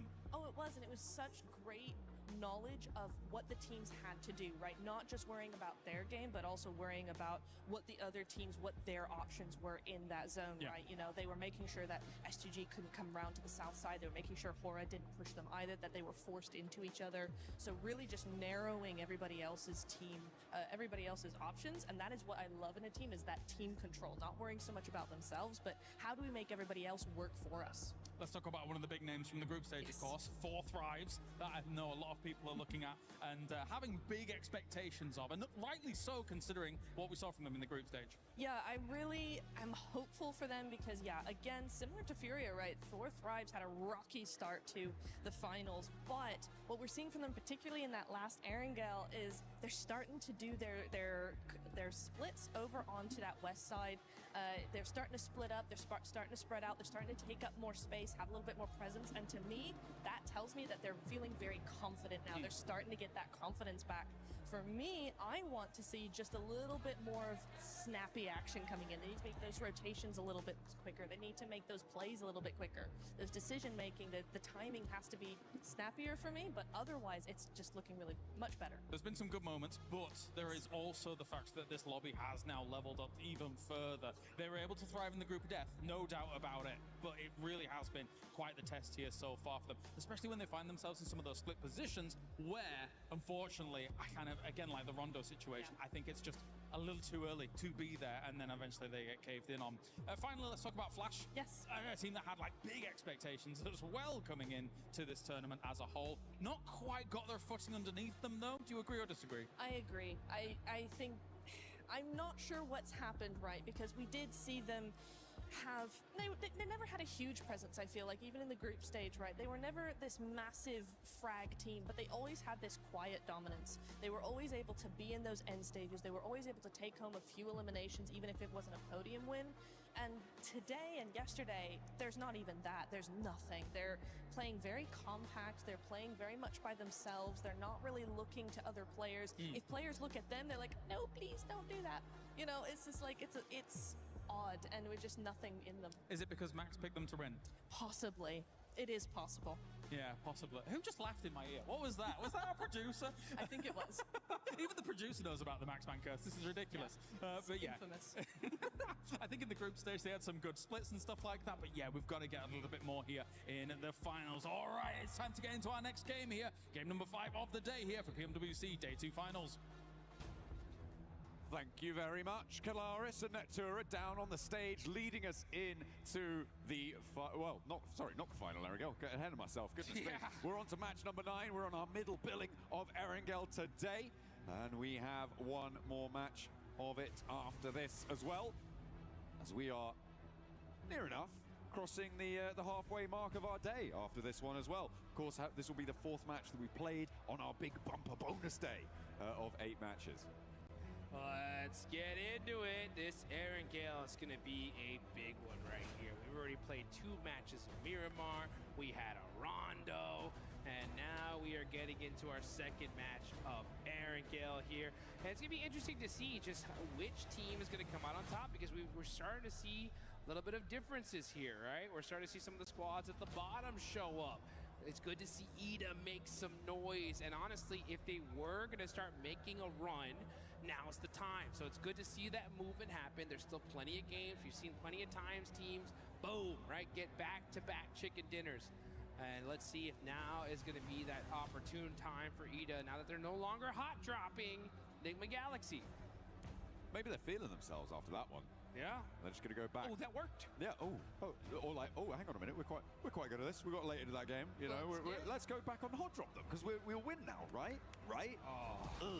Don't think that's going to work out. Hopefully they stay away, but that might be good news for everybody who's facing Enigma Galaxy. We saw their 2-2 split out from Pachinki not really work out too well from them in that last game. The circle shifts were very, very dramatic. I think it's safe to say for the majority of the zones right up until the final one, where it started to get a little bit more sensible by that time. So many had already fallen victim to the circle on those shifts, on those rotates. It was pretty difficult to even get to that stage. Not many teams did. Plane path now sending down the east side of the mainland, going between Stalber and Severny and heading over to Novo. So potentially difficult to get out towards Gatka. And you know, this is the sort of situation where I feel like Ida might just go back to Pachinki. Oh, that would be a sight to see, that is for sure. But the plane's in the air, the island's down below. Erangel's officially open for business, and oh man, if we see them go back to Pachinki, they can't get to Gatka. I know they can't, but they gotta adapt. You gotta be able to make those changes. They're able to push themselves outside of last place. 25 points on the board. If they get a good performance here, they absolutely can make a run for it. Well, let's see what happens. You got Vitality already out, heading towards Stalber. You got Aura going up towards... Oh, Crisis averted. Yes, they're going east. They're going east. Good play. Ida making some adjustments. Oh, hang on a minute. One of them's going... Dark is going east. And, okay, they're doing it. Okay, they're going for the Milta Peninsula, it seems. Going for a little bit of a split drop, sending Darkin out, grabbing a vehicle to get on in and involved. A little Milta power action. Just because it's not Ida going to Pachinki doesn't mean anyone else can't go there, but I don't think anyone else has. So I was keeping track of that. There's a nasty circle for this sort of a plane path as well. Does a lot of work to push these teams close together. Sure, it has some of the military base in. It's just very, very unlikely. I would give it about maybe 10% likelihood that you're going over to that military base. Which is it's non-zero. It's not zero. It's non-zero, but yeah, I feel like teams are going to really start to pack in around Quarry in about 5 minutes. That's what I would do. Honestly, I'd probably make that timing a little bit shorter, especially if you're a team like Aurora, loot up military super fast, get moving across that bridge and secure those locations really early on, because with so much zone in the water, this is essentially like a circle 3 at this point. There's not very many great spots available. You're going to have to get moving here pretty quickly. And you can also get moving inside the game and get yourself that Ninetales Fury Awe, guys. Go ahead and get in there quick. The Uzumaki Naruto event, by far one of the best collabs PUBG Mobile has ever done. Still around. Don't miss out. It's looking fresh. You saw, if you missed the show match earlier, make sure that once this stream is done, go back and check it out. Yeah. It was mighty fun, and of course we had to let Alpha 7 win something, even though they didn't make it to the finals. Sucks for them. They were able to take that title there. The Hokages over on their own. Ah, the Hokages. In their own right. The little intro video as well. Revel looked super cool with that shadow clone. Dude, that was the sickest I really like that. intro I've ever seen. That was hot. That was hot. Put that on the highlight reel. Hell yeah, absolutely. Get it done. Enigma Galaxy going to be chasing down the truck, getting those supplies. Although, look like they're going to be doing so with very minimal weaponry there. Haven't been able to quite disable it before it leaves the city. Where's the weaponry? Come on. Shooting it as it leaves. They're dropping one or two more crates out. Finally, it's on fire. So a little bit slow to get this one dealt with. But finally, they find some weaponry they can use to pepper the back of the doors there. And they draw it too close. So they'll be able to leverage that. Zones still looking very dramatic on the southwest side. Nobody quite on the road, but 4 Thrives went to Primorsk very, very early, Jukes, which means that they will have the pick of the litter when it comes to taking a position into this next zone. I like the question for me is where do you go at this point when you know that everybody's going to be flooding out this way? For me, I feel like potentially some of the compounds to the east mouth of Quarry could be quite good. Okay. But transitions away from there can be difficult as well.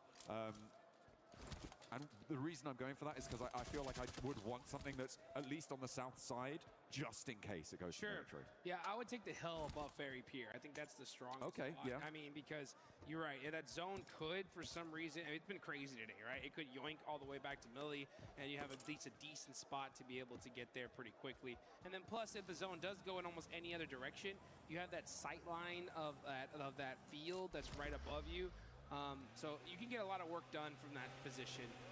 I wonder which team is going to decide to take it early. 4 Thrives heading into Primorsk so quickly, though, I think is an excellent decision, because if some reason that zone does go to Millie, with Primorsk secured, they should be able to at least find some boats and make a crazy rotation on in.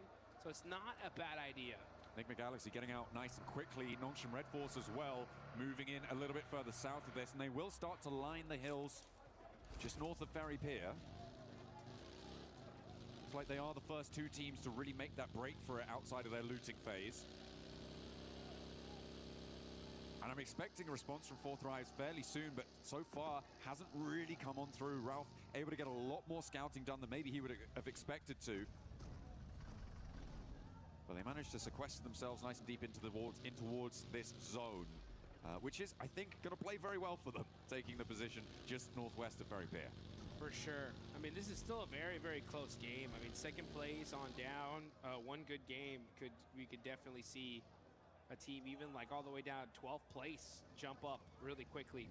E-Arena have started to create a little bit of a point differential, though, in between first and second. Actually, I wouldn't even say it's a little one. It's a pretty big one here. It's 18 points between first and second. So E-Arena are going to continue to want to press that on there. At a certain point, though, John, especially if we see E-Arena like pop off in this game, I think the lobby is going to have to start taking notice of it, right? If you want to be able to slow them down from setting that point threshold so high, I think if you realize it's E-Arena by getting at least one elimination on them, you may want to put a little extra urgency on trying to take them out. Maybe, but then again, if you do that, you could be sacrificing your own point scoring potential. True. And like if E-Arena are that far ahead already to be into the situation where it might be an idea to do that, I feel like you're already running into the situation where you're just trying to get up as many ladder points as you can, right? You're trying to just step up, get from 6th to 4th, something like that, go for those jumps. I feel like that's the sort of stuff you're looking to do. Maybe if you're at the bottom of the tables, you could, but even then, laddering up is still very, very valuable. So I feel like,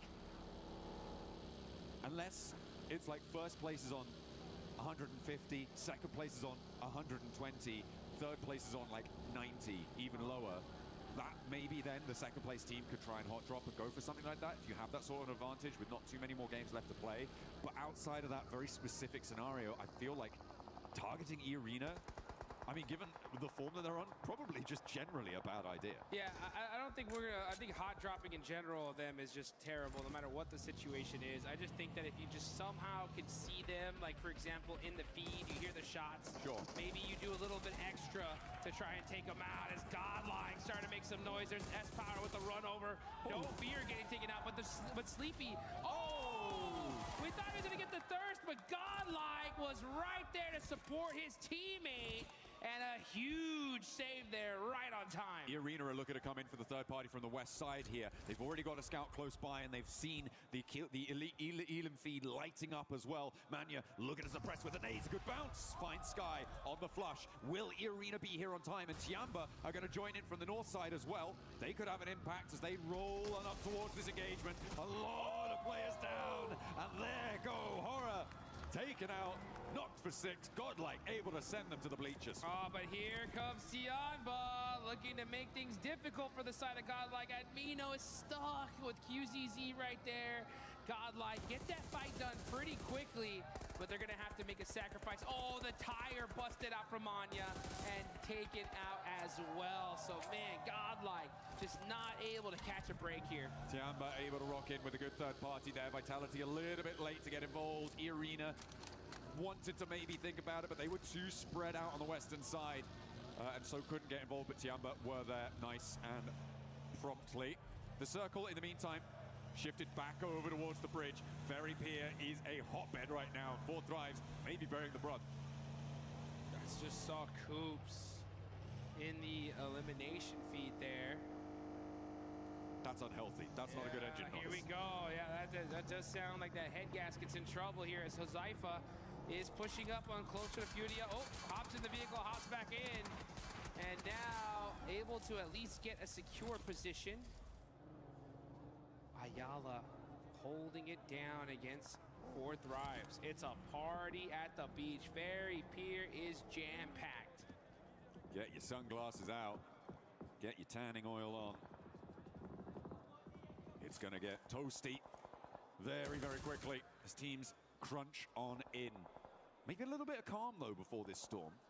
Oh, I don't know. It's feeling pretty disturbed right now because everybody wants those central positions. But you're right. It does look like the teams are able to secure most of them for now.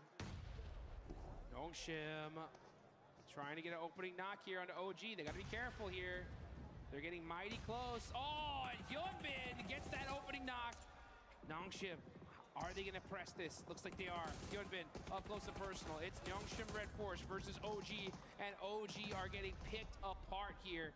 Aru's got to find a way to buy himself some time for his team. Okay, well, I mean, a good answer over towards Nongshim. That knock over there is going well. In the meantime, Ulf lost a player. I believe that went over to 4 thrives over in Ferry Pier as well. Zaru gets back in, looking for those reses. He's gonna get him. Oh, hang on a minute. Power. Godlike. Oh, S-Power with the double. Godlike? Godlike from the other side saying, we need some of these eliminations. Just a cop left for Orangutan. Needs to get Aru back, and S-Power says, you know what? My work here is done. Peace out. See ya. Sends back. There are only 2 players. Staying there for too long would diminish the power of the position that Salme was holding, allow Tiamba in for the north. They needed to reinforce that, so the fact that they're able to extract points and let loose some of the pressure from that south side as well is excellent stuff, so he knows he needs to be prompt on that. The circle goes back over to the mainland. So we are confirming over there. Tiamba trying to leapfrog that godlike position. Looks like it's going well for now. Ida as well, trying to send in from this northeast side. Got S2G over there by the Blues. They're going to have to come down that hill and find a way in. The things that's all open field there. You got Vitality holding the north side of the circle. You got one of the players from S2G. That's Kamikaze. He's going to be trying to get some angles here to see if he can find at least a next position for his team. But Ferry Pier, like we mentioned, completely stacked. Take a look at the replay here. Huzaifa. Ooh, nice shot there. And pick on the Solus. Yeah, I mean, there's a complete broadside there. No way hiding from that one. In the meantime, Nongshim Red Force trying to hold down the bunker. Emre pokes his nose in. And will not like what he smells. A little bit too much cordite there in the nostrils, and Emre does get flushed away. Nongshim Red Force hold their position on the east side of that ridgeline that sits wooded and covered.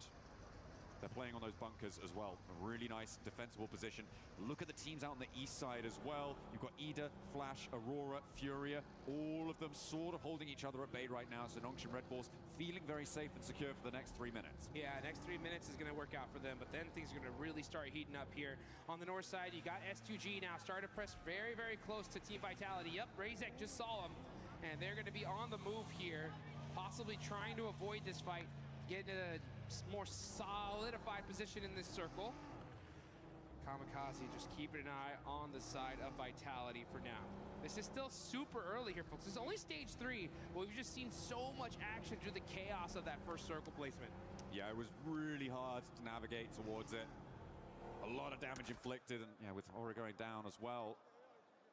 We're down to 15 teams, a lot of raggedy squads on the cards as well, which makes things nasty for plenty of our players. Godlike and Orangutan, though, are both in central positions as their duos, which is kind of their saving grace in terms of survivability.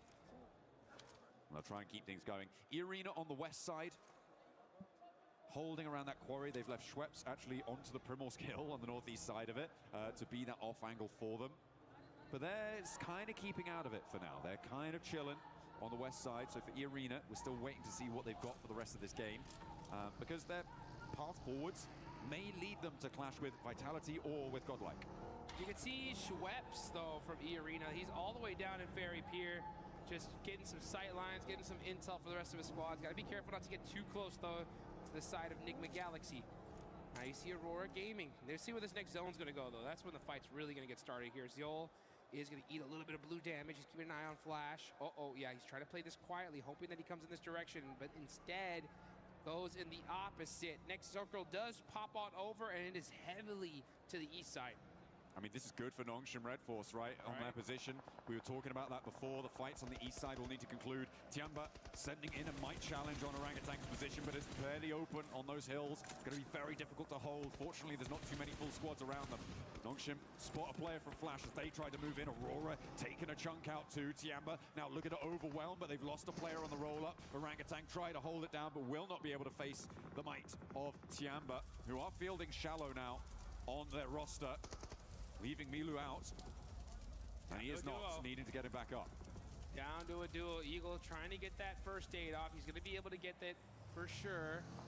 On over to Ferry Pier. Nigma Galaxy are set up. They're going to have to push into this next zone as well. Circle is closing. This is stage 4. The blue zone really starts to put in its damage here. Let's see what Nigma Galaxy decides to do. It looks like they're going to be most likely prioritizing the shoreline. That's why they're applying so much pressure to the side of Al-Ula. Quick ends up catching, yeah, that's 4th Rise Huzaifa out.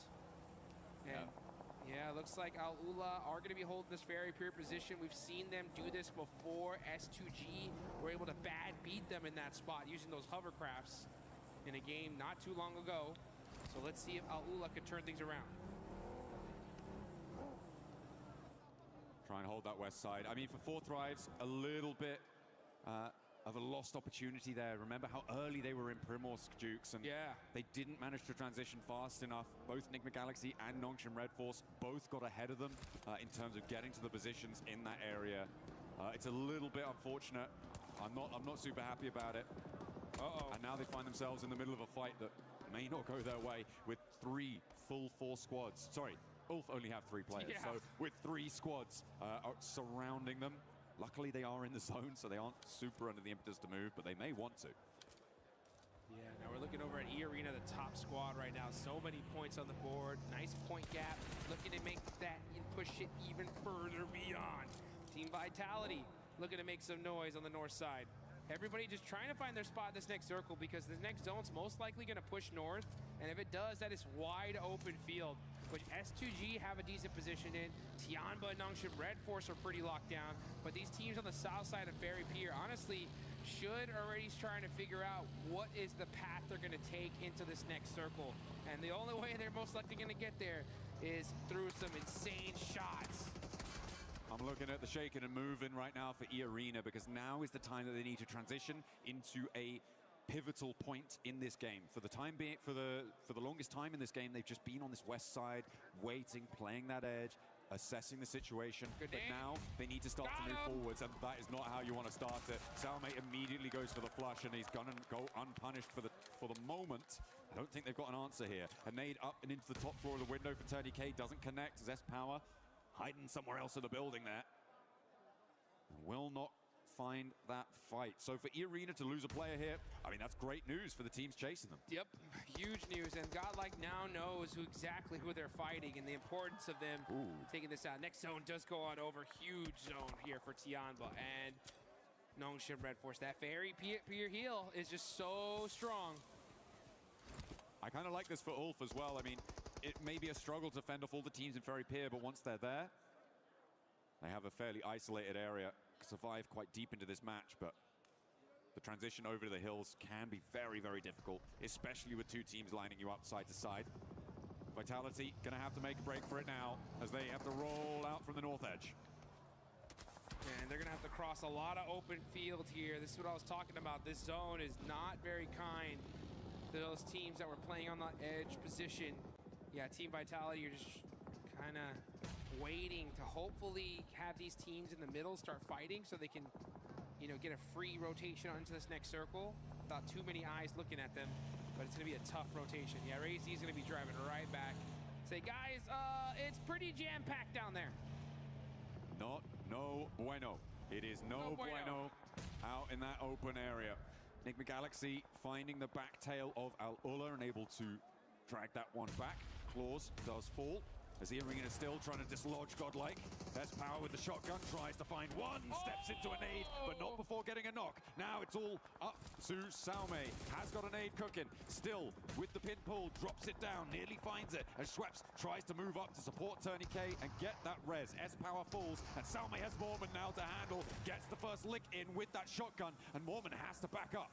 S-Power had that. It was such a fortunate nade there. Samway has the right-hand priority. That's what he needs. Catches it on the Mormon and gets the knock, but great teamwork there from Schweppes to get the nice 1v2. Enigma Galaxy could potentially roll out and try and third-party that, but in the meantime, Vitality crashing up on towards Tianba's position, playing beneath Nongshim Red Force out to the east, as Vitality have taken a knock out to their western point. They are still 4 players alive, but E-Arena are rolling out now. They could turn their attention that way. Steps onto a landmine, blasts his leg sideways, and down goes another Vitality player. They are getting torn apart as E-Arena descend as well, sending a forward position.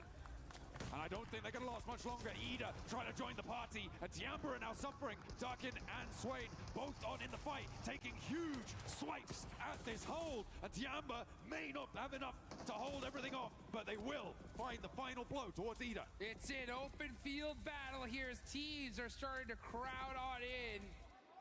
And this is looking like an absolute battlefield. Tons of nades going down, and down goes Vitality. S2G joining the battle. 2 eliminations to their name so far.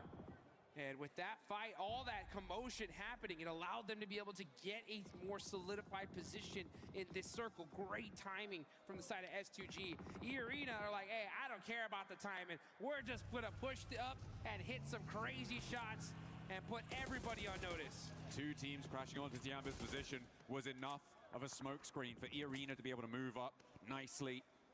Despite not having one of their players with them, they are now on 5 eliminations. They've pushed past the 90-point barrier now, Jukes. Wow. It is a great result so far. 10 teams remain, but they're on the outside of the circle, and Enigma Galaxy are going to cause problems. They've seen what's happened, and they think, no, this can't stand. No, order. And they find, well, actually, it's S2G who find a shot onto Schweppes on the backline. Stop that, said Enigma Galaxy, and honestly, the whole lobby needs to start really worrying about E-Arena here, because the White Rabbits are starting to run away with this thing. Remember, $500,000 for first place, $250,000 for second. That's a big difference here, folks. Now we're gonna see Enigma Galaxy. They got that knock. E-Arena are outside of the circle. Tianba will be gatekeeping, and this is kind of a perfect situation for the lobby. Nongshim Red Force, though, gets super blessed in the zone. They are dead center it is really their game to take advantage of here. And they're really hoping that E-Arena go down fairly soon, because then they can put a massive dent in the gap between these two squads. E-Arena, though, currently focused on Tianba and Nigma Galaxy. Nigma Galaxy find another knock, sending it over towards Schweppes, and I don't think this is going to be resible. Mormon and Tourniquet now having to keep it together. On top of the 5 elims they found already, and Lost might have an angle on it as well, suppressing that angle, but Mormon goes down, can't hold face against Nigma Galaxy, and no knocks are sent their way either. Mormon gets flushed away as Schweppes does get back up. Meanwhile, over in Ferry Pier, Aurora, Alola, and Ulf all coming into the fight. It is getting chaotic down there. It's getting messy as well. Tourniquet the last to stand for E-Arena, and then Nigma Galaxy have to push into Tianba. And nobody's happy in Ferry Pier either. It has been non-stop action for the last 7 minutes. Fight after fight after fight. These zones making things so difficult. And yes, Nigma Galaxy are now on the push. They want to be able to finish E-Arena out completely. They don't want them getting any more points. And I believe, yes, with that nade, that's gonna do it. E-Arena finally taken out. But they still put points on the boards here, John. So it's like no matter what the situation, they are constantly moving that needle further and further and further. Absolutely, but for Nongshim Red Force, this is a beautiful position. They were able to do a lot of damage to Furia, leaving them on 1 player alive. Flash are going to crunch in behind it. Potential to pick up points there. Aurora are going to have to leave into the sightlines of Nongshim Red Force. There is a big Elim potential game here if they can close it down, because they are in the driver's seat here, and they need to keep control.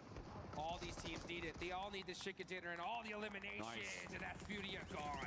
Nongshim Red Force. Man, XCY with 5 eliminations all by himself. Gonna have to make a play here. He's got the shotgun, but the suppressive fire from too many angles making things difficult. Nongshim Red Force are still here though, but here's Bose from Team Flash. This nade could be big. Can he thread the needle through the window? No. Oh, so close. Not quite on the first. Has another opportunity. S2G as well. Launches another one. Don't think that went. Oh, no way. I didn't think that one went through, but it did. And down goes this Nongshim push. They flexed out from their position, Jukes. It felt like maybe it was the right time to do it, but they underestimated the chaos on the eastern side, and they've let slip the strongest spot in the circle, and they will leave it all up to so easy. A real big opportunity for them to put a massive jump up on the tables. They can still do very well from this location, but they have really had the juice squeezed out of them. You're so right. I mean, they put some good solid points on the board, but it could have been a whole lot more, that's for sure. Let's see who can take advantage of these missteps. Nigma Galaxy are still here, 4 eliminations. Aurora with 5. Big win here could put them all the way up to 2nd place very, very easily. Tianba right there close as well. Team Flash, yeah, with that last player, Bose, just trying to soak up anything for his team at this point. Next circle does go, and up, and it is going to be down to that southwestern side. Nigma Galaxy barely have a position here, but this is all open field. It's time to hit the deck and hit some shots. Satan getting peppered from both sides. He goes down. He was waiting to take a shot over towards Tianba as well, but S2G take their turn at Tianba, but it's not going to go well for anyone, really. Nigma Galaxy trying to step up, S2G trying to move in, but nobody can find an opening. Thanks to the suppression from Aurora. Solke goes down, and Tianba are holding their nerve, but only 1 player now left standing. QZZ against Kamikaze over the bonnet, tries to find the shots. 3 rounds now left in the back chain before the S12K gets the reload, but it's not enough. Kamikaze keeps S2G in there, and Solke may get back to his feet. They don't have a lot of time, though, because the zone is moving in. This area is looking like a dang blender. Shots happening all around in every single direction. You gotta find a way out, though, as Doc now on the push, looking to shut things down, getting up close and personal, but it's Coops. Coops on fire, literally now, as those nades, Molotovs, too strong. Oh, no. Coops by himself could not hang on. And now Aurora ramp up the heat, turning up the thermostat on the lobby. But in the meantime, S2G, they may just get themselves back up to 4 players alive here, Jukes, which is kind of crazy, given the chaos that just unfolded at their feet. Remember, Tianba were there. They were taken down just about with the assist coming in. And Nongshim Red Force still alive, by the way, with their solo player up and into 3rd place guaranteed. It's a little bit less efficacious than they might like to be. given the position that they held, but they'll take it. Huge game, huge game. Honestly, if So Easy can play this quietly, he can disrupt this pretty big time. But you can see S2G, they get the full reset, and we get to see them bust out the welding gun as well. So they're going to have their vehicle all set up. As far as when it comes to zone control, though, it's all Aurora. They have this entire zone locked down. But the thing was, they had this advantage before against a team of Nongshim Red Force, and they lost that game. This is their chance to make up for it and secure this chicken dinner. S2G on the ferry, but lost, gets spotted. That is Nongshim Red Force's solo, striking out wide. The point gets taken away from him, but diminishes the power of S2G, maybe gives him a little route in, but already Aurora have flexed 2 players out. I think they're going to be able to deal with this. Ooh, unless a nade lands on Top's head. Launches it forwards as he spotted it. Ooh, nearly, but not quite. Has to march in, making the mad dash, and Top actually not quite connecting. Has another nade to pull. Top trying to trade it off, and Aurora can really sequester themselves into this angle. Doesn't spot the nade, goes boom right next to his ear, but doesn't quite burst the drum. That was a prediction nade, though. He knew that he was going to run up, so he threw it ahead of him and got some really good damage on the So Easy. But he is able to get away for now. Here he goes, though. Here comes some more util from the side of Aurora. They've lost him. They're spending a lot of time focusing on this one player of Nongshim Red Force who is refusing to go down. Drops a nade right in front of them. Top steps up, nearly goes down again. They're having real trouble here, and S2G not really having an impact so far. The zone's starting to close all the way, and So Easy just about holding on. But dear life, as Reaper steps into the fight, the DBS there in hand, not quite enough, and down they go. Now S2G up on the chopping block, looking to try and do something, but that nade is big, and the next one is bigger. Takes a huge chunk out of S2G, and Sulke trying to stay alive desperately, but he crawls onto the nade, and it blasts his belly open. Aurora swing out from Ferry Pier and find a chicken dinner. And it's about time. Aurora clutching it up. They wanted that chicken dinner earlier, weren't able to get it, but in this one, they get that secure. So Aurora showing some serious consistency when it comes to Erangel here in day number 2. We still got 1 more left to go, and they are looking strong. Absolutely, great stuff. It's exactly what you want to see. It's been said of Aurora before, right, that they're a team that needs to ramp up in pace. They do need a little bit of time to get into gear, and maybe that's what we're seeing here, right? Maybe they are going to be able to find that ramp up over the next, the rest of the matches today and in the games tomorrow. Yeah, and it's going to be right on time, too, because E-Arena have been extremely consistent today. Even when they went out now, they still put up 5 points on the board. So they're the biggest threat in this lobby here. Because remember, folks, at the end of these next 3 matches, that smash point threshold is going to be set tomorrow.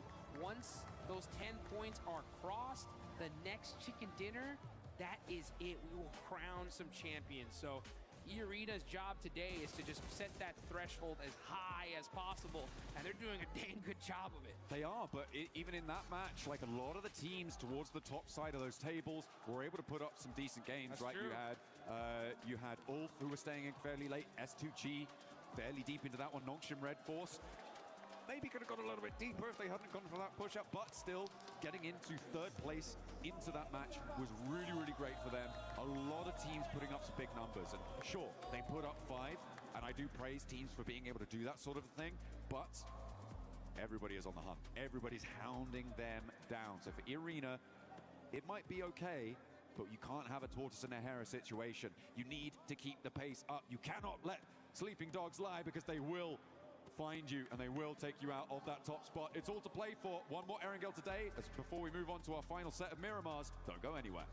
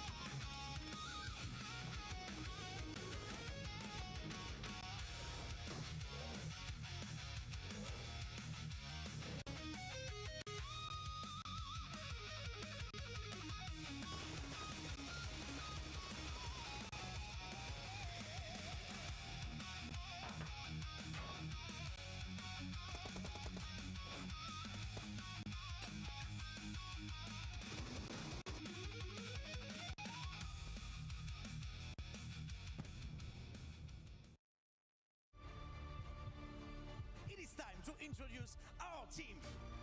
Obviously, I'm here to support Godlike Esports. This is one region that was, never considered to be very aggressive in general. But with Godlike Esports, the thinking has changed, and these guys have shown the character. Watching them perform on the biggest stage, I think it's a moment of pride and honor for us.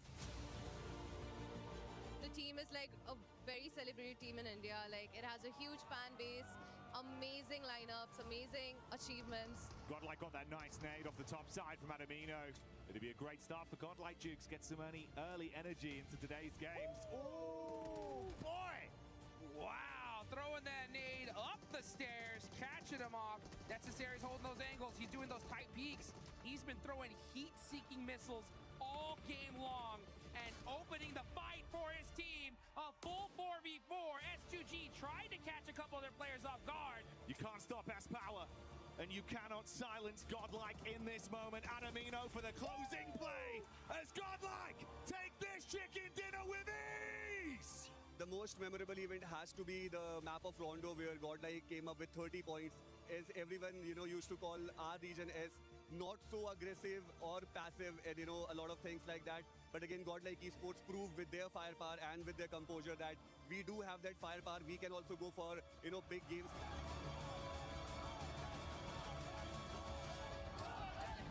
For us, it was like a very unexpected turns of event that we qualified for grand finals. Like, I don't think anyone in India or anyone in our team must have imagined us playing our first international tournament and straight up qualifying for grand finals. So when that moment happened, we all went crazy. Like, all of us, the Godlike family, everyone in India, we were all celebrating, and honestly, I will never forget that.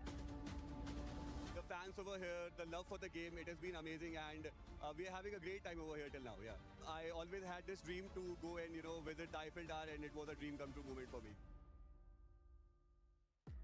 Aurora getting a chicken dinner, but before we break down that match, we wanted to get a club championship update, and I'm joined by none other than Glitter Explosion. Some of you guys know her as Senorita Glitter. Tell us what's going on with the club championship. All right, we're just going to do a quick update here because we've got some seriously cool stuff going on in chess. Obviously, grand finals here today. Third, fourth decider match also happened.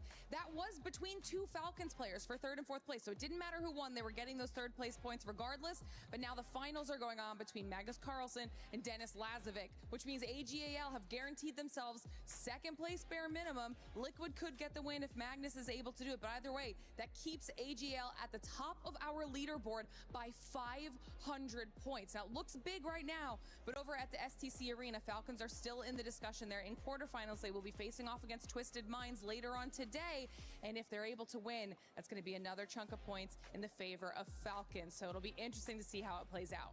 It will be interesting, especially because Aurora just got to win here. They want to be in the top A because they want to get those points as well. Before I let you go, any team that has surprised you today? I'm not going to lie, I'm loving the bounce back right now out of Godlike. They put some serious elims up on the board, so shout out to Godlike. Hey, right on. Thanks. Actually, spot on. Thanks, Glitter. You can go back and just keep on looking for updates, okay? I want to see what else is going on with the other club championships, and I want to see what else is going on here at PMWC at EWC 26, because some of these squads, especially Aurora, Max, getting that chicken dinner. But before we even do that, let's talk about the PMWC Lucky Spin. Available now. You can check out the Electron Energy set, the Proton Power set, and also that Alien Fusion Grossa, which I want. And I'm still trying to get, and I'm going to continue to try to get. So make sure you guys check that out. This was co-created with PDP creator Nana. Make sure you log into PUBG Mobile, get that lucky spin before it goes away to get your PMWC swag. But now, Aurora, yes, that's right. Look at this man. This man is absolutely ready. He's been cheering for Aurora for the longest time. But Max, we got a chance to see them play that so well too, and just pretty much like a boa constrictor, just squishing everybody in. Oh, yeah, like a snake. Well, they weren't really snaking in, actually. They were just dominating and eliminating everyone. But, finally, no throw from Aurora and Ipchira. Yeah. They made it. They saw it through until the very end. And we actually see Ziola. I said he was very impressive. I wanted to see more from Reefus and Doc. We finally got it. Reefus 4 eliminations, Doc 3. But in particular, what's very important is that before going onto that ridgeline north of that road sign, Ipchira, they eliminate every single team down there, get rid of all the stragglers. You had Ulf, you had Al Ula, you had Four Thrives, and you also had Nongshim Red Force at one point. Get rid of all of those players before playing that Ridge. That was so well executed by the boys. Yeah, it was really nice to see that, and also learning from the Rondo, right, where they just played it way too slowly. Yes, they had more terrain to work with in this game, but you could see the momentum. They just went from 0 to 100. Once they had gotten cleared everybody, gotten all of those eliminations.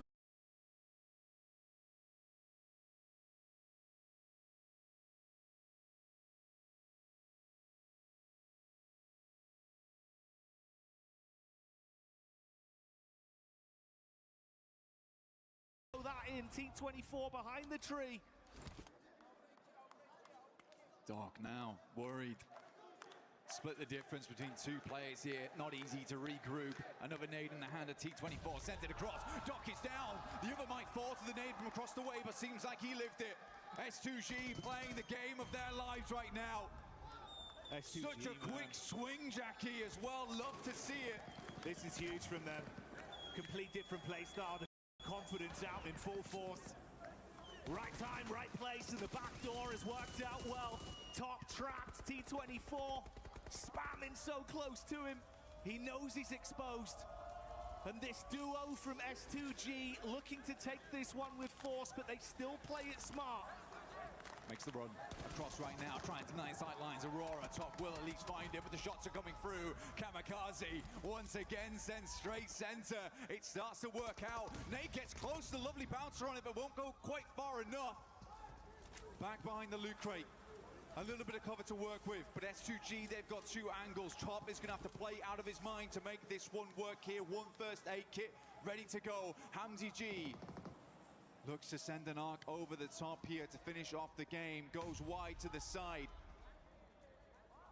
He's really trying to run the risk on this one. He peeks over the top of the crate, using the smoke to block the angle from Hamzy G so he can take an isolated fight. He's reading it as well. This 1v2, like you say, it's got to be impeccable from him. He cannot afford to miss a single shot. The reactions are going to be there. Kamikaze on the road. Slight height advantage. Throws in the molly, takes the shot, and that's how he gets it done. Kamikaze cleans up as S2G get it!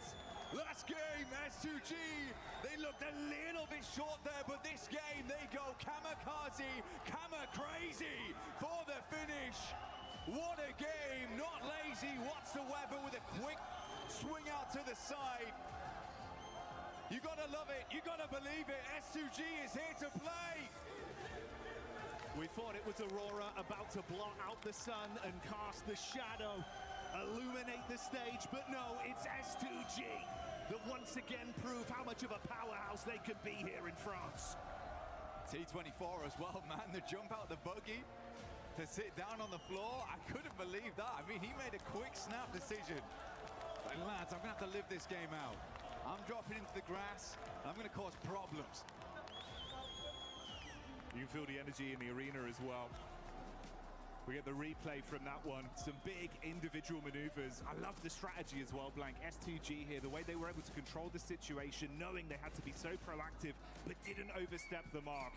And then on the flip side for Aurora, you're playing with dice, gambling on some of these peaks, knowing realistically, it's a risk that you have to take. It's not an easy 1v2. It's actually a very difficult circle, and yes, it pulled away, but they were unsure where they wanted to fight out towards, and maybe they had to full commit over towards Fourth Thrives, clear that angle sooner to deal with S2G. But again, for S2G as a three-man there, they make the only decision they can. It's been something they've been saying all tournament, is we just don't care. We will just push those angles. We will try and get something done in those end games. And it was lovely to see them prove that immediately after that last game, where they sort of just laid down over on Arangold. Didn't quite let that game fall into hands. This time around, they leave nothing up to chance. I think that does summarize the playstyle realistically. This point in the competition, after so many play days, so close towards the real big picture. That prize pool looming over you, you can't afford to have any doubts in your mind. Leave it to another team and your dream could be snatched away. Whereas for S2G, they've been rising to the occasion, and that oomph, that killer instinct, that's what's giving them these leg ups. Absolutely, and in the end, for S2G, this isn't even their best map, man. They live it on Miramar. This is where they usually thrive. So to have some good moments here over on Erangel is lovely to see. Again, a couple of our teams really making their mark right now. Fourth Drive still playing really well. Honestly, for them, I think even that early game where we saw Huzaifa playing the big Lions Rock, where he could just have that oversight, knew exactly what they had to do. As teams flowed in, just deny them. But we do have Kalaris over on the stage for a little hit with the players.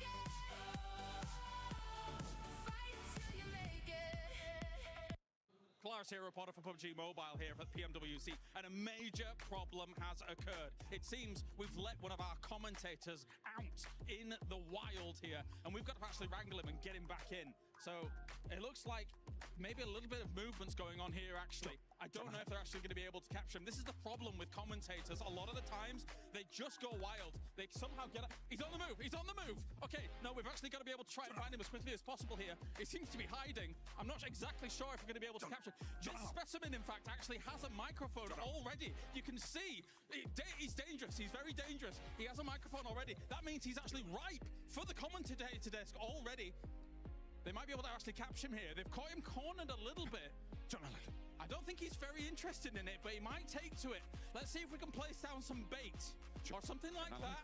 Some bait actually might be able to work. Usually chicken dinners are the prime meal of a commentator here for Pubg Mobile. Will they be able to make it happen? This is a tense moment. John Allen? It looks... I think they might actually have it. They might have it. They might have the John Allen. It looks like... Oh! Did you see that? Get a close-up of that. Get a close-up of that. I think they've got him. I think they've got him. Unbelievable scenes here at Pmwc. Oh, that was close.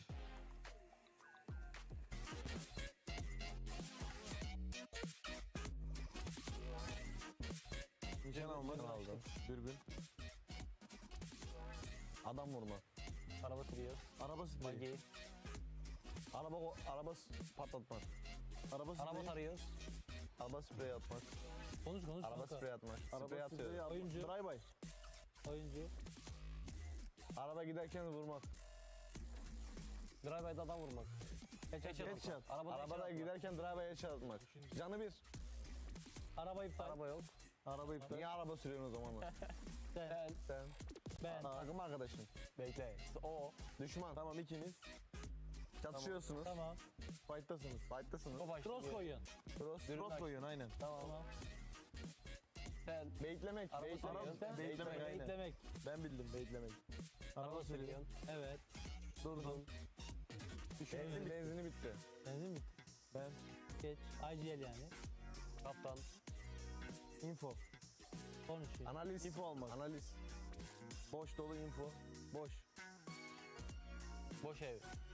Boş loot. Loot aramak. Pusu yemek. Pusu mu? Tabak yemek. Ev boş diye gittin mi nak yedin. Git abi. IDL. Harita ben. Şişko. Alan. Circle. Alan ortası. Çift attı. Archive. Kaç çift? Loot aldın. MP5K. Silah aldın. MP5K. Hafif makine. Hafif makineli. Skoplu. 0. Thompson. Iron sight. Iron sight. 8x. Dürbün. 2x. Tamam dürbün. Bir şey. Beline koydun. Belinden çek. CS9. Ok, arbelet oku. E90. Uzi. E90. Vektör. Kapıyı açtım. Loot aldın. Dürbün oku. Skop takamıyorsun o silahı. Doğru mu?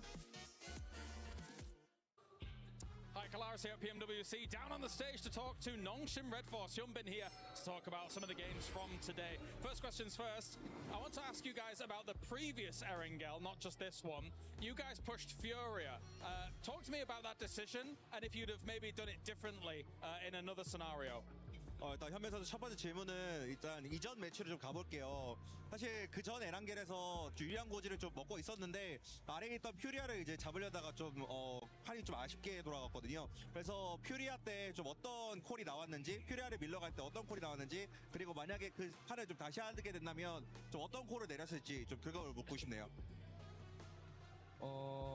일단은 저희가 오른쪽에 한 팀 더 있는 거 알았어갖고 좀 한 팀 교전하면 한 팀 무조건 올 거라는 거 알고 저희 팀원이 1평을 둘을 입혔어갖고 가갖고 잡은 게 일단 맞는 플레이를 한 것 같습니다.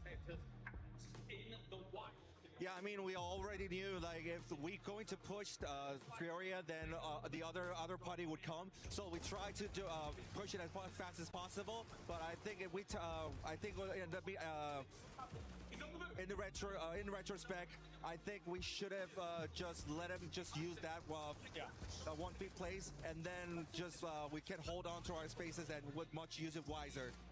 Okay, so let's talk about the Rondo game, because that Rondo was amazing from Nongshim Red Force. So talk to me about any potential threats that you had to consider whilst playing out that game, as well as the end where you were able to pull off an amazing victory. 이제 론도에서는 사실 정말 키를 쓸어 담으시면서 또 치킨까지 가져가셨는데 그때 좀 어떤 마음가짐으로 플레이를 하셨는지, 그리고 뭐 부담감이나 압박감 같은 건 없으셨는지 궁금합니다. 부담감이나 압박감 같은 거는 없었고 일단 교전 부분에서는 저희 팀이 가장 자신 있었기 때문에 쫄지 않고 자신감 있게 했던 것 같습니다. Yeah, I mean, there wasn't any pressure at all. Honestly, we were very confident in our team fights. So yeah, we tried to get it head on, and then I think that worked really well. Thank you very much for joining me, Hyunbin. Thank you very much, Maddox. That does it for us. Down on the stage.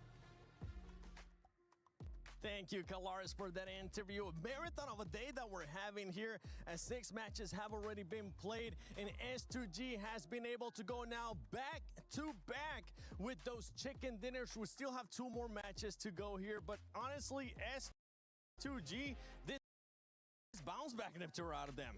Quite literally a bounce back. All these nades coming in clutch here for S2G.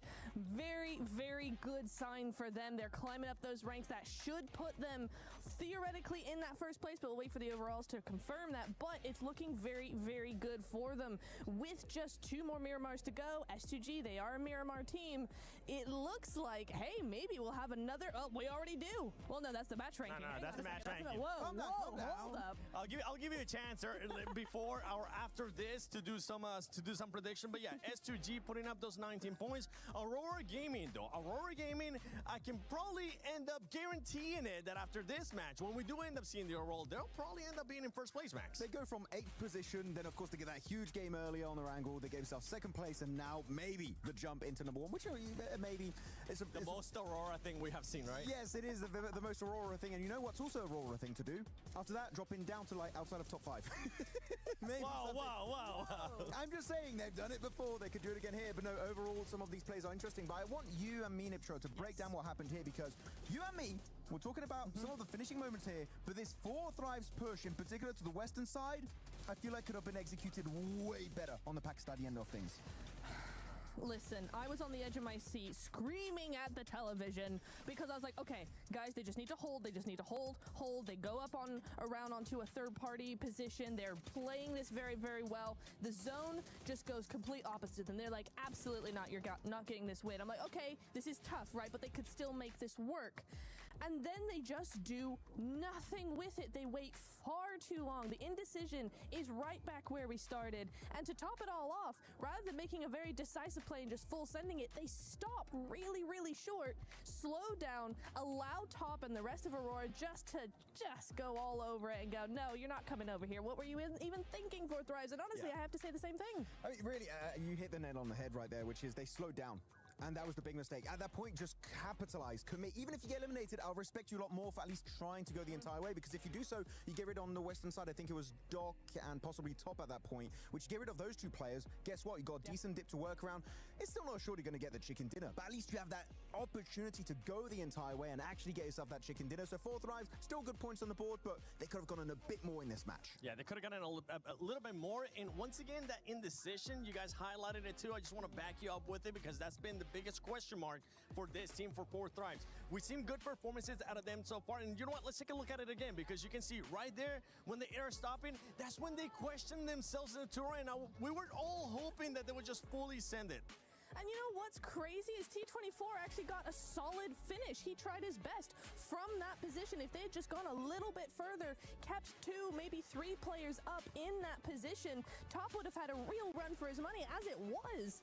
T24 was making it very hard for Top to even survive as far as he did. So, yeah, I think it's such a wasted opportunity from them just by slowing down the middle of the field like that. It's far too open, and Aurora, of all teams, is going to be all over that. It's still a team that feels like they're getting their bearings, especially here in day 2. We've seen a great performance, though, and a great switch, too, from 4 Thrives. From what we saw yesterday to what we're seeing now, more players are performing. It's not just Pubg. Now we have also seen IQ earlier in the day as well. I want to see some of the other players being able to stand up as Aurora Gaming jumps up to that first place. E-Arena goes down to that second. And what happens when you go back-to-back chicken dinners? That's right, you jump up that leaderboard and you end up in 3rd place. We're seeing what they did in their group stage. Literally the same thing, right? Just coming back is just Ida staying at the bottom. Otherwise, S2G are making it happen for themselves. Loving it. E-Arena still getting a few points pretty consistently throughout the day, but when you get bangers like that from Aurora Gaming, oh my goodness, they are looking fantastic with the eliminations in particular that we saw earlier today, right, Niptura?